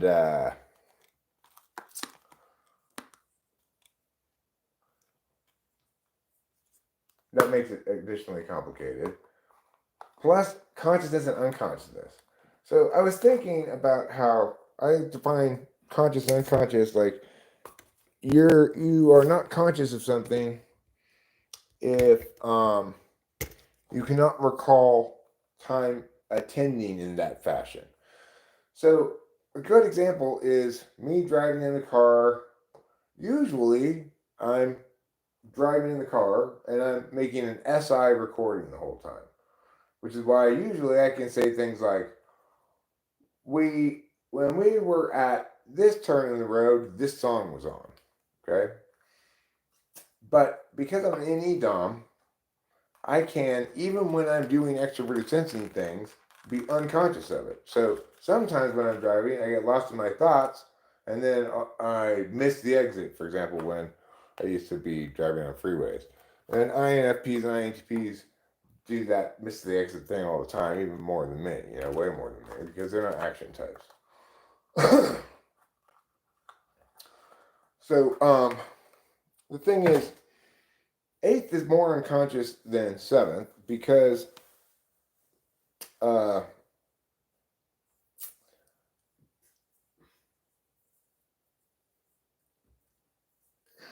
you can't remember it as well.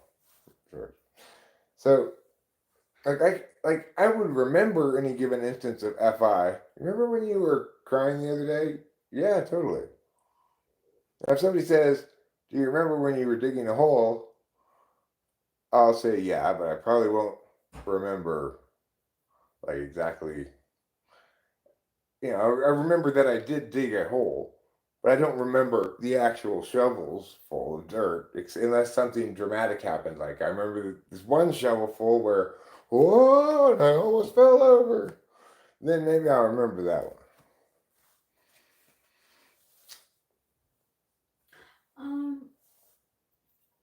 I have a goal to smoke a lot of weed today. It's a great goal. Thank you. I'm proud of you. Thank you. Oh, I haven't cleaned the bong. Right, thank you. You're welcome. That's why we're perfect for each other, see? Yes.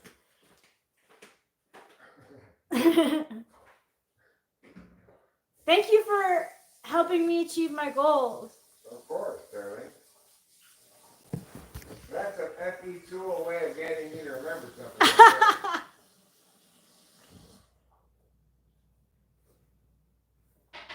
I was busy pontificating, and I forgot. What did I forget? To do something. That makes so much sense.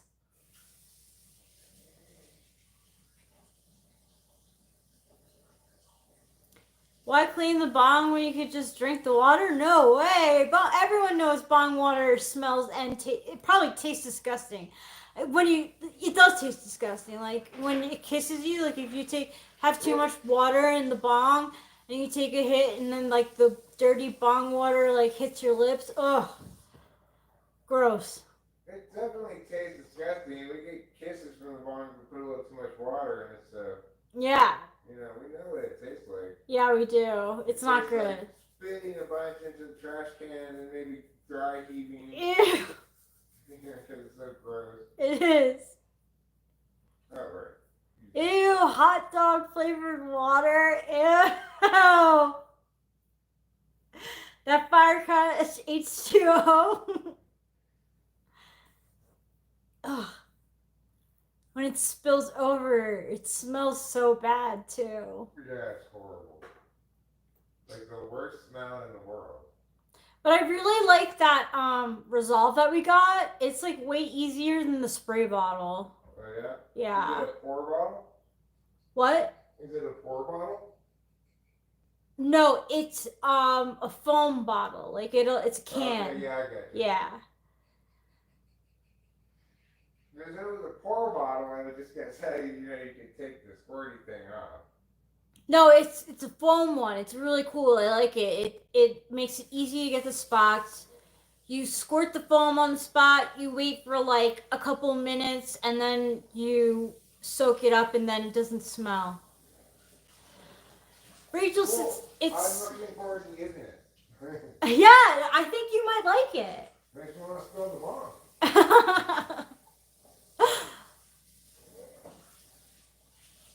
Rachel, since it's Saturday, is it okay for me to get drunk? I mean, that's not my choice to make. Do you want to get drunk? And do you want to get drunk because it's Saturday?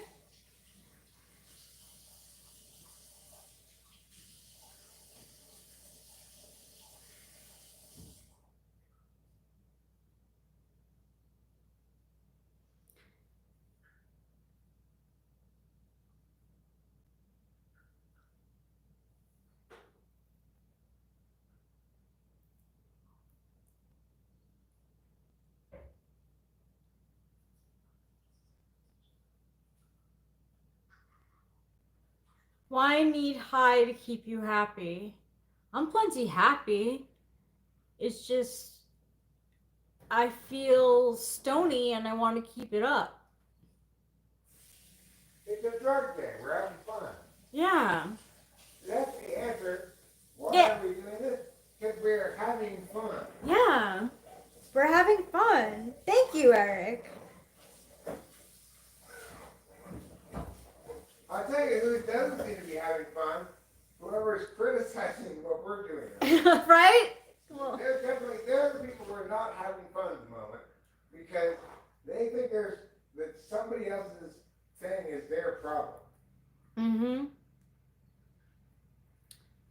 I have kept up a little bit with the Diddy trial. It's disgusting. I really want the racketeering to come out though, because I think that's a real. I think they got him on most of what his charges are, but the racketeering they don't have anyone yet, and I don't know if they're saving the best for last. If they get him on the trafficking, it doesn't matter. Okay, I think they're getting close to the trafficking. They're getting. If they get him on the trafficking, that's 20 to life, I believe. Wow. So, and he'll get the maximum punishment penalty. You know that the judge isn't gonna go give him some light sentence. He's a complete pariah.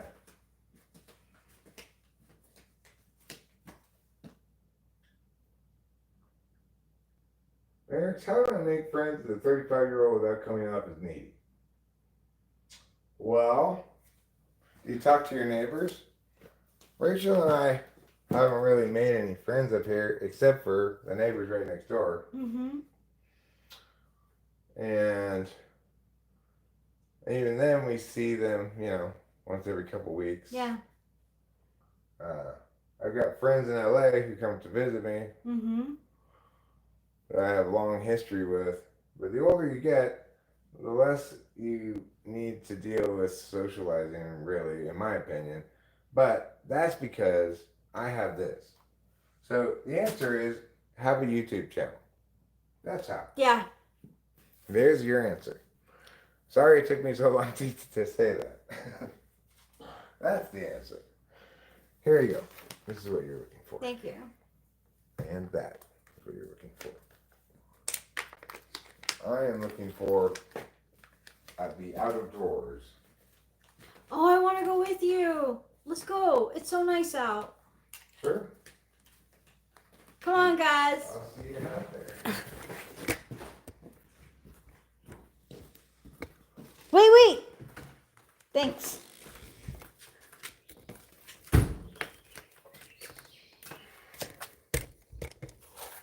I got it. Thanks.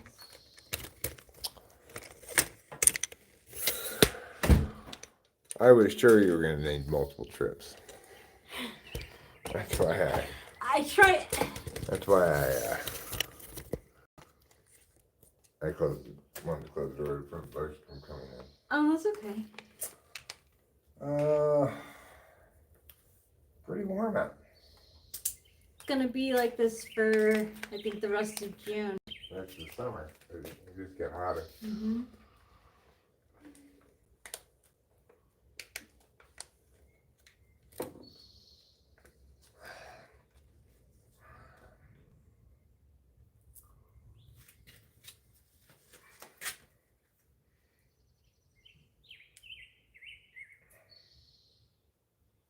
Thank you, Charles Whitaker.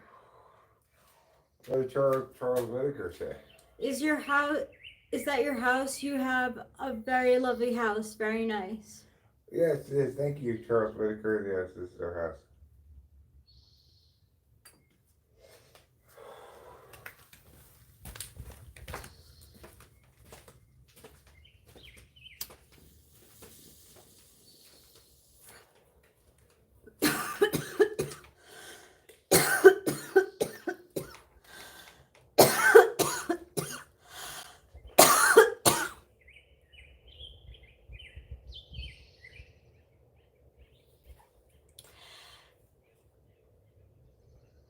Rachel, will that stop a tsunami?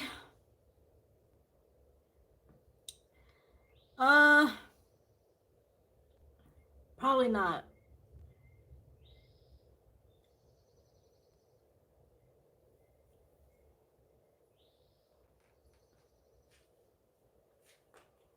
I really think I'd be better served to get twice as much Wellbutrin and half as much Adderall. But I'm not gonna initiate that right away. But I am much more productive on Wellbutrin. Really. Is that what you find? Yeah, because the day doesn't like zip by. You don't get tweaked out into things. So you go, okay, what am I gonna do now? You know, okay, 4:35, like 6 something A's comes on. Hi.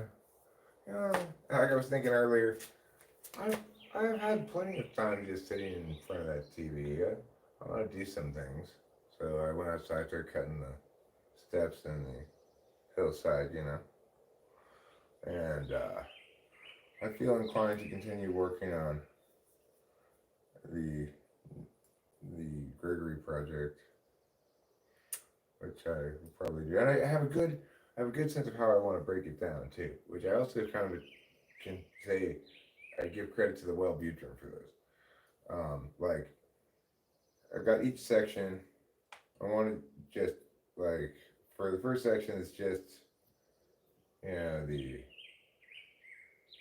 Gregory and this guy and this one. For that, I just want to get the chords for that done, and for just that little chunk, right? I want to get that chunk perfect, recording the guitar like yeah. I want to get that chunk perfect, recording the same thing but recording the guitar like yeah, and get that chunk perfect, the same thing but recording the piano. And then I'll have those perfect elements for that chunk to work with, right? And then I'll go on to the next chunk. And then I'll do the vocals. We'll do the vocals. We're a long ways away from vocals, right? Or then we'll do the bass, actually. I'll do the bass. I'll do the bass on the keyboard. That'll be easier. I'll be able to try different bass things. I have to try things or try to kind of hear what the bass should be. I don't have a clear vision for it. It'll come. Yeah, it'll come. But I just feel like, oh, I know how to work and get things done when I'm on Wellbutrin, not when I'm on Adderall. Adderall's like fun times. You know, on Adderall, it's like, I could tweak out on this forever. Yeah.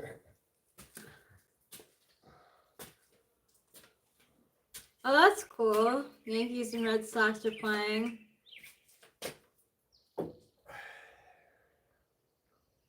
Putty Cat asks, is Wellbutrin kind of like speed? Yeah, kind of, but not really. The other thing about it, the kind that I get anyway, which I think is the like less abusable kind, it takes a long time to get up to full speed. Like I don't know how long, like 4, 5 hours. Like I feel like I took the last 4 Wellbutrins today, early in the morning. But I really feel like I'm,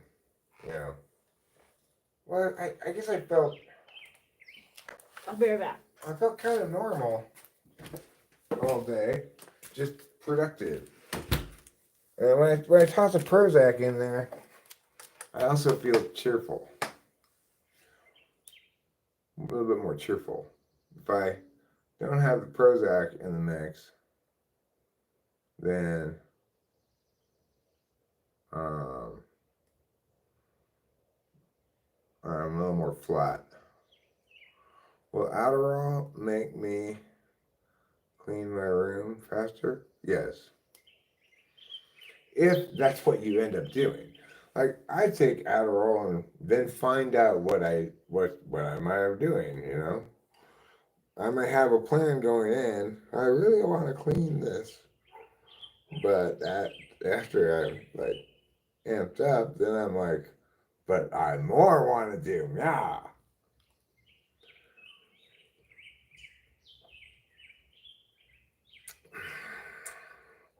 Can a person take too much Wellbutrin? Probably. The thing is, when I was taking it before, when I was actually depressed, I was taking it for depression, it didn't work the same way on me at all. Neither did the Adderall, of course. It's amazing how much being depressed impacted how those both the drugs performed, what they did to me. Like,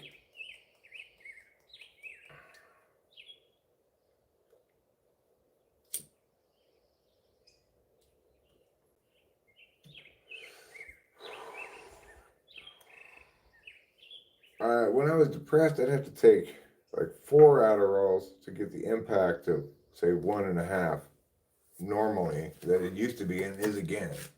It's crazy, right? When I was depressed, if I took even more than one Wellbutrin, I'd start feeling super car sick. And if I took one Wellbutrin, I'd still feel a little bit car sick unless I ate a good amount of food, then I'd feel okay. Wellbutrin still has this requirement. I have to eat a lot on it.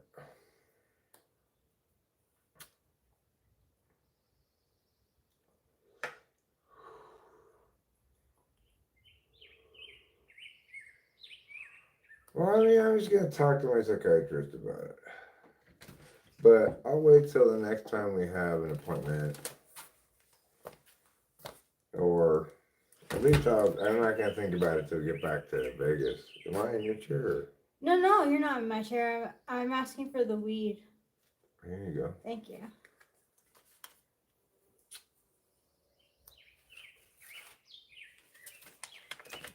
I like your shirt.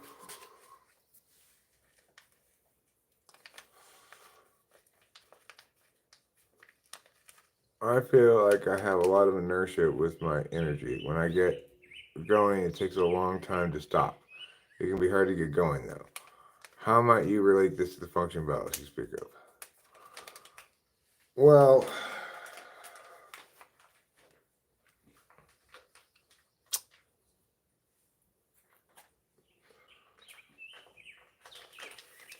I mean, it shows how SE is an absolute value.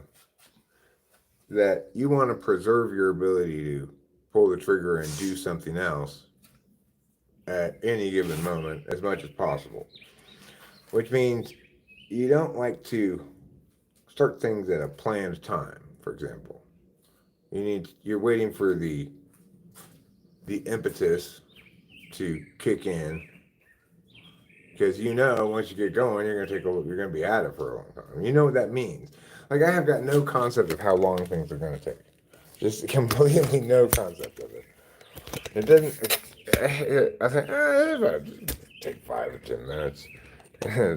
4 hours later.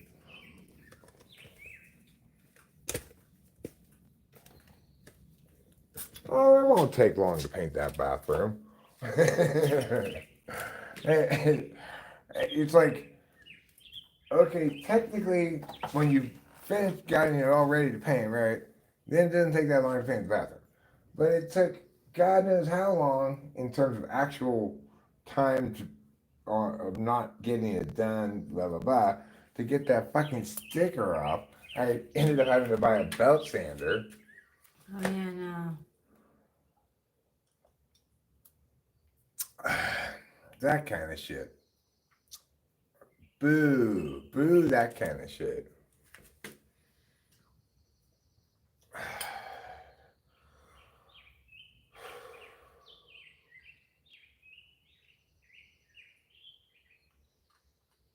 Birds are quite talkative, huh?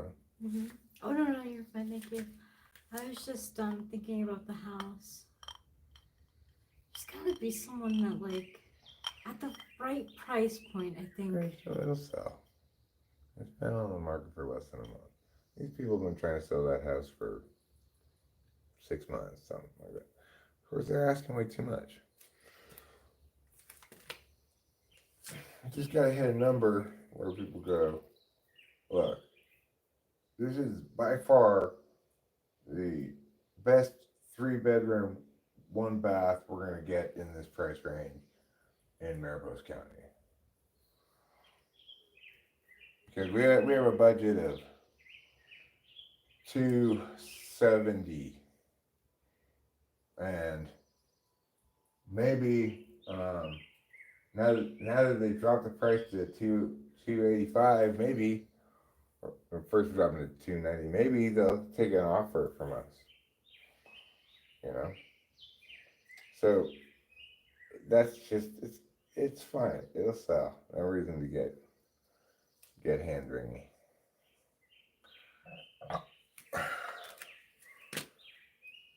Good evening, whoever that is. They got the Hennessy. They got the Hennessy. Who got the Hennessy? Can you do a sprint for 200 meters? Yeah, I mean, I could do a sprint for 200 meters, but I'm not inclined to. I mean, the thing is, if you're asking, am I fit? I'm not this house. We're not selling this house for the care. We're selling the other house.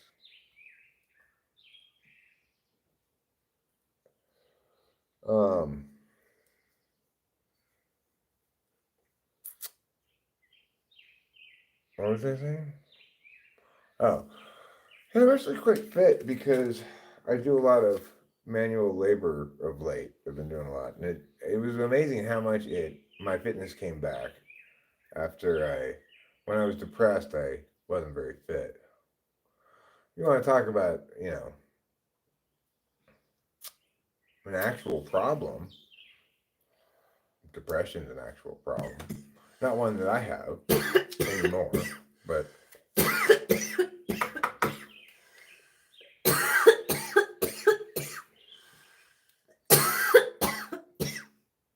But you got to be careful to keep normative and prescriptive things apart, right? First of all, prescriptively, you don't know what's best for us at all. But more importantly, normatively, which is where you're aiming, there's nothing more moral, righteous, good, true, authentic, or whatever about being clean and sober than about our lifestyle. That's the truth, and that's just what you're going to have to deal with. This is, by the way, is not alcohol. There's no alcohol in it. But that's why I'm able to live the life I live. If I were still drinking alcohol, I'd be drunk. Maybe if you had your way and I couldn't smoke pot anymore, I'd start drinking alcohol again. You got to think things, when you're dealing with other people's lives, maybe you should be more cautious and advising them to make massive changes.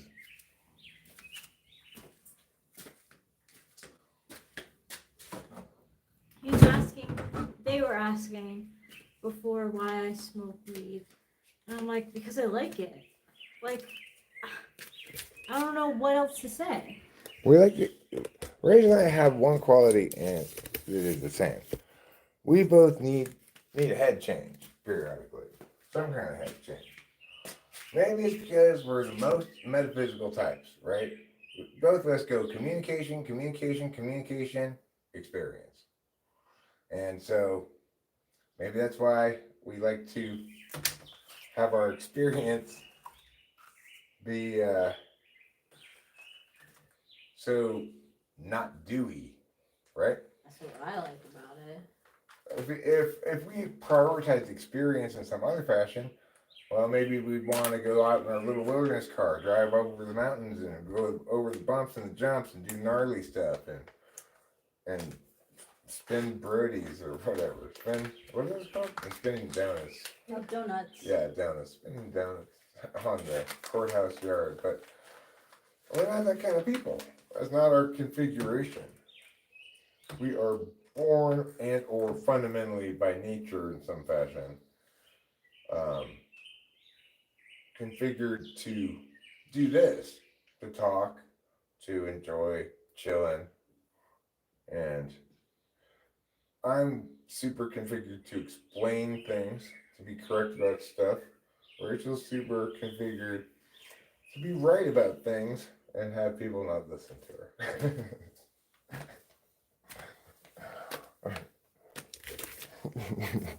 It seems like she may be getting the short end of the stick there. But of course, people don't listen to me either, so. We have that in common too. We got that in common. We have a lot in common. We really are two peas in a pod. Like, my eccentricities are similar to yours. Yeah. Well, it's because same 4-8, you know, and 2-3 flipped. That means both of us don't want to be bugged about sensory shit, and we don't want to bug anybody else about sensory shit. No way. And you know, the 2-3 flip is helpful because where I'm super efficient but don't really care, you care a lot but aren't very efficient, Yes. and vice versa. Where you're super efficient but don't really care, I care a lot but I'm not very efficient. And so that's compatibility that's complementary, right? Whereas the 4-8 thing is compatibility that's equivalent.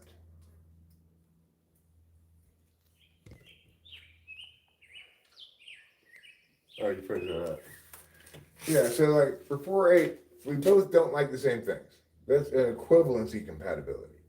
But the compatibility in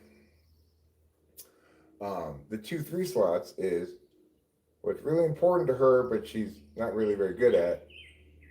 I'm really good at, but it's not very important to me. So I can help her, and she can win all those battles that she wants with me, and it doesn't matter. I don't really care.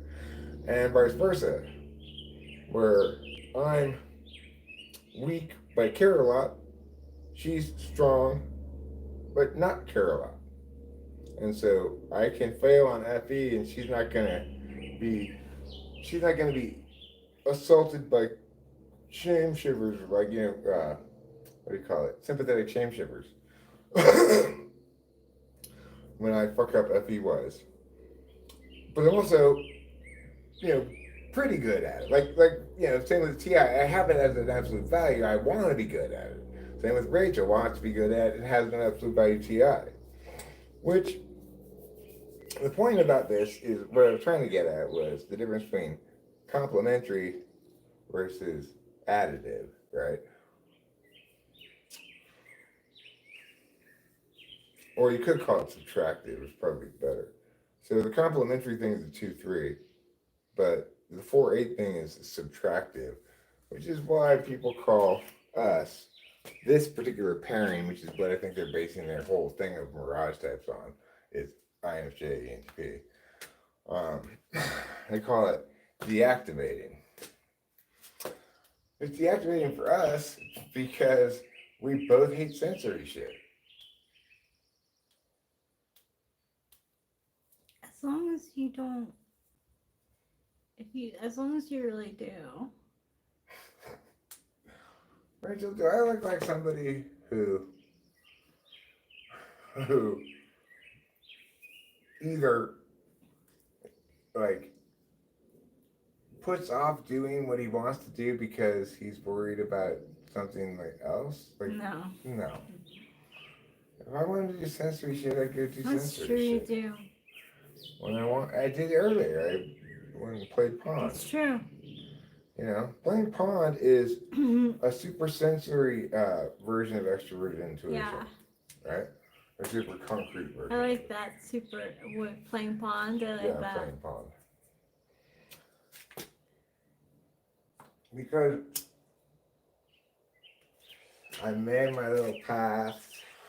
It's just like being a kid again, I tell you. That's great. It's wonderful. Except it's more work, or a lot more work, and In the heat. and well, more like carefulness. You gotta. Oh, well, I because don't- of the hill? No, I mean, like I don't wanna make TE mistakes where, oh shit, I did this thing, but I needed to do this other thing first, right? Now I gotta break up this concrete and redo this thing. I don't want that to happen. That's 6-flat TE, very much a possibility kind of thing. But I've learned over the years that if I am careful and slow and think about it a lot, you know, before I do things. That's why it takes me forever to do anything like that, right? Then I can avoid that. That's good. That's good. Because when I'm doing work that's natural to me, which is extroverted intuition on the communicative plane, I've always got Control Z. TE can go fuck itself, you know? It's true. But TE still gets me, like, on There Ain't Nothing Funky About Your Stupid Version of God, 2-bit version of God. On that song, I put effects on the bass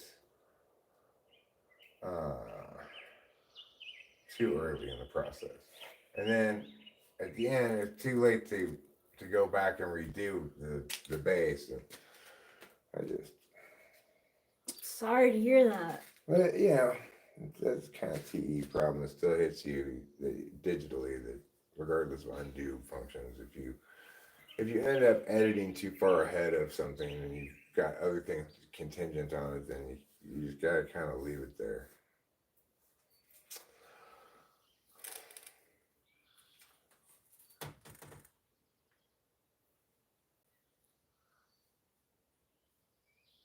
Something's going on.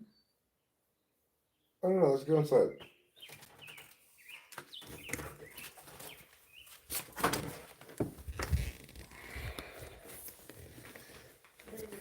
Physicians.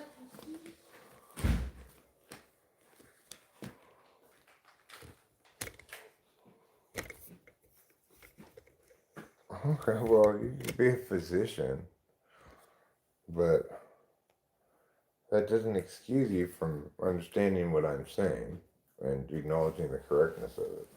You might say, prescriptively, in general, it's bad for health when that happens, right? But that doesn't necessarily mean it's bad for my health. So I have a very high metabolism, for example. You might try to say eating a lot of McDonald's is bad for me. You'd be wrong. I need to eat a lot of calories, a lot of protein, just to feel not like sickly weak. So, it's important for you to recognize that I'm right about the fact that your hubris in thinking that you can advise us as to how we should live is horribly ill-advised and can lead to hugely unintended consequences. Let's say I took your doctorhood super seriously. I believe you're a doctor. I think that kind of makes me think you're probably not very bright. But some doctors are. My psychiatrist is. Regardless, if you haven't learned by this point that you can't tell individual people, well, this is generally unhealthy, without saying that, right? You can't say, you stop doing this, without first saying, this is generally unhealthy. It might not be unhealthy to you. There are lots of particulars that may come into play. I can't anticipate all the outcomes of my words, so I'm going to be careful.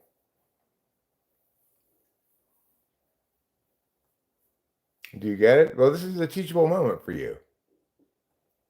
The golden tooth. I'm hoping that you take something away from this, right? You don't know what the unintended consequences of your words might be. And especially if you were a doctor, people are going to take you seriously. Not me. I'm obviously not impressed, but a lot of people will be. And you need to consider the difference between a prescriptive statement and a normative one. Like, I prescribed this to solve a medical problem, versus you should be like this, normative, right? Rachel and I didn't express any medical problem, so we weren't looking for a prescription, which makes your prescriptive sounding statements normative. If you didn't quite get all of that, just rewind, listen to it again, and learn from it. It's a teachable moment. Mm-hmm. Can I put out a poll to pick out the next lipstick that I wear? Yeah, sure. You take over. I actually don't want to stream anymore. I think I just want to eat some food, watch a little TV, maybe wait for the athletics to come on. You want to What take? time's the athletics come on? I think it's 6:30, but it might be Alright, 6:15. I want to watch them too, and I'll end the stream then. Okay. 7:05. Oh, 7:05. Yeah, you might not have I don't have that much gas in the of that. tank. No. But if you want to just continue for as long as you feel like it, then this is probably charged enough. Yeah, it's charged enough. You don't need to worry about this anymore. Okay. Let's take a couple of it. You can take that with you if you want. Are you sure? Yeah, that's fine. I got the pipe right here. Oh. Do Well, you have a great. lead? Yeah, I got one.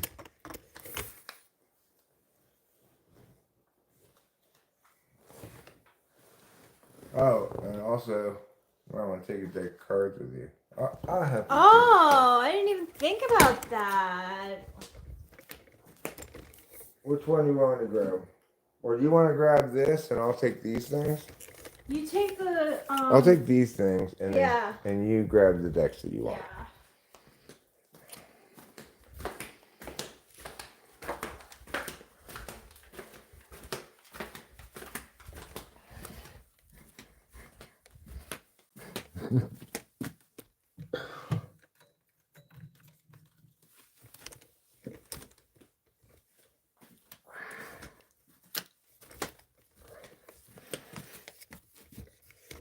We're gonna do something crazy.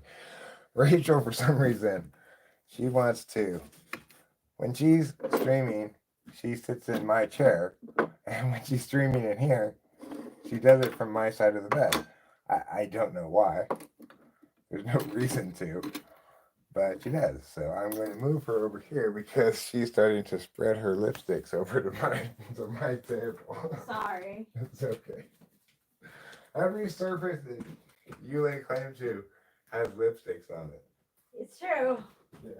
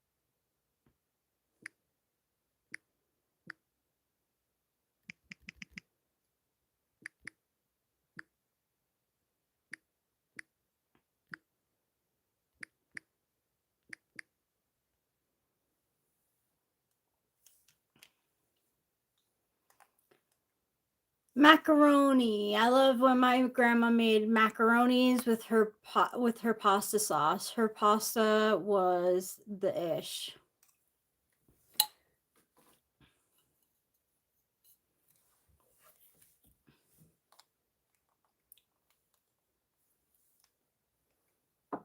Her sauce was the ish. I loved her cooking.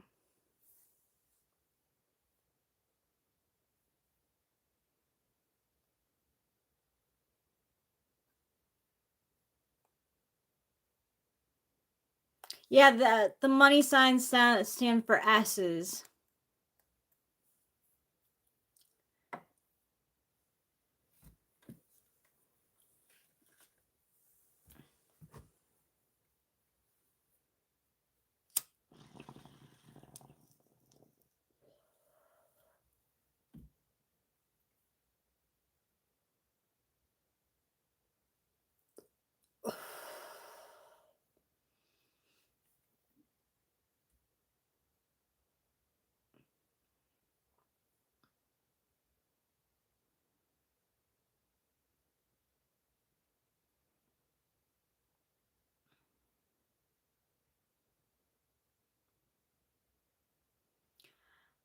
I think barrel jeans are a good idea, like nice in theory. They're like fun in theory, but in reality make your legs look weird.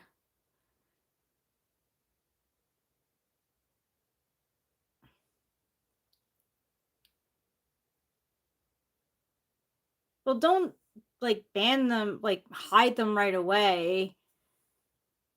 You can time them out.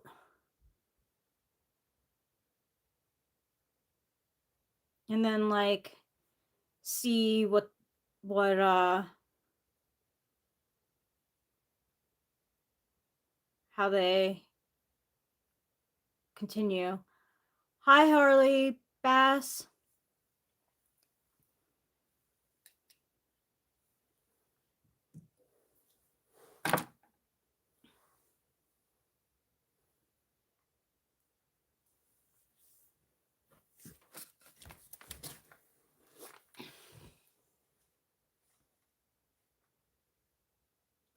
I do. I think a lot of jeans give women a square butt that aren't skinny jeans.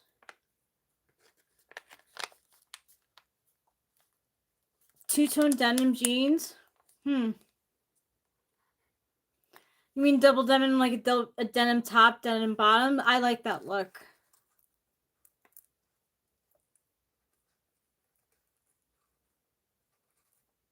I did do an outfit check and I really like it.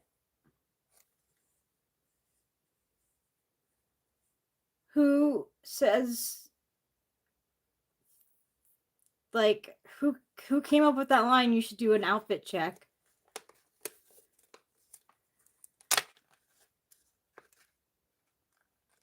Yeah, but you know, like, honestly, like, straight-legged jeans and wide-leg jeans are popular now, and a lot of the like styles make your butt look square.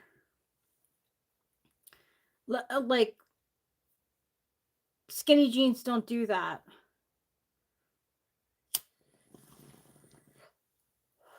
Ravioli and good red sauce.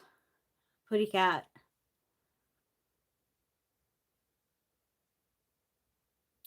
I prefer raw denim too, but I can't always find it in my length and my size.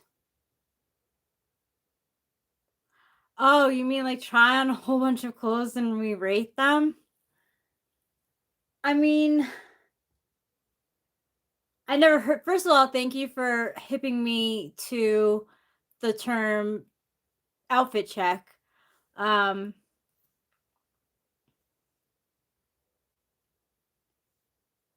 uh,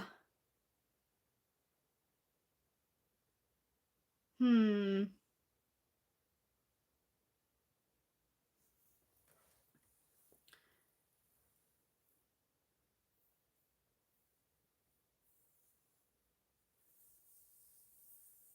I heard that people do that, Fly Guy, getting the bigger size and the stringing to fit. I do that with my raw denim too. No, I wouldn't have a sausage in my ravioli.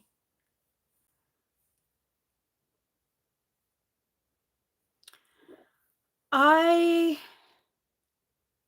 don't know if, I mean, I can do an outfit check for like summer clothes. I feel like I don't have enough variety. I have a lot of dresses. I have a romper. I don't know. That could be the next poll. Do you want to see a outfit check?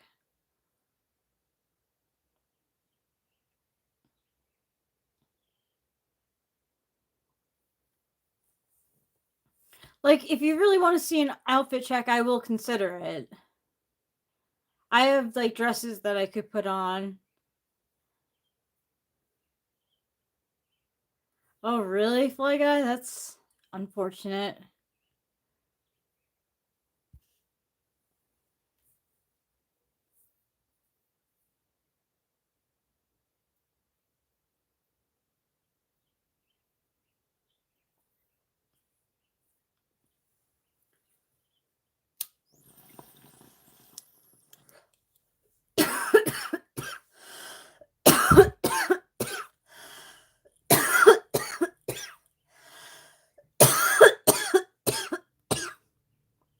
Oh man, that hit me hard.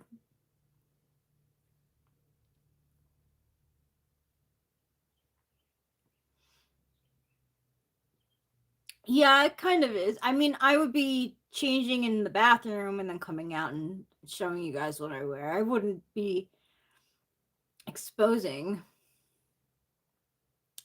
I don't care about fashion show.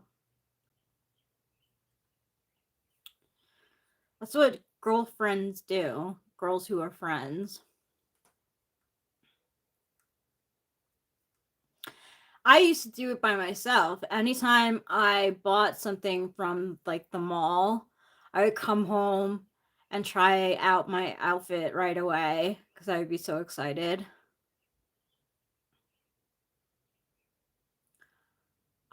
It wouldn't be the first time. I would be wearing stuff that I've worn on the channel. I don't have new stuff.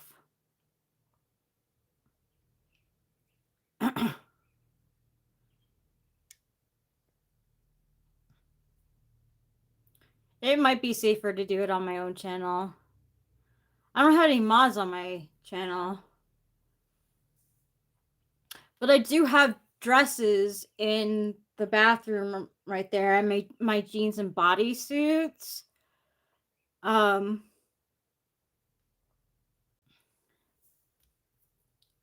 like clothes upstairs.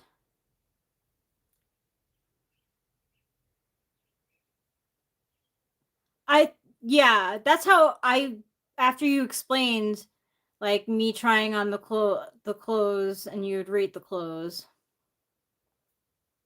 Like I said, I have like dresses down here that I can wear. You guys rate them. But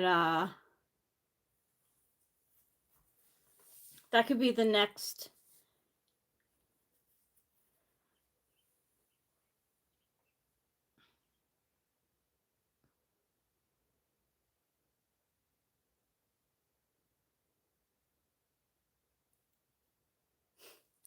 It would feel a little weird like being judged on my clothes because like I very much dress for myself. I want to look good, but I definitely dress for myself.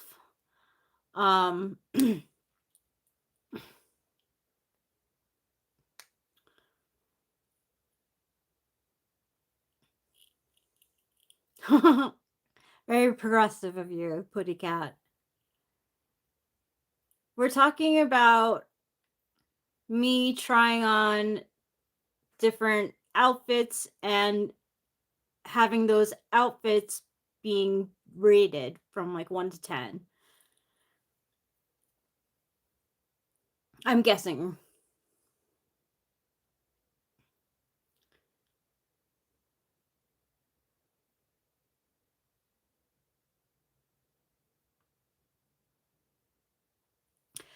I'm not worried of it not fitting me right. I think most of the stuff fits me right.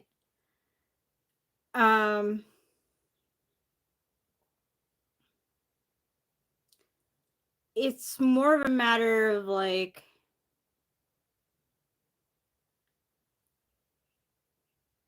I don't know.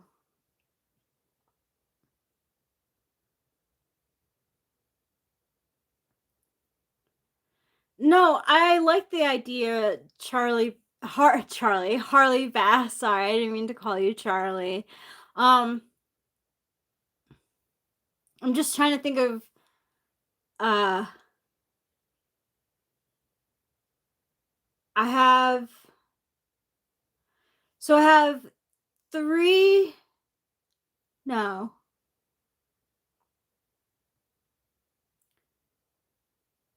Oh my god, but then like every time I wear that outfit, I'm going to think about if it was judged poorly or not, and I'm going to want to wear it anyway. But I'm going to have it back in the back of my mind like, "Oh my god, this outfit got a 5." They're not yet in Vegas. They're in Sacramento right now.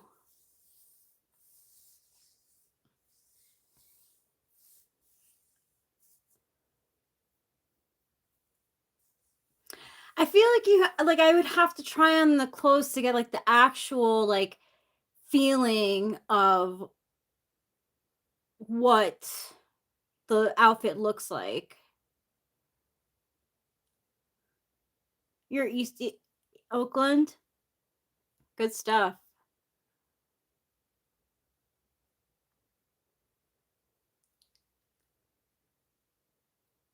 Okay.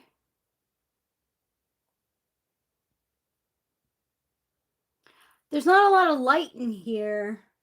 How would we do it? I'm like looking for excuses, even just saying that.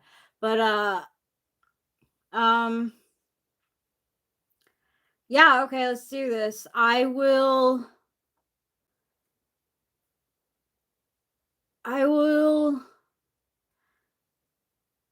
about like I show you what I am going to wear to Vegas.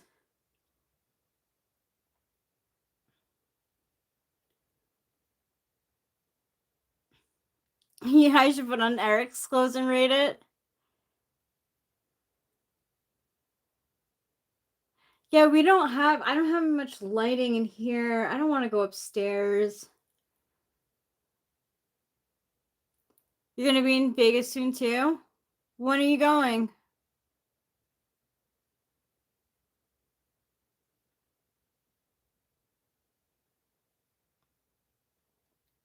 Hi, Fairy Princess. I like your name.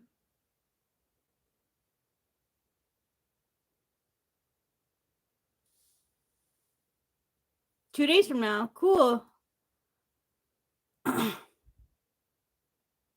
I don't have any thoughts on pegging. If you like to peg, you like to peg. If you don't, then that's fine too.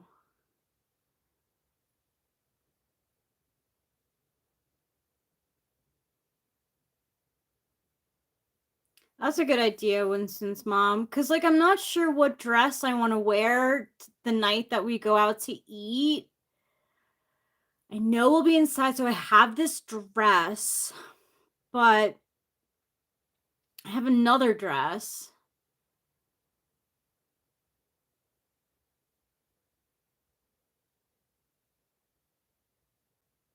Hi, Emma. That is very nice of you to say.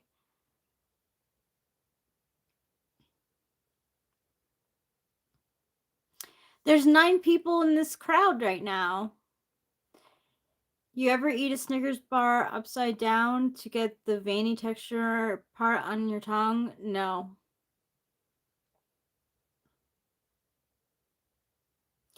Yeah, I was thinking about bringing my leather jacket, but I have a dress with like long sleeves and it's short, kind of like this dress, but it's like not this dress. And another dress that's like short sleeve and like billowy, but also like good for day and night. So like I wouldn't really have to like do much to get ready for dinner. I'm gonna have to show you guys. Thanks, Felipe Cavalcante.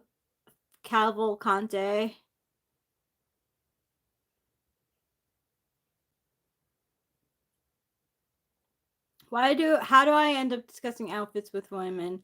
Why am I the gay friend? All right. But it's not like good lighting in here. I don't want to go upstairs.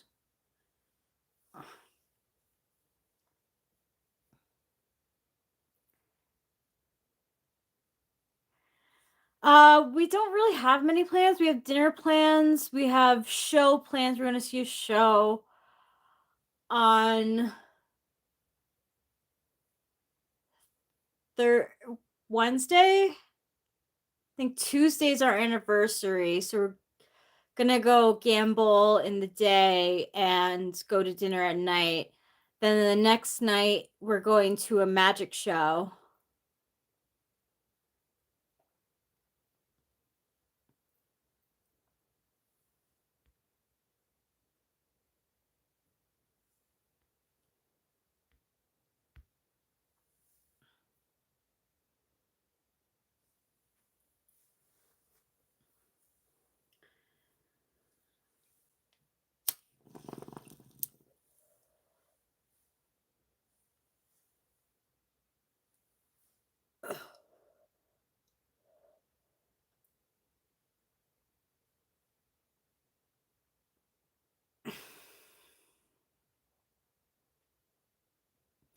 Actually, I was thinking about wearing this dress for the I was thinking about wearing this dress for the magic show because it's long sleeves, but it's short.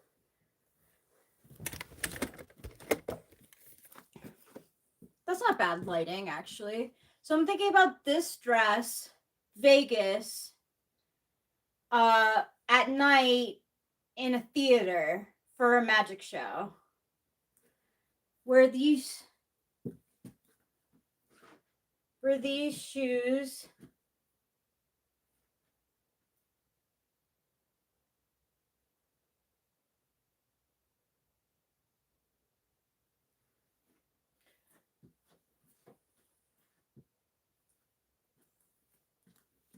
I feel like it's pretty. You could dress it up.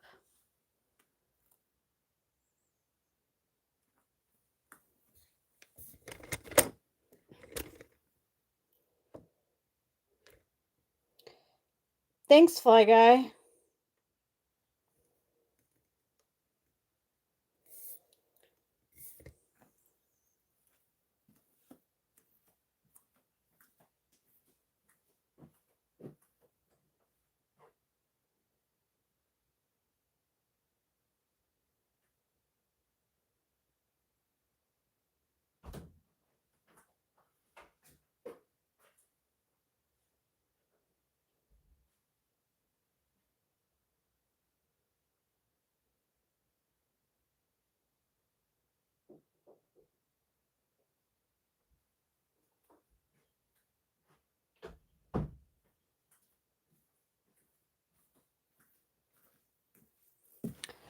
All right, I'm gonna do it. I'll give you guys a preview of what I'm thinking about wearing to Vegas. Thanks, Fairy Princess.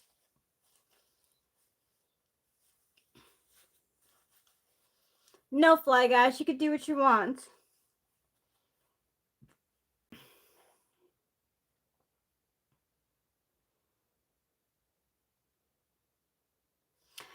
I don't think so. I don't think we're walking up steps because my mom is afraid of heights. So I'm pretty sure we're going to be like on the floor, like the floor level. because she's afraid of heights. Okay, I'm doing my makeup in Fussy, which won by 50%. This is Fussy. Well, you can't really see on camera. It looks like more like peach. But it's not peach at all. It's so weird. Yeah, this is Fussy. It's more of a pink. Here, there you go. It's got glitter in it.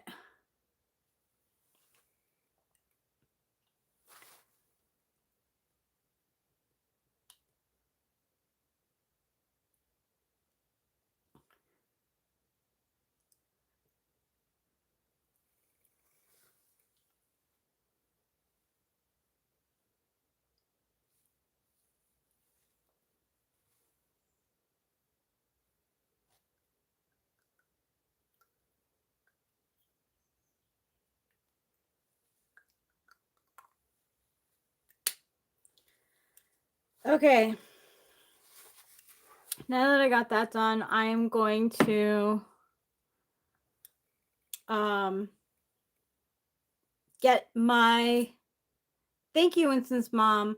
I'm going to get the clothes I'm going to wear for 2 of the days that I'm going to be in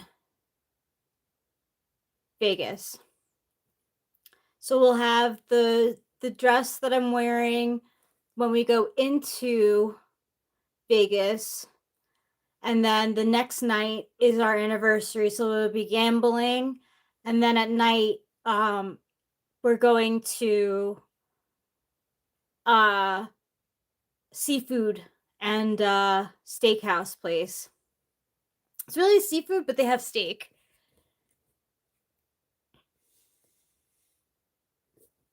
Please talk amongst yourselves.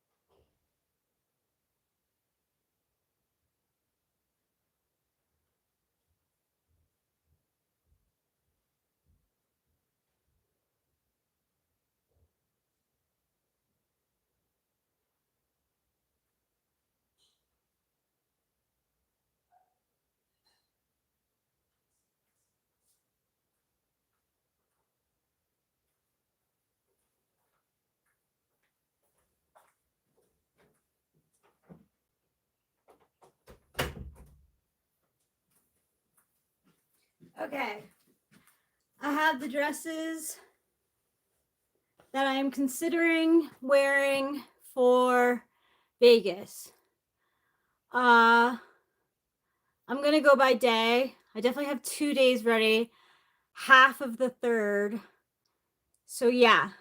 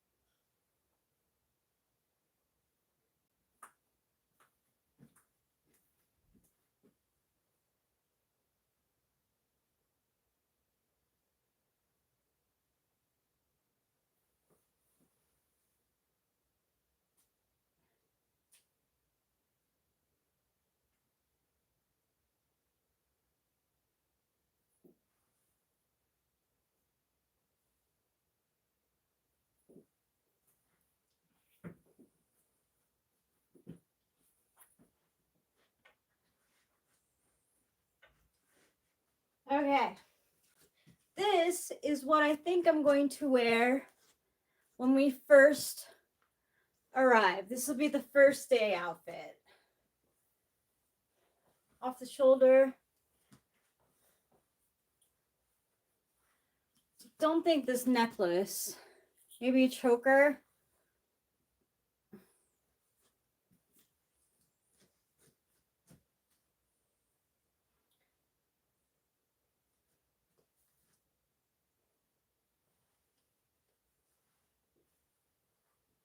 It has pockets. I like Birkenstocks. Because we're not doing really much the first day. I could put my hair back too if I want to. I think it looks pretty.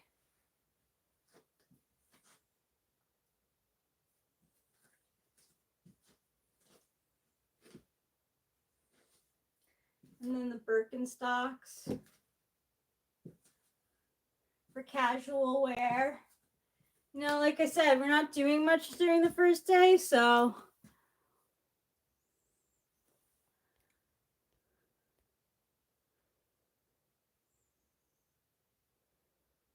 that's really sweet, fairy princess. Thank you, Winston's mom.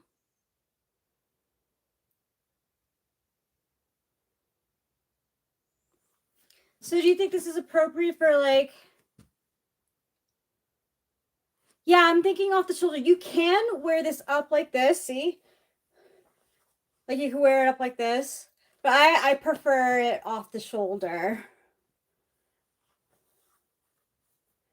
And then I'd probably be wearing my hair down.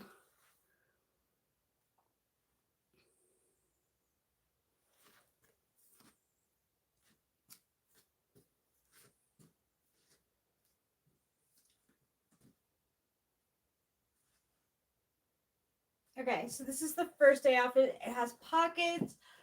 I'm going to be wearing my Birkenstock, so I know I'll be like super comfy. Yeah, so that's first day outfit.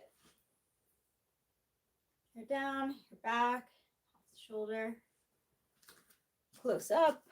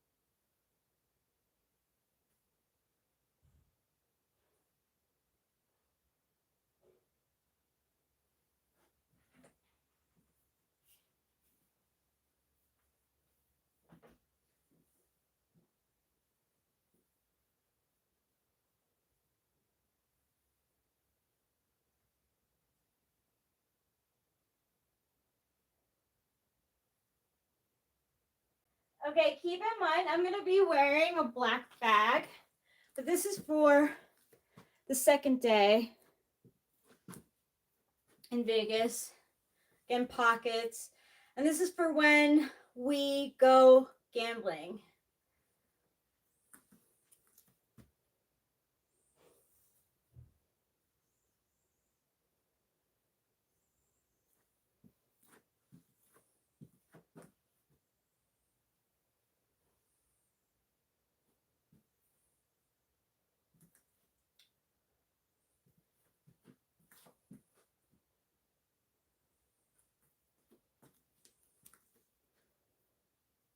Thanks, Agrilla Sinekori 87. Thanks.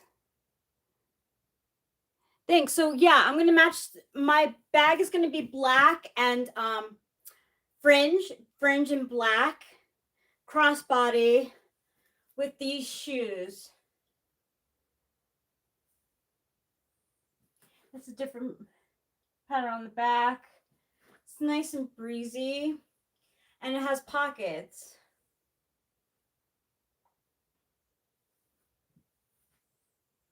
So this is what I'm wearing to the casino. Oh yeah, and I'm gonna be wearing Eric's grandma's tanzanite necklace, or the necklace that Eric got me with his grandma's. Here, I'll wear it.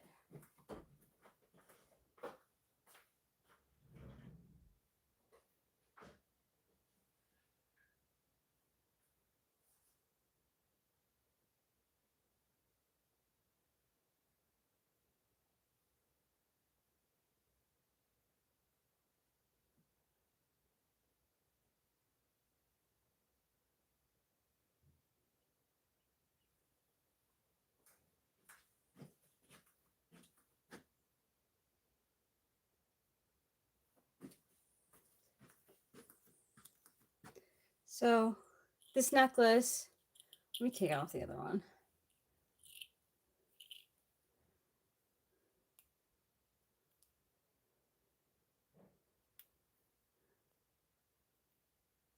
Okay.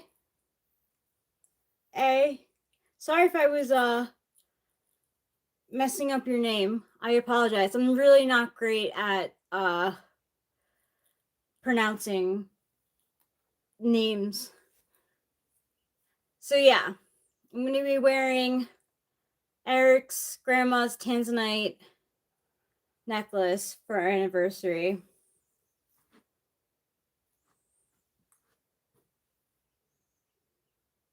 So this will be what, and probably the lip look is what I'm going to be wearing for the day of. I'm not sure. But yeah, this is going to be the day of dress. And I'll put on two outfits that I don't know which one I should wear for dinner at the restaurant. Thanks, A. Hi, Carrot.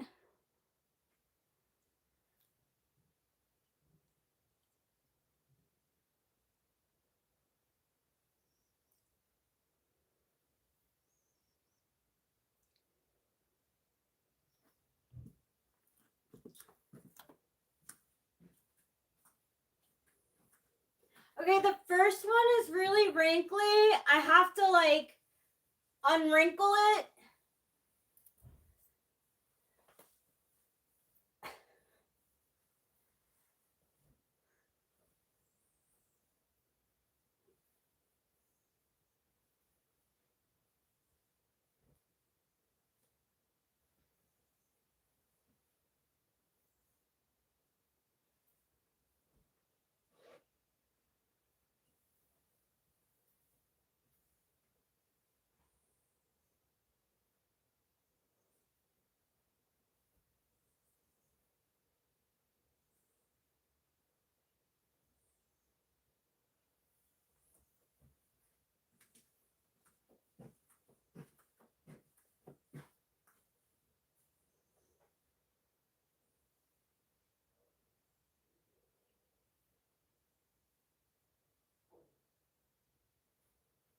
Okay, this is the first outfit. Again, I'm going to be wearing a black bag. This is the first outfit.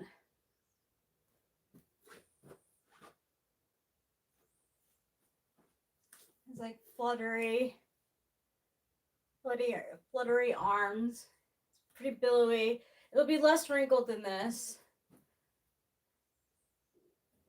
And it'll go with the necklace.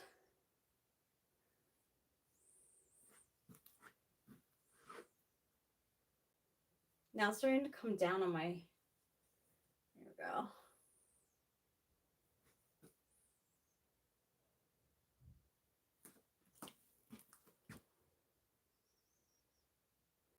Thank you, Winston's mom.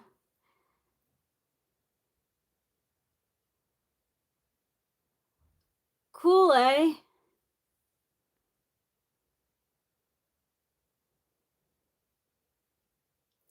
Thanks, Carrot.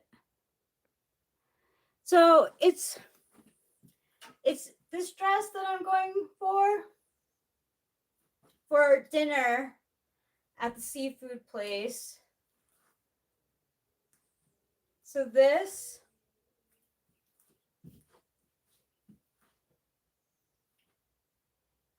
Okay, so there's this. And then I am thinking about this other dress that I'm going to put on. I'm between the two.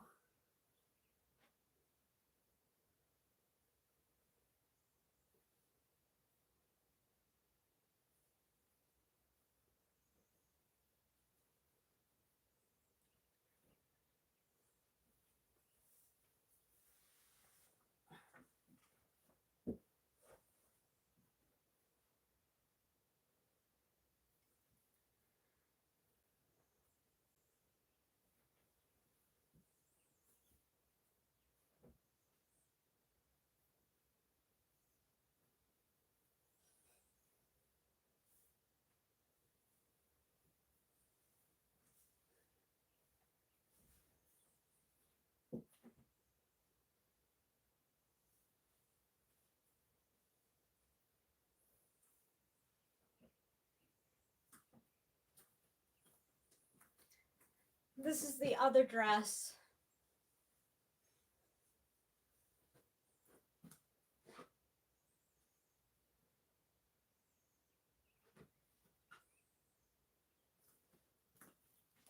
This is the other dress that I was thinking about wearing for dinner. With the purple stone.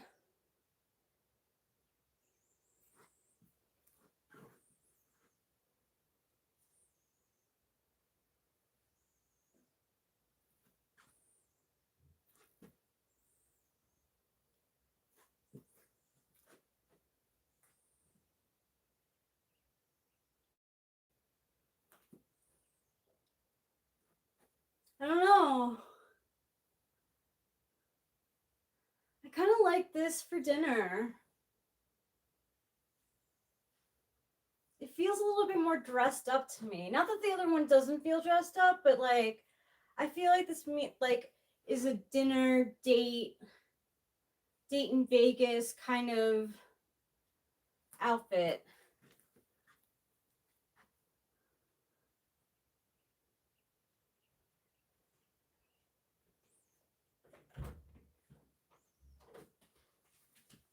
Oh, thank you. This is kind of like Breakfast in bed? yeah. Yeah. It is. Here, let me get you something that'll help. I can get you the food stool. That'll help a little bit.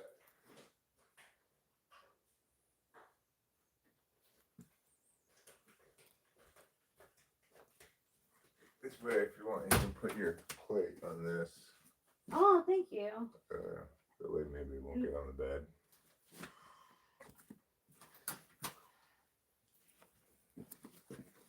But whatever. If you don't want to, yeah, you deal with that however you want. That's okay. Do you need a drink? Yes, you do. Yeah. All we got is water, so Okay. we're gonna have to go to the store like soon. Yeah. So yeah. So dinner, and I'm thinking a smoky eye, too, like a metallic purple, smoky eye, mascara, and like nudish lips.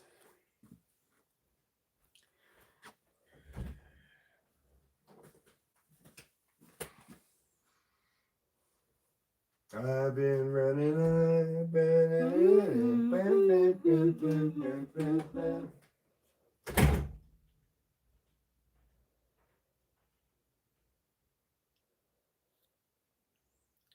Okay, so I think I'm gonna go with this for dinner.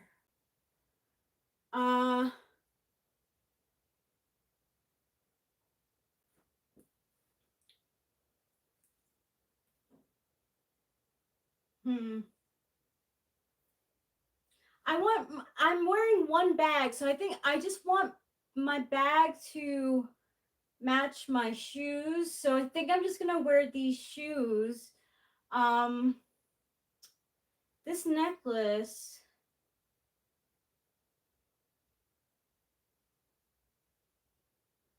I was gonna wear like statement earrings, but they won't go with what I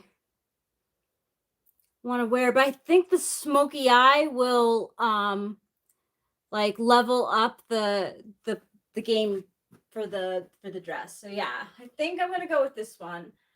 What do you guys think? This one for a night out to dinner for our anniversary?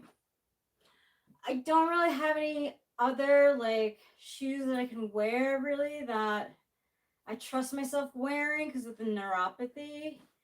I don't want, I can slip out of.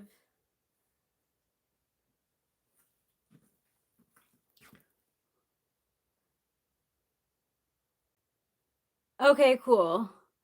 And then maybe Winston's mom, the other one, the other purple, like periwinkle one, I can wear the night of the magic show. So I have another dress and I'm going to show you what I'm going to wear the day after. So this is the night of the day of the magic show. Good morning.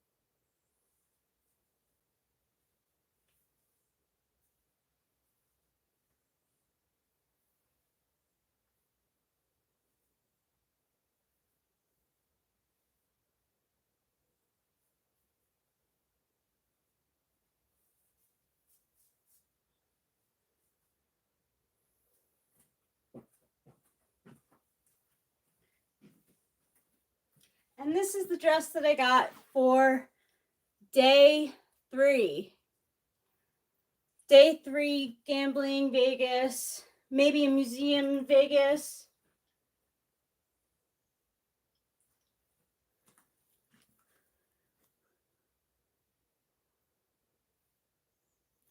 So yeah, so this is like, I was thinking for a day when we're going to be in and out of places. Like I was thinking we might go to a museum or something, or like gambling, I'm sure is going to be done at some point.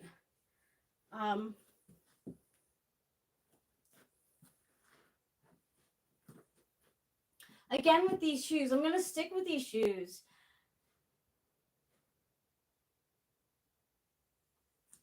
And the fringe bag.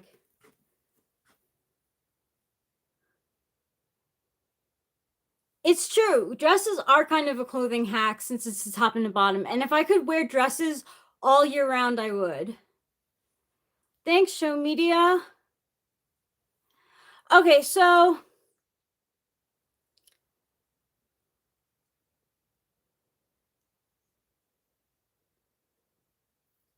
thanks, Winston's mom.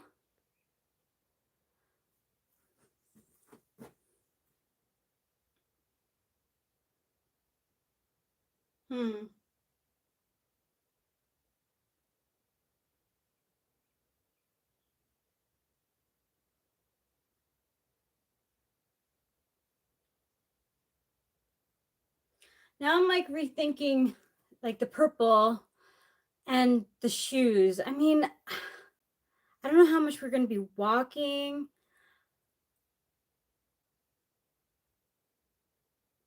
But I wanted the shoes to match the bag. My bag is black and fringe.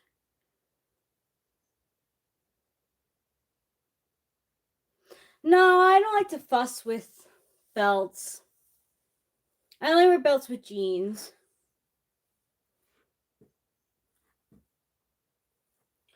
So those are the dresses that I'm wearing.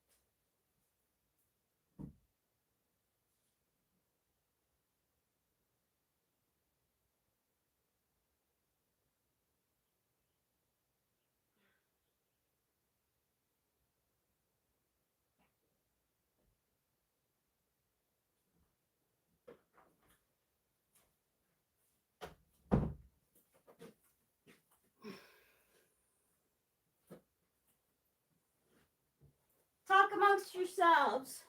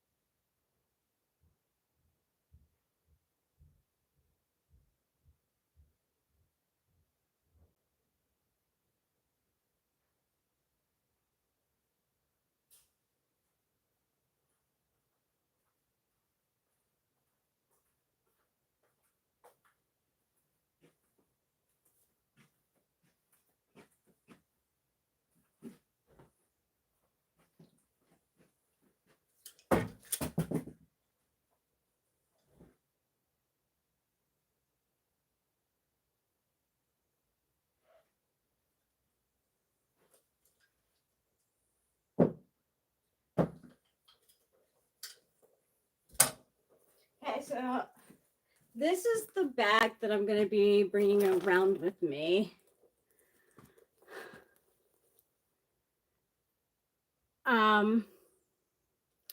Yeah, so this is the bag that I'm going to be bringing with me. And I brought down different shoes. Now, I really hope that we're not going to be walking very much because I sometimes fall like out of my shoes. There's one pair that I don't fall out of as much, and I have different dress options too. So I have 2 other dress options for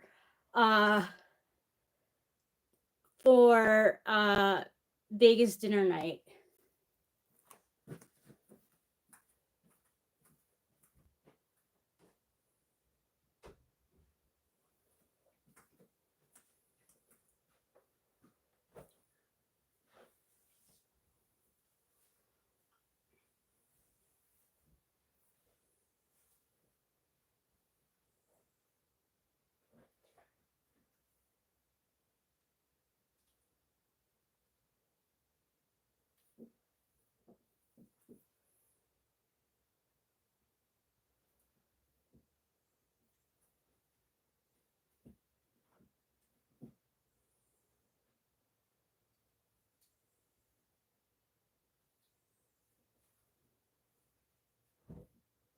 Okay, I have the purple dress in a different color. It's a vibrant, like corally pink, reddish. I'm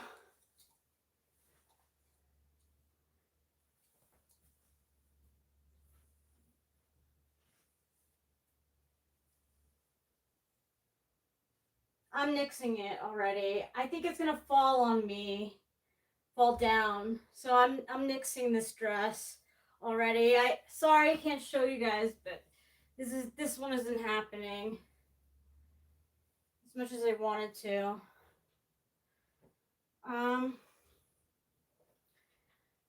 Okay.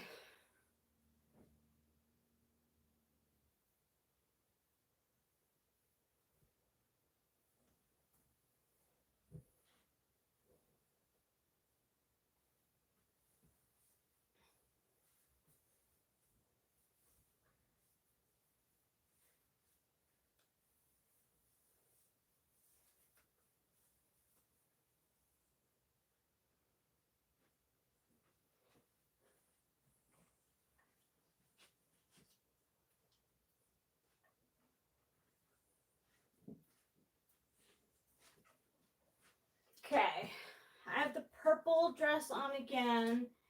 And where did I put my bag? There it is.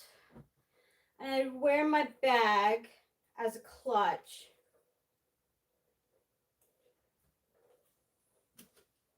Oh, see, I'm falling out of them already.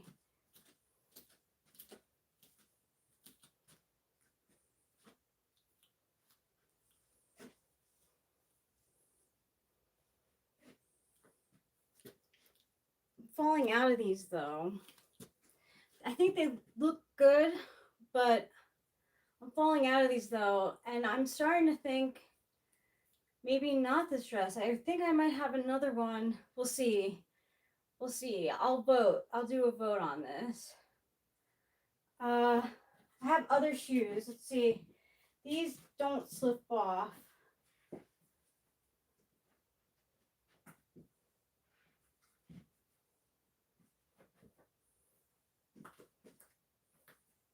What about this? How about these shoes?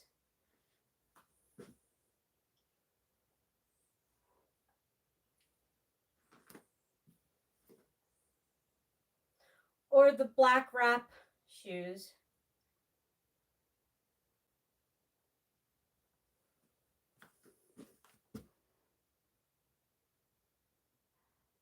Black? Yeah, I think the black strappy ones too. Okay, so I'm going to show you guys the other dress that's a possibility for the night of the dinner.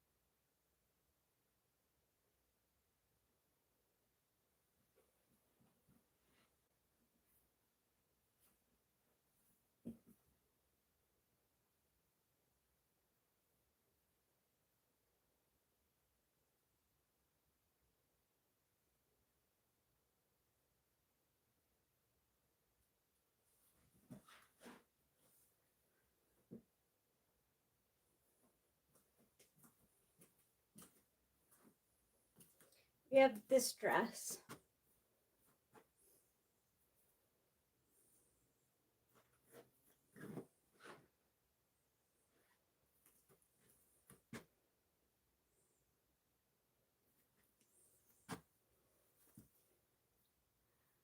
Thank you.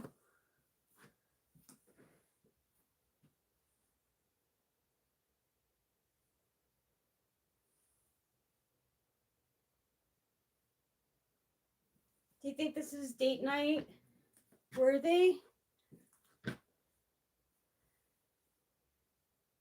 Or I don't want to sheer on the bottom.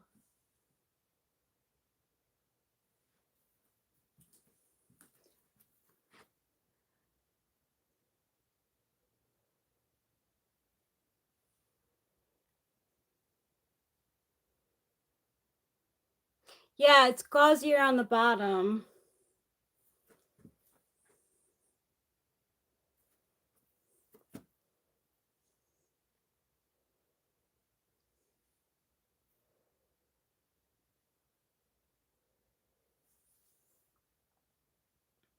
We don't have any dogs. We have 2 cats. Okay.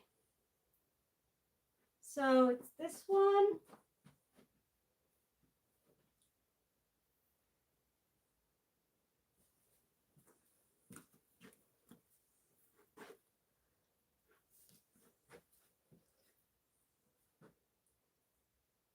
So it's this one, this dress,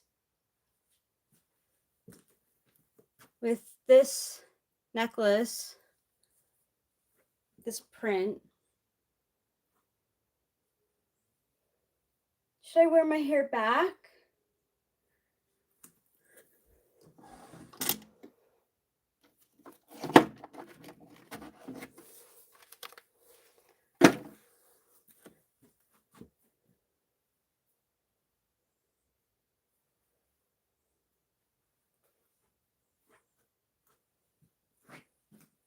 Okay, so there's this outfit with my hair back.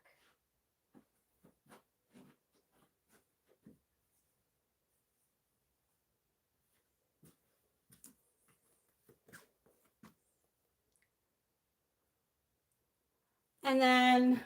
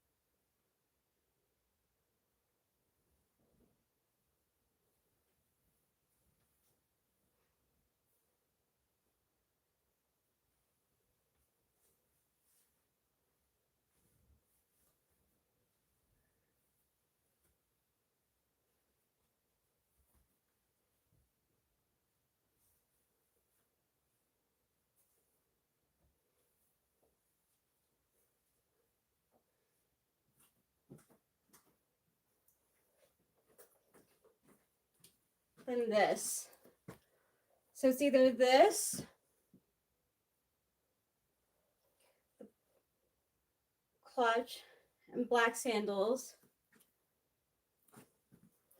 and like the flowy skirt, and the wrap shoes. I don't know, I'm kind of feeling this one. I'm like really feeling this one. Look how pretty it is when you like twirl. I feel like this is more fancy. You know, you add the clutch. Maybe I'll wear gold earrings.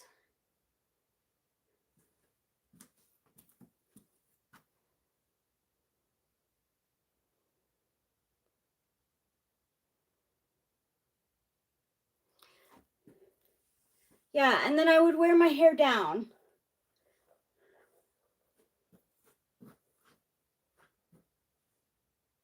Or maybe back. I don't know. Do you guys think that I should wear my hair back? I'm feeling like I should wear my hair back with this dress.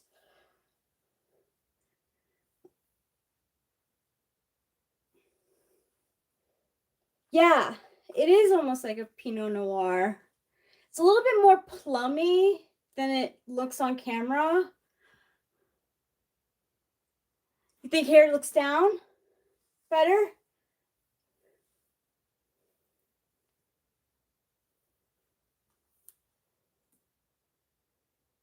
Well, I'll probably have my hair like this. I always tuck my hair behind my ears. And then I bring a hair tie for me for when I eat. So, hair down. Going to dinner in Vegas. Seafood place. I'm feeling this. I'm feeling this. I want to get vibes back.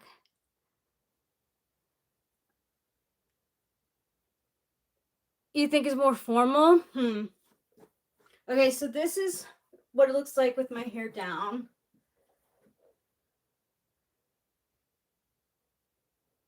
And this is what it looks like with my hair down.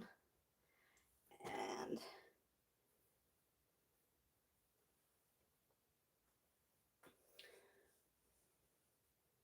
this is what it looks like with it back.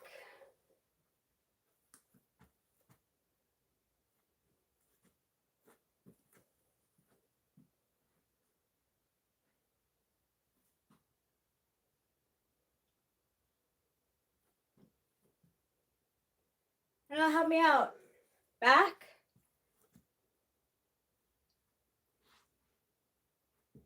Or down.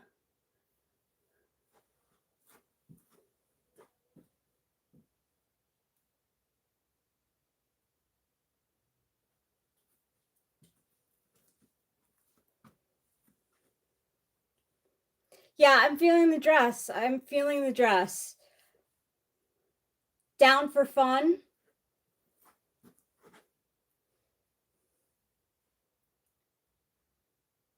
Looks nice to the side like that. And I could always pull my hair back for dinner when we're eating. Down.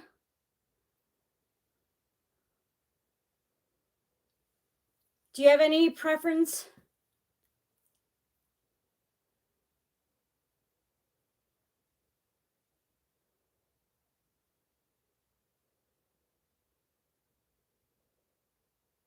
Oh, you like my hair down.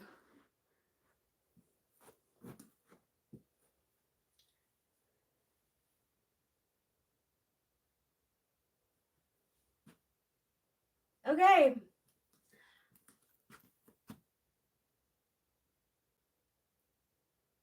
Prefer the hair down? Okay. That's easy enough. And then I could just pull it back when I'm eating. I could do a poll too. I'm extra sweaty right now.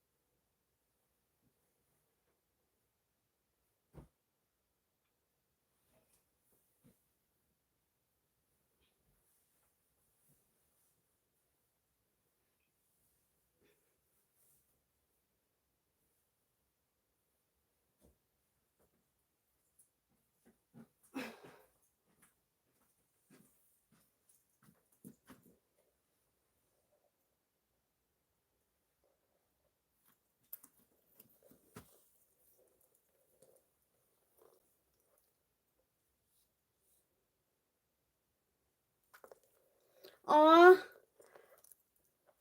I don't have any more for, that's like, well, I have more, but that's what I'm wearing for Vegas. Vegas, you know. And I think I'm going to smoke some more. I want to go smoke some weed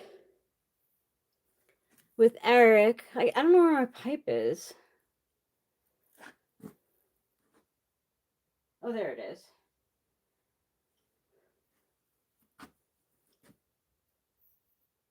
Oh, you missed it. I was trying on dresses for Vegas. That last one though that I was wearing, that's what I'm wearing to out dinner at a seafood place with Eric for our anniversary. I hope you thought it was pretty.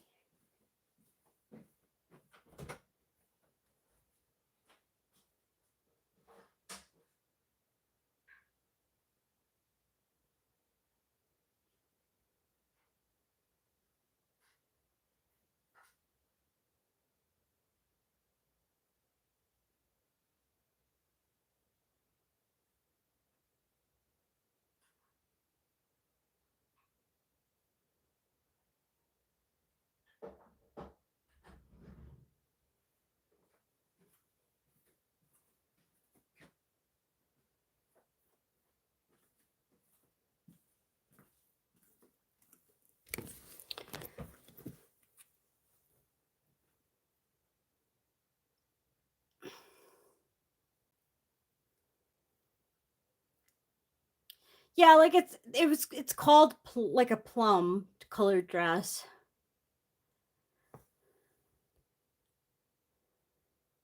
Yeah, the last one was purple, like a plum. They call it plummery. It's the color of the dress is plummery.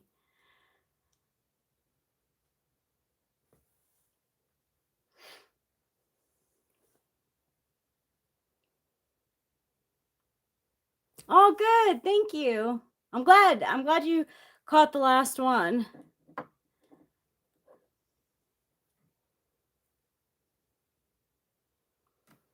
That would be fun. I do have a lot more basic clothes.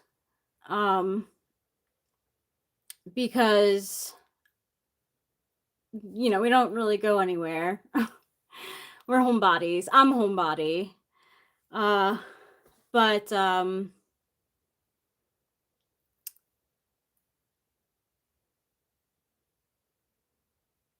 movie at edit, no.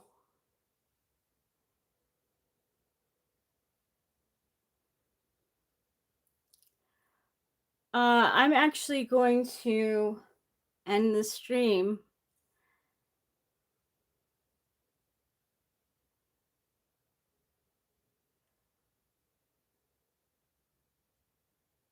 Las Vegas Meow Wolf location has opened a new installation. What's that? Maybe if have interest, you guys could check it out.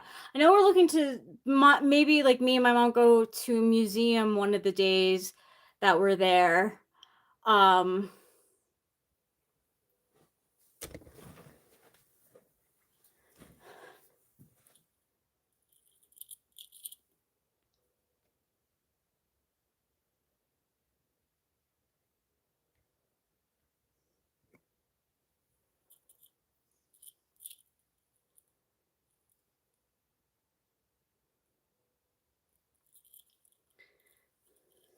I'm gonna eat my dinner.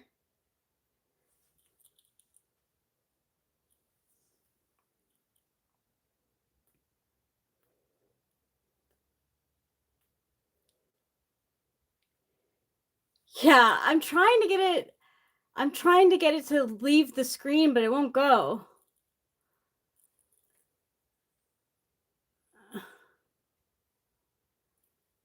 It won't go. It keeps on doing that. I'm wearing Fussy right now.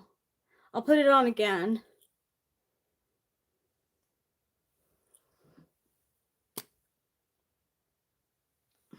It's pink, but it's not this color pink. It's more of a dusty pink.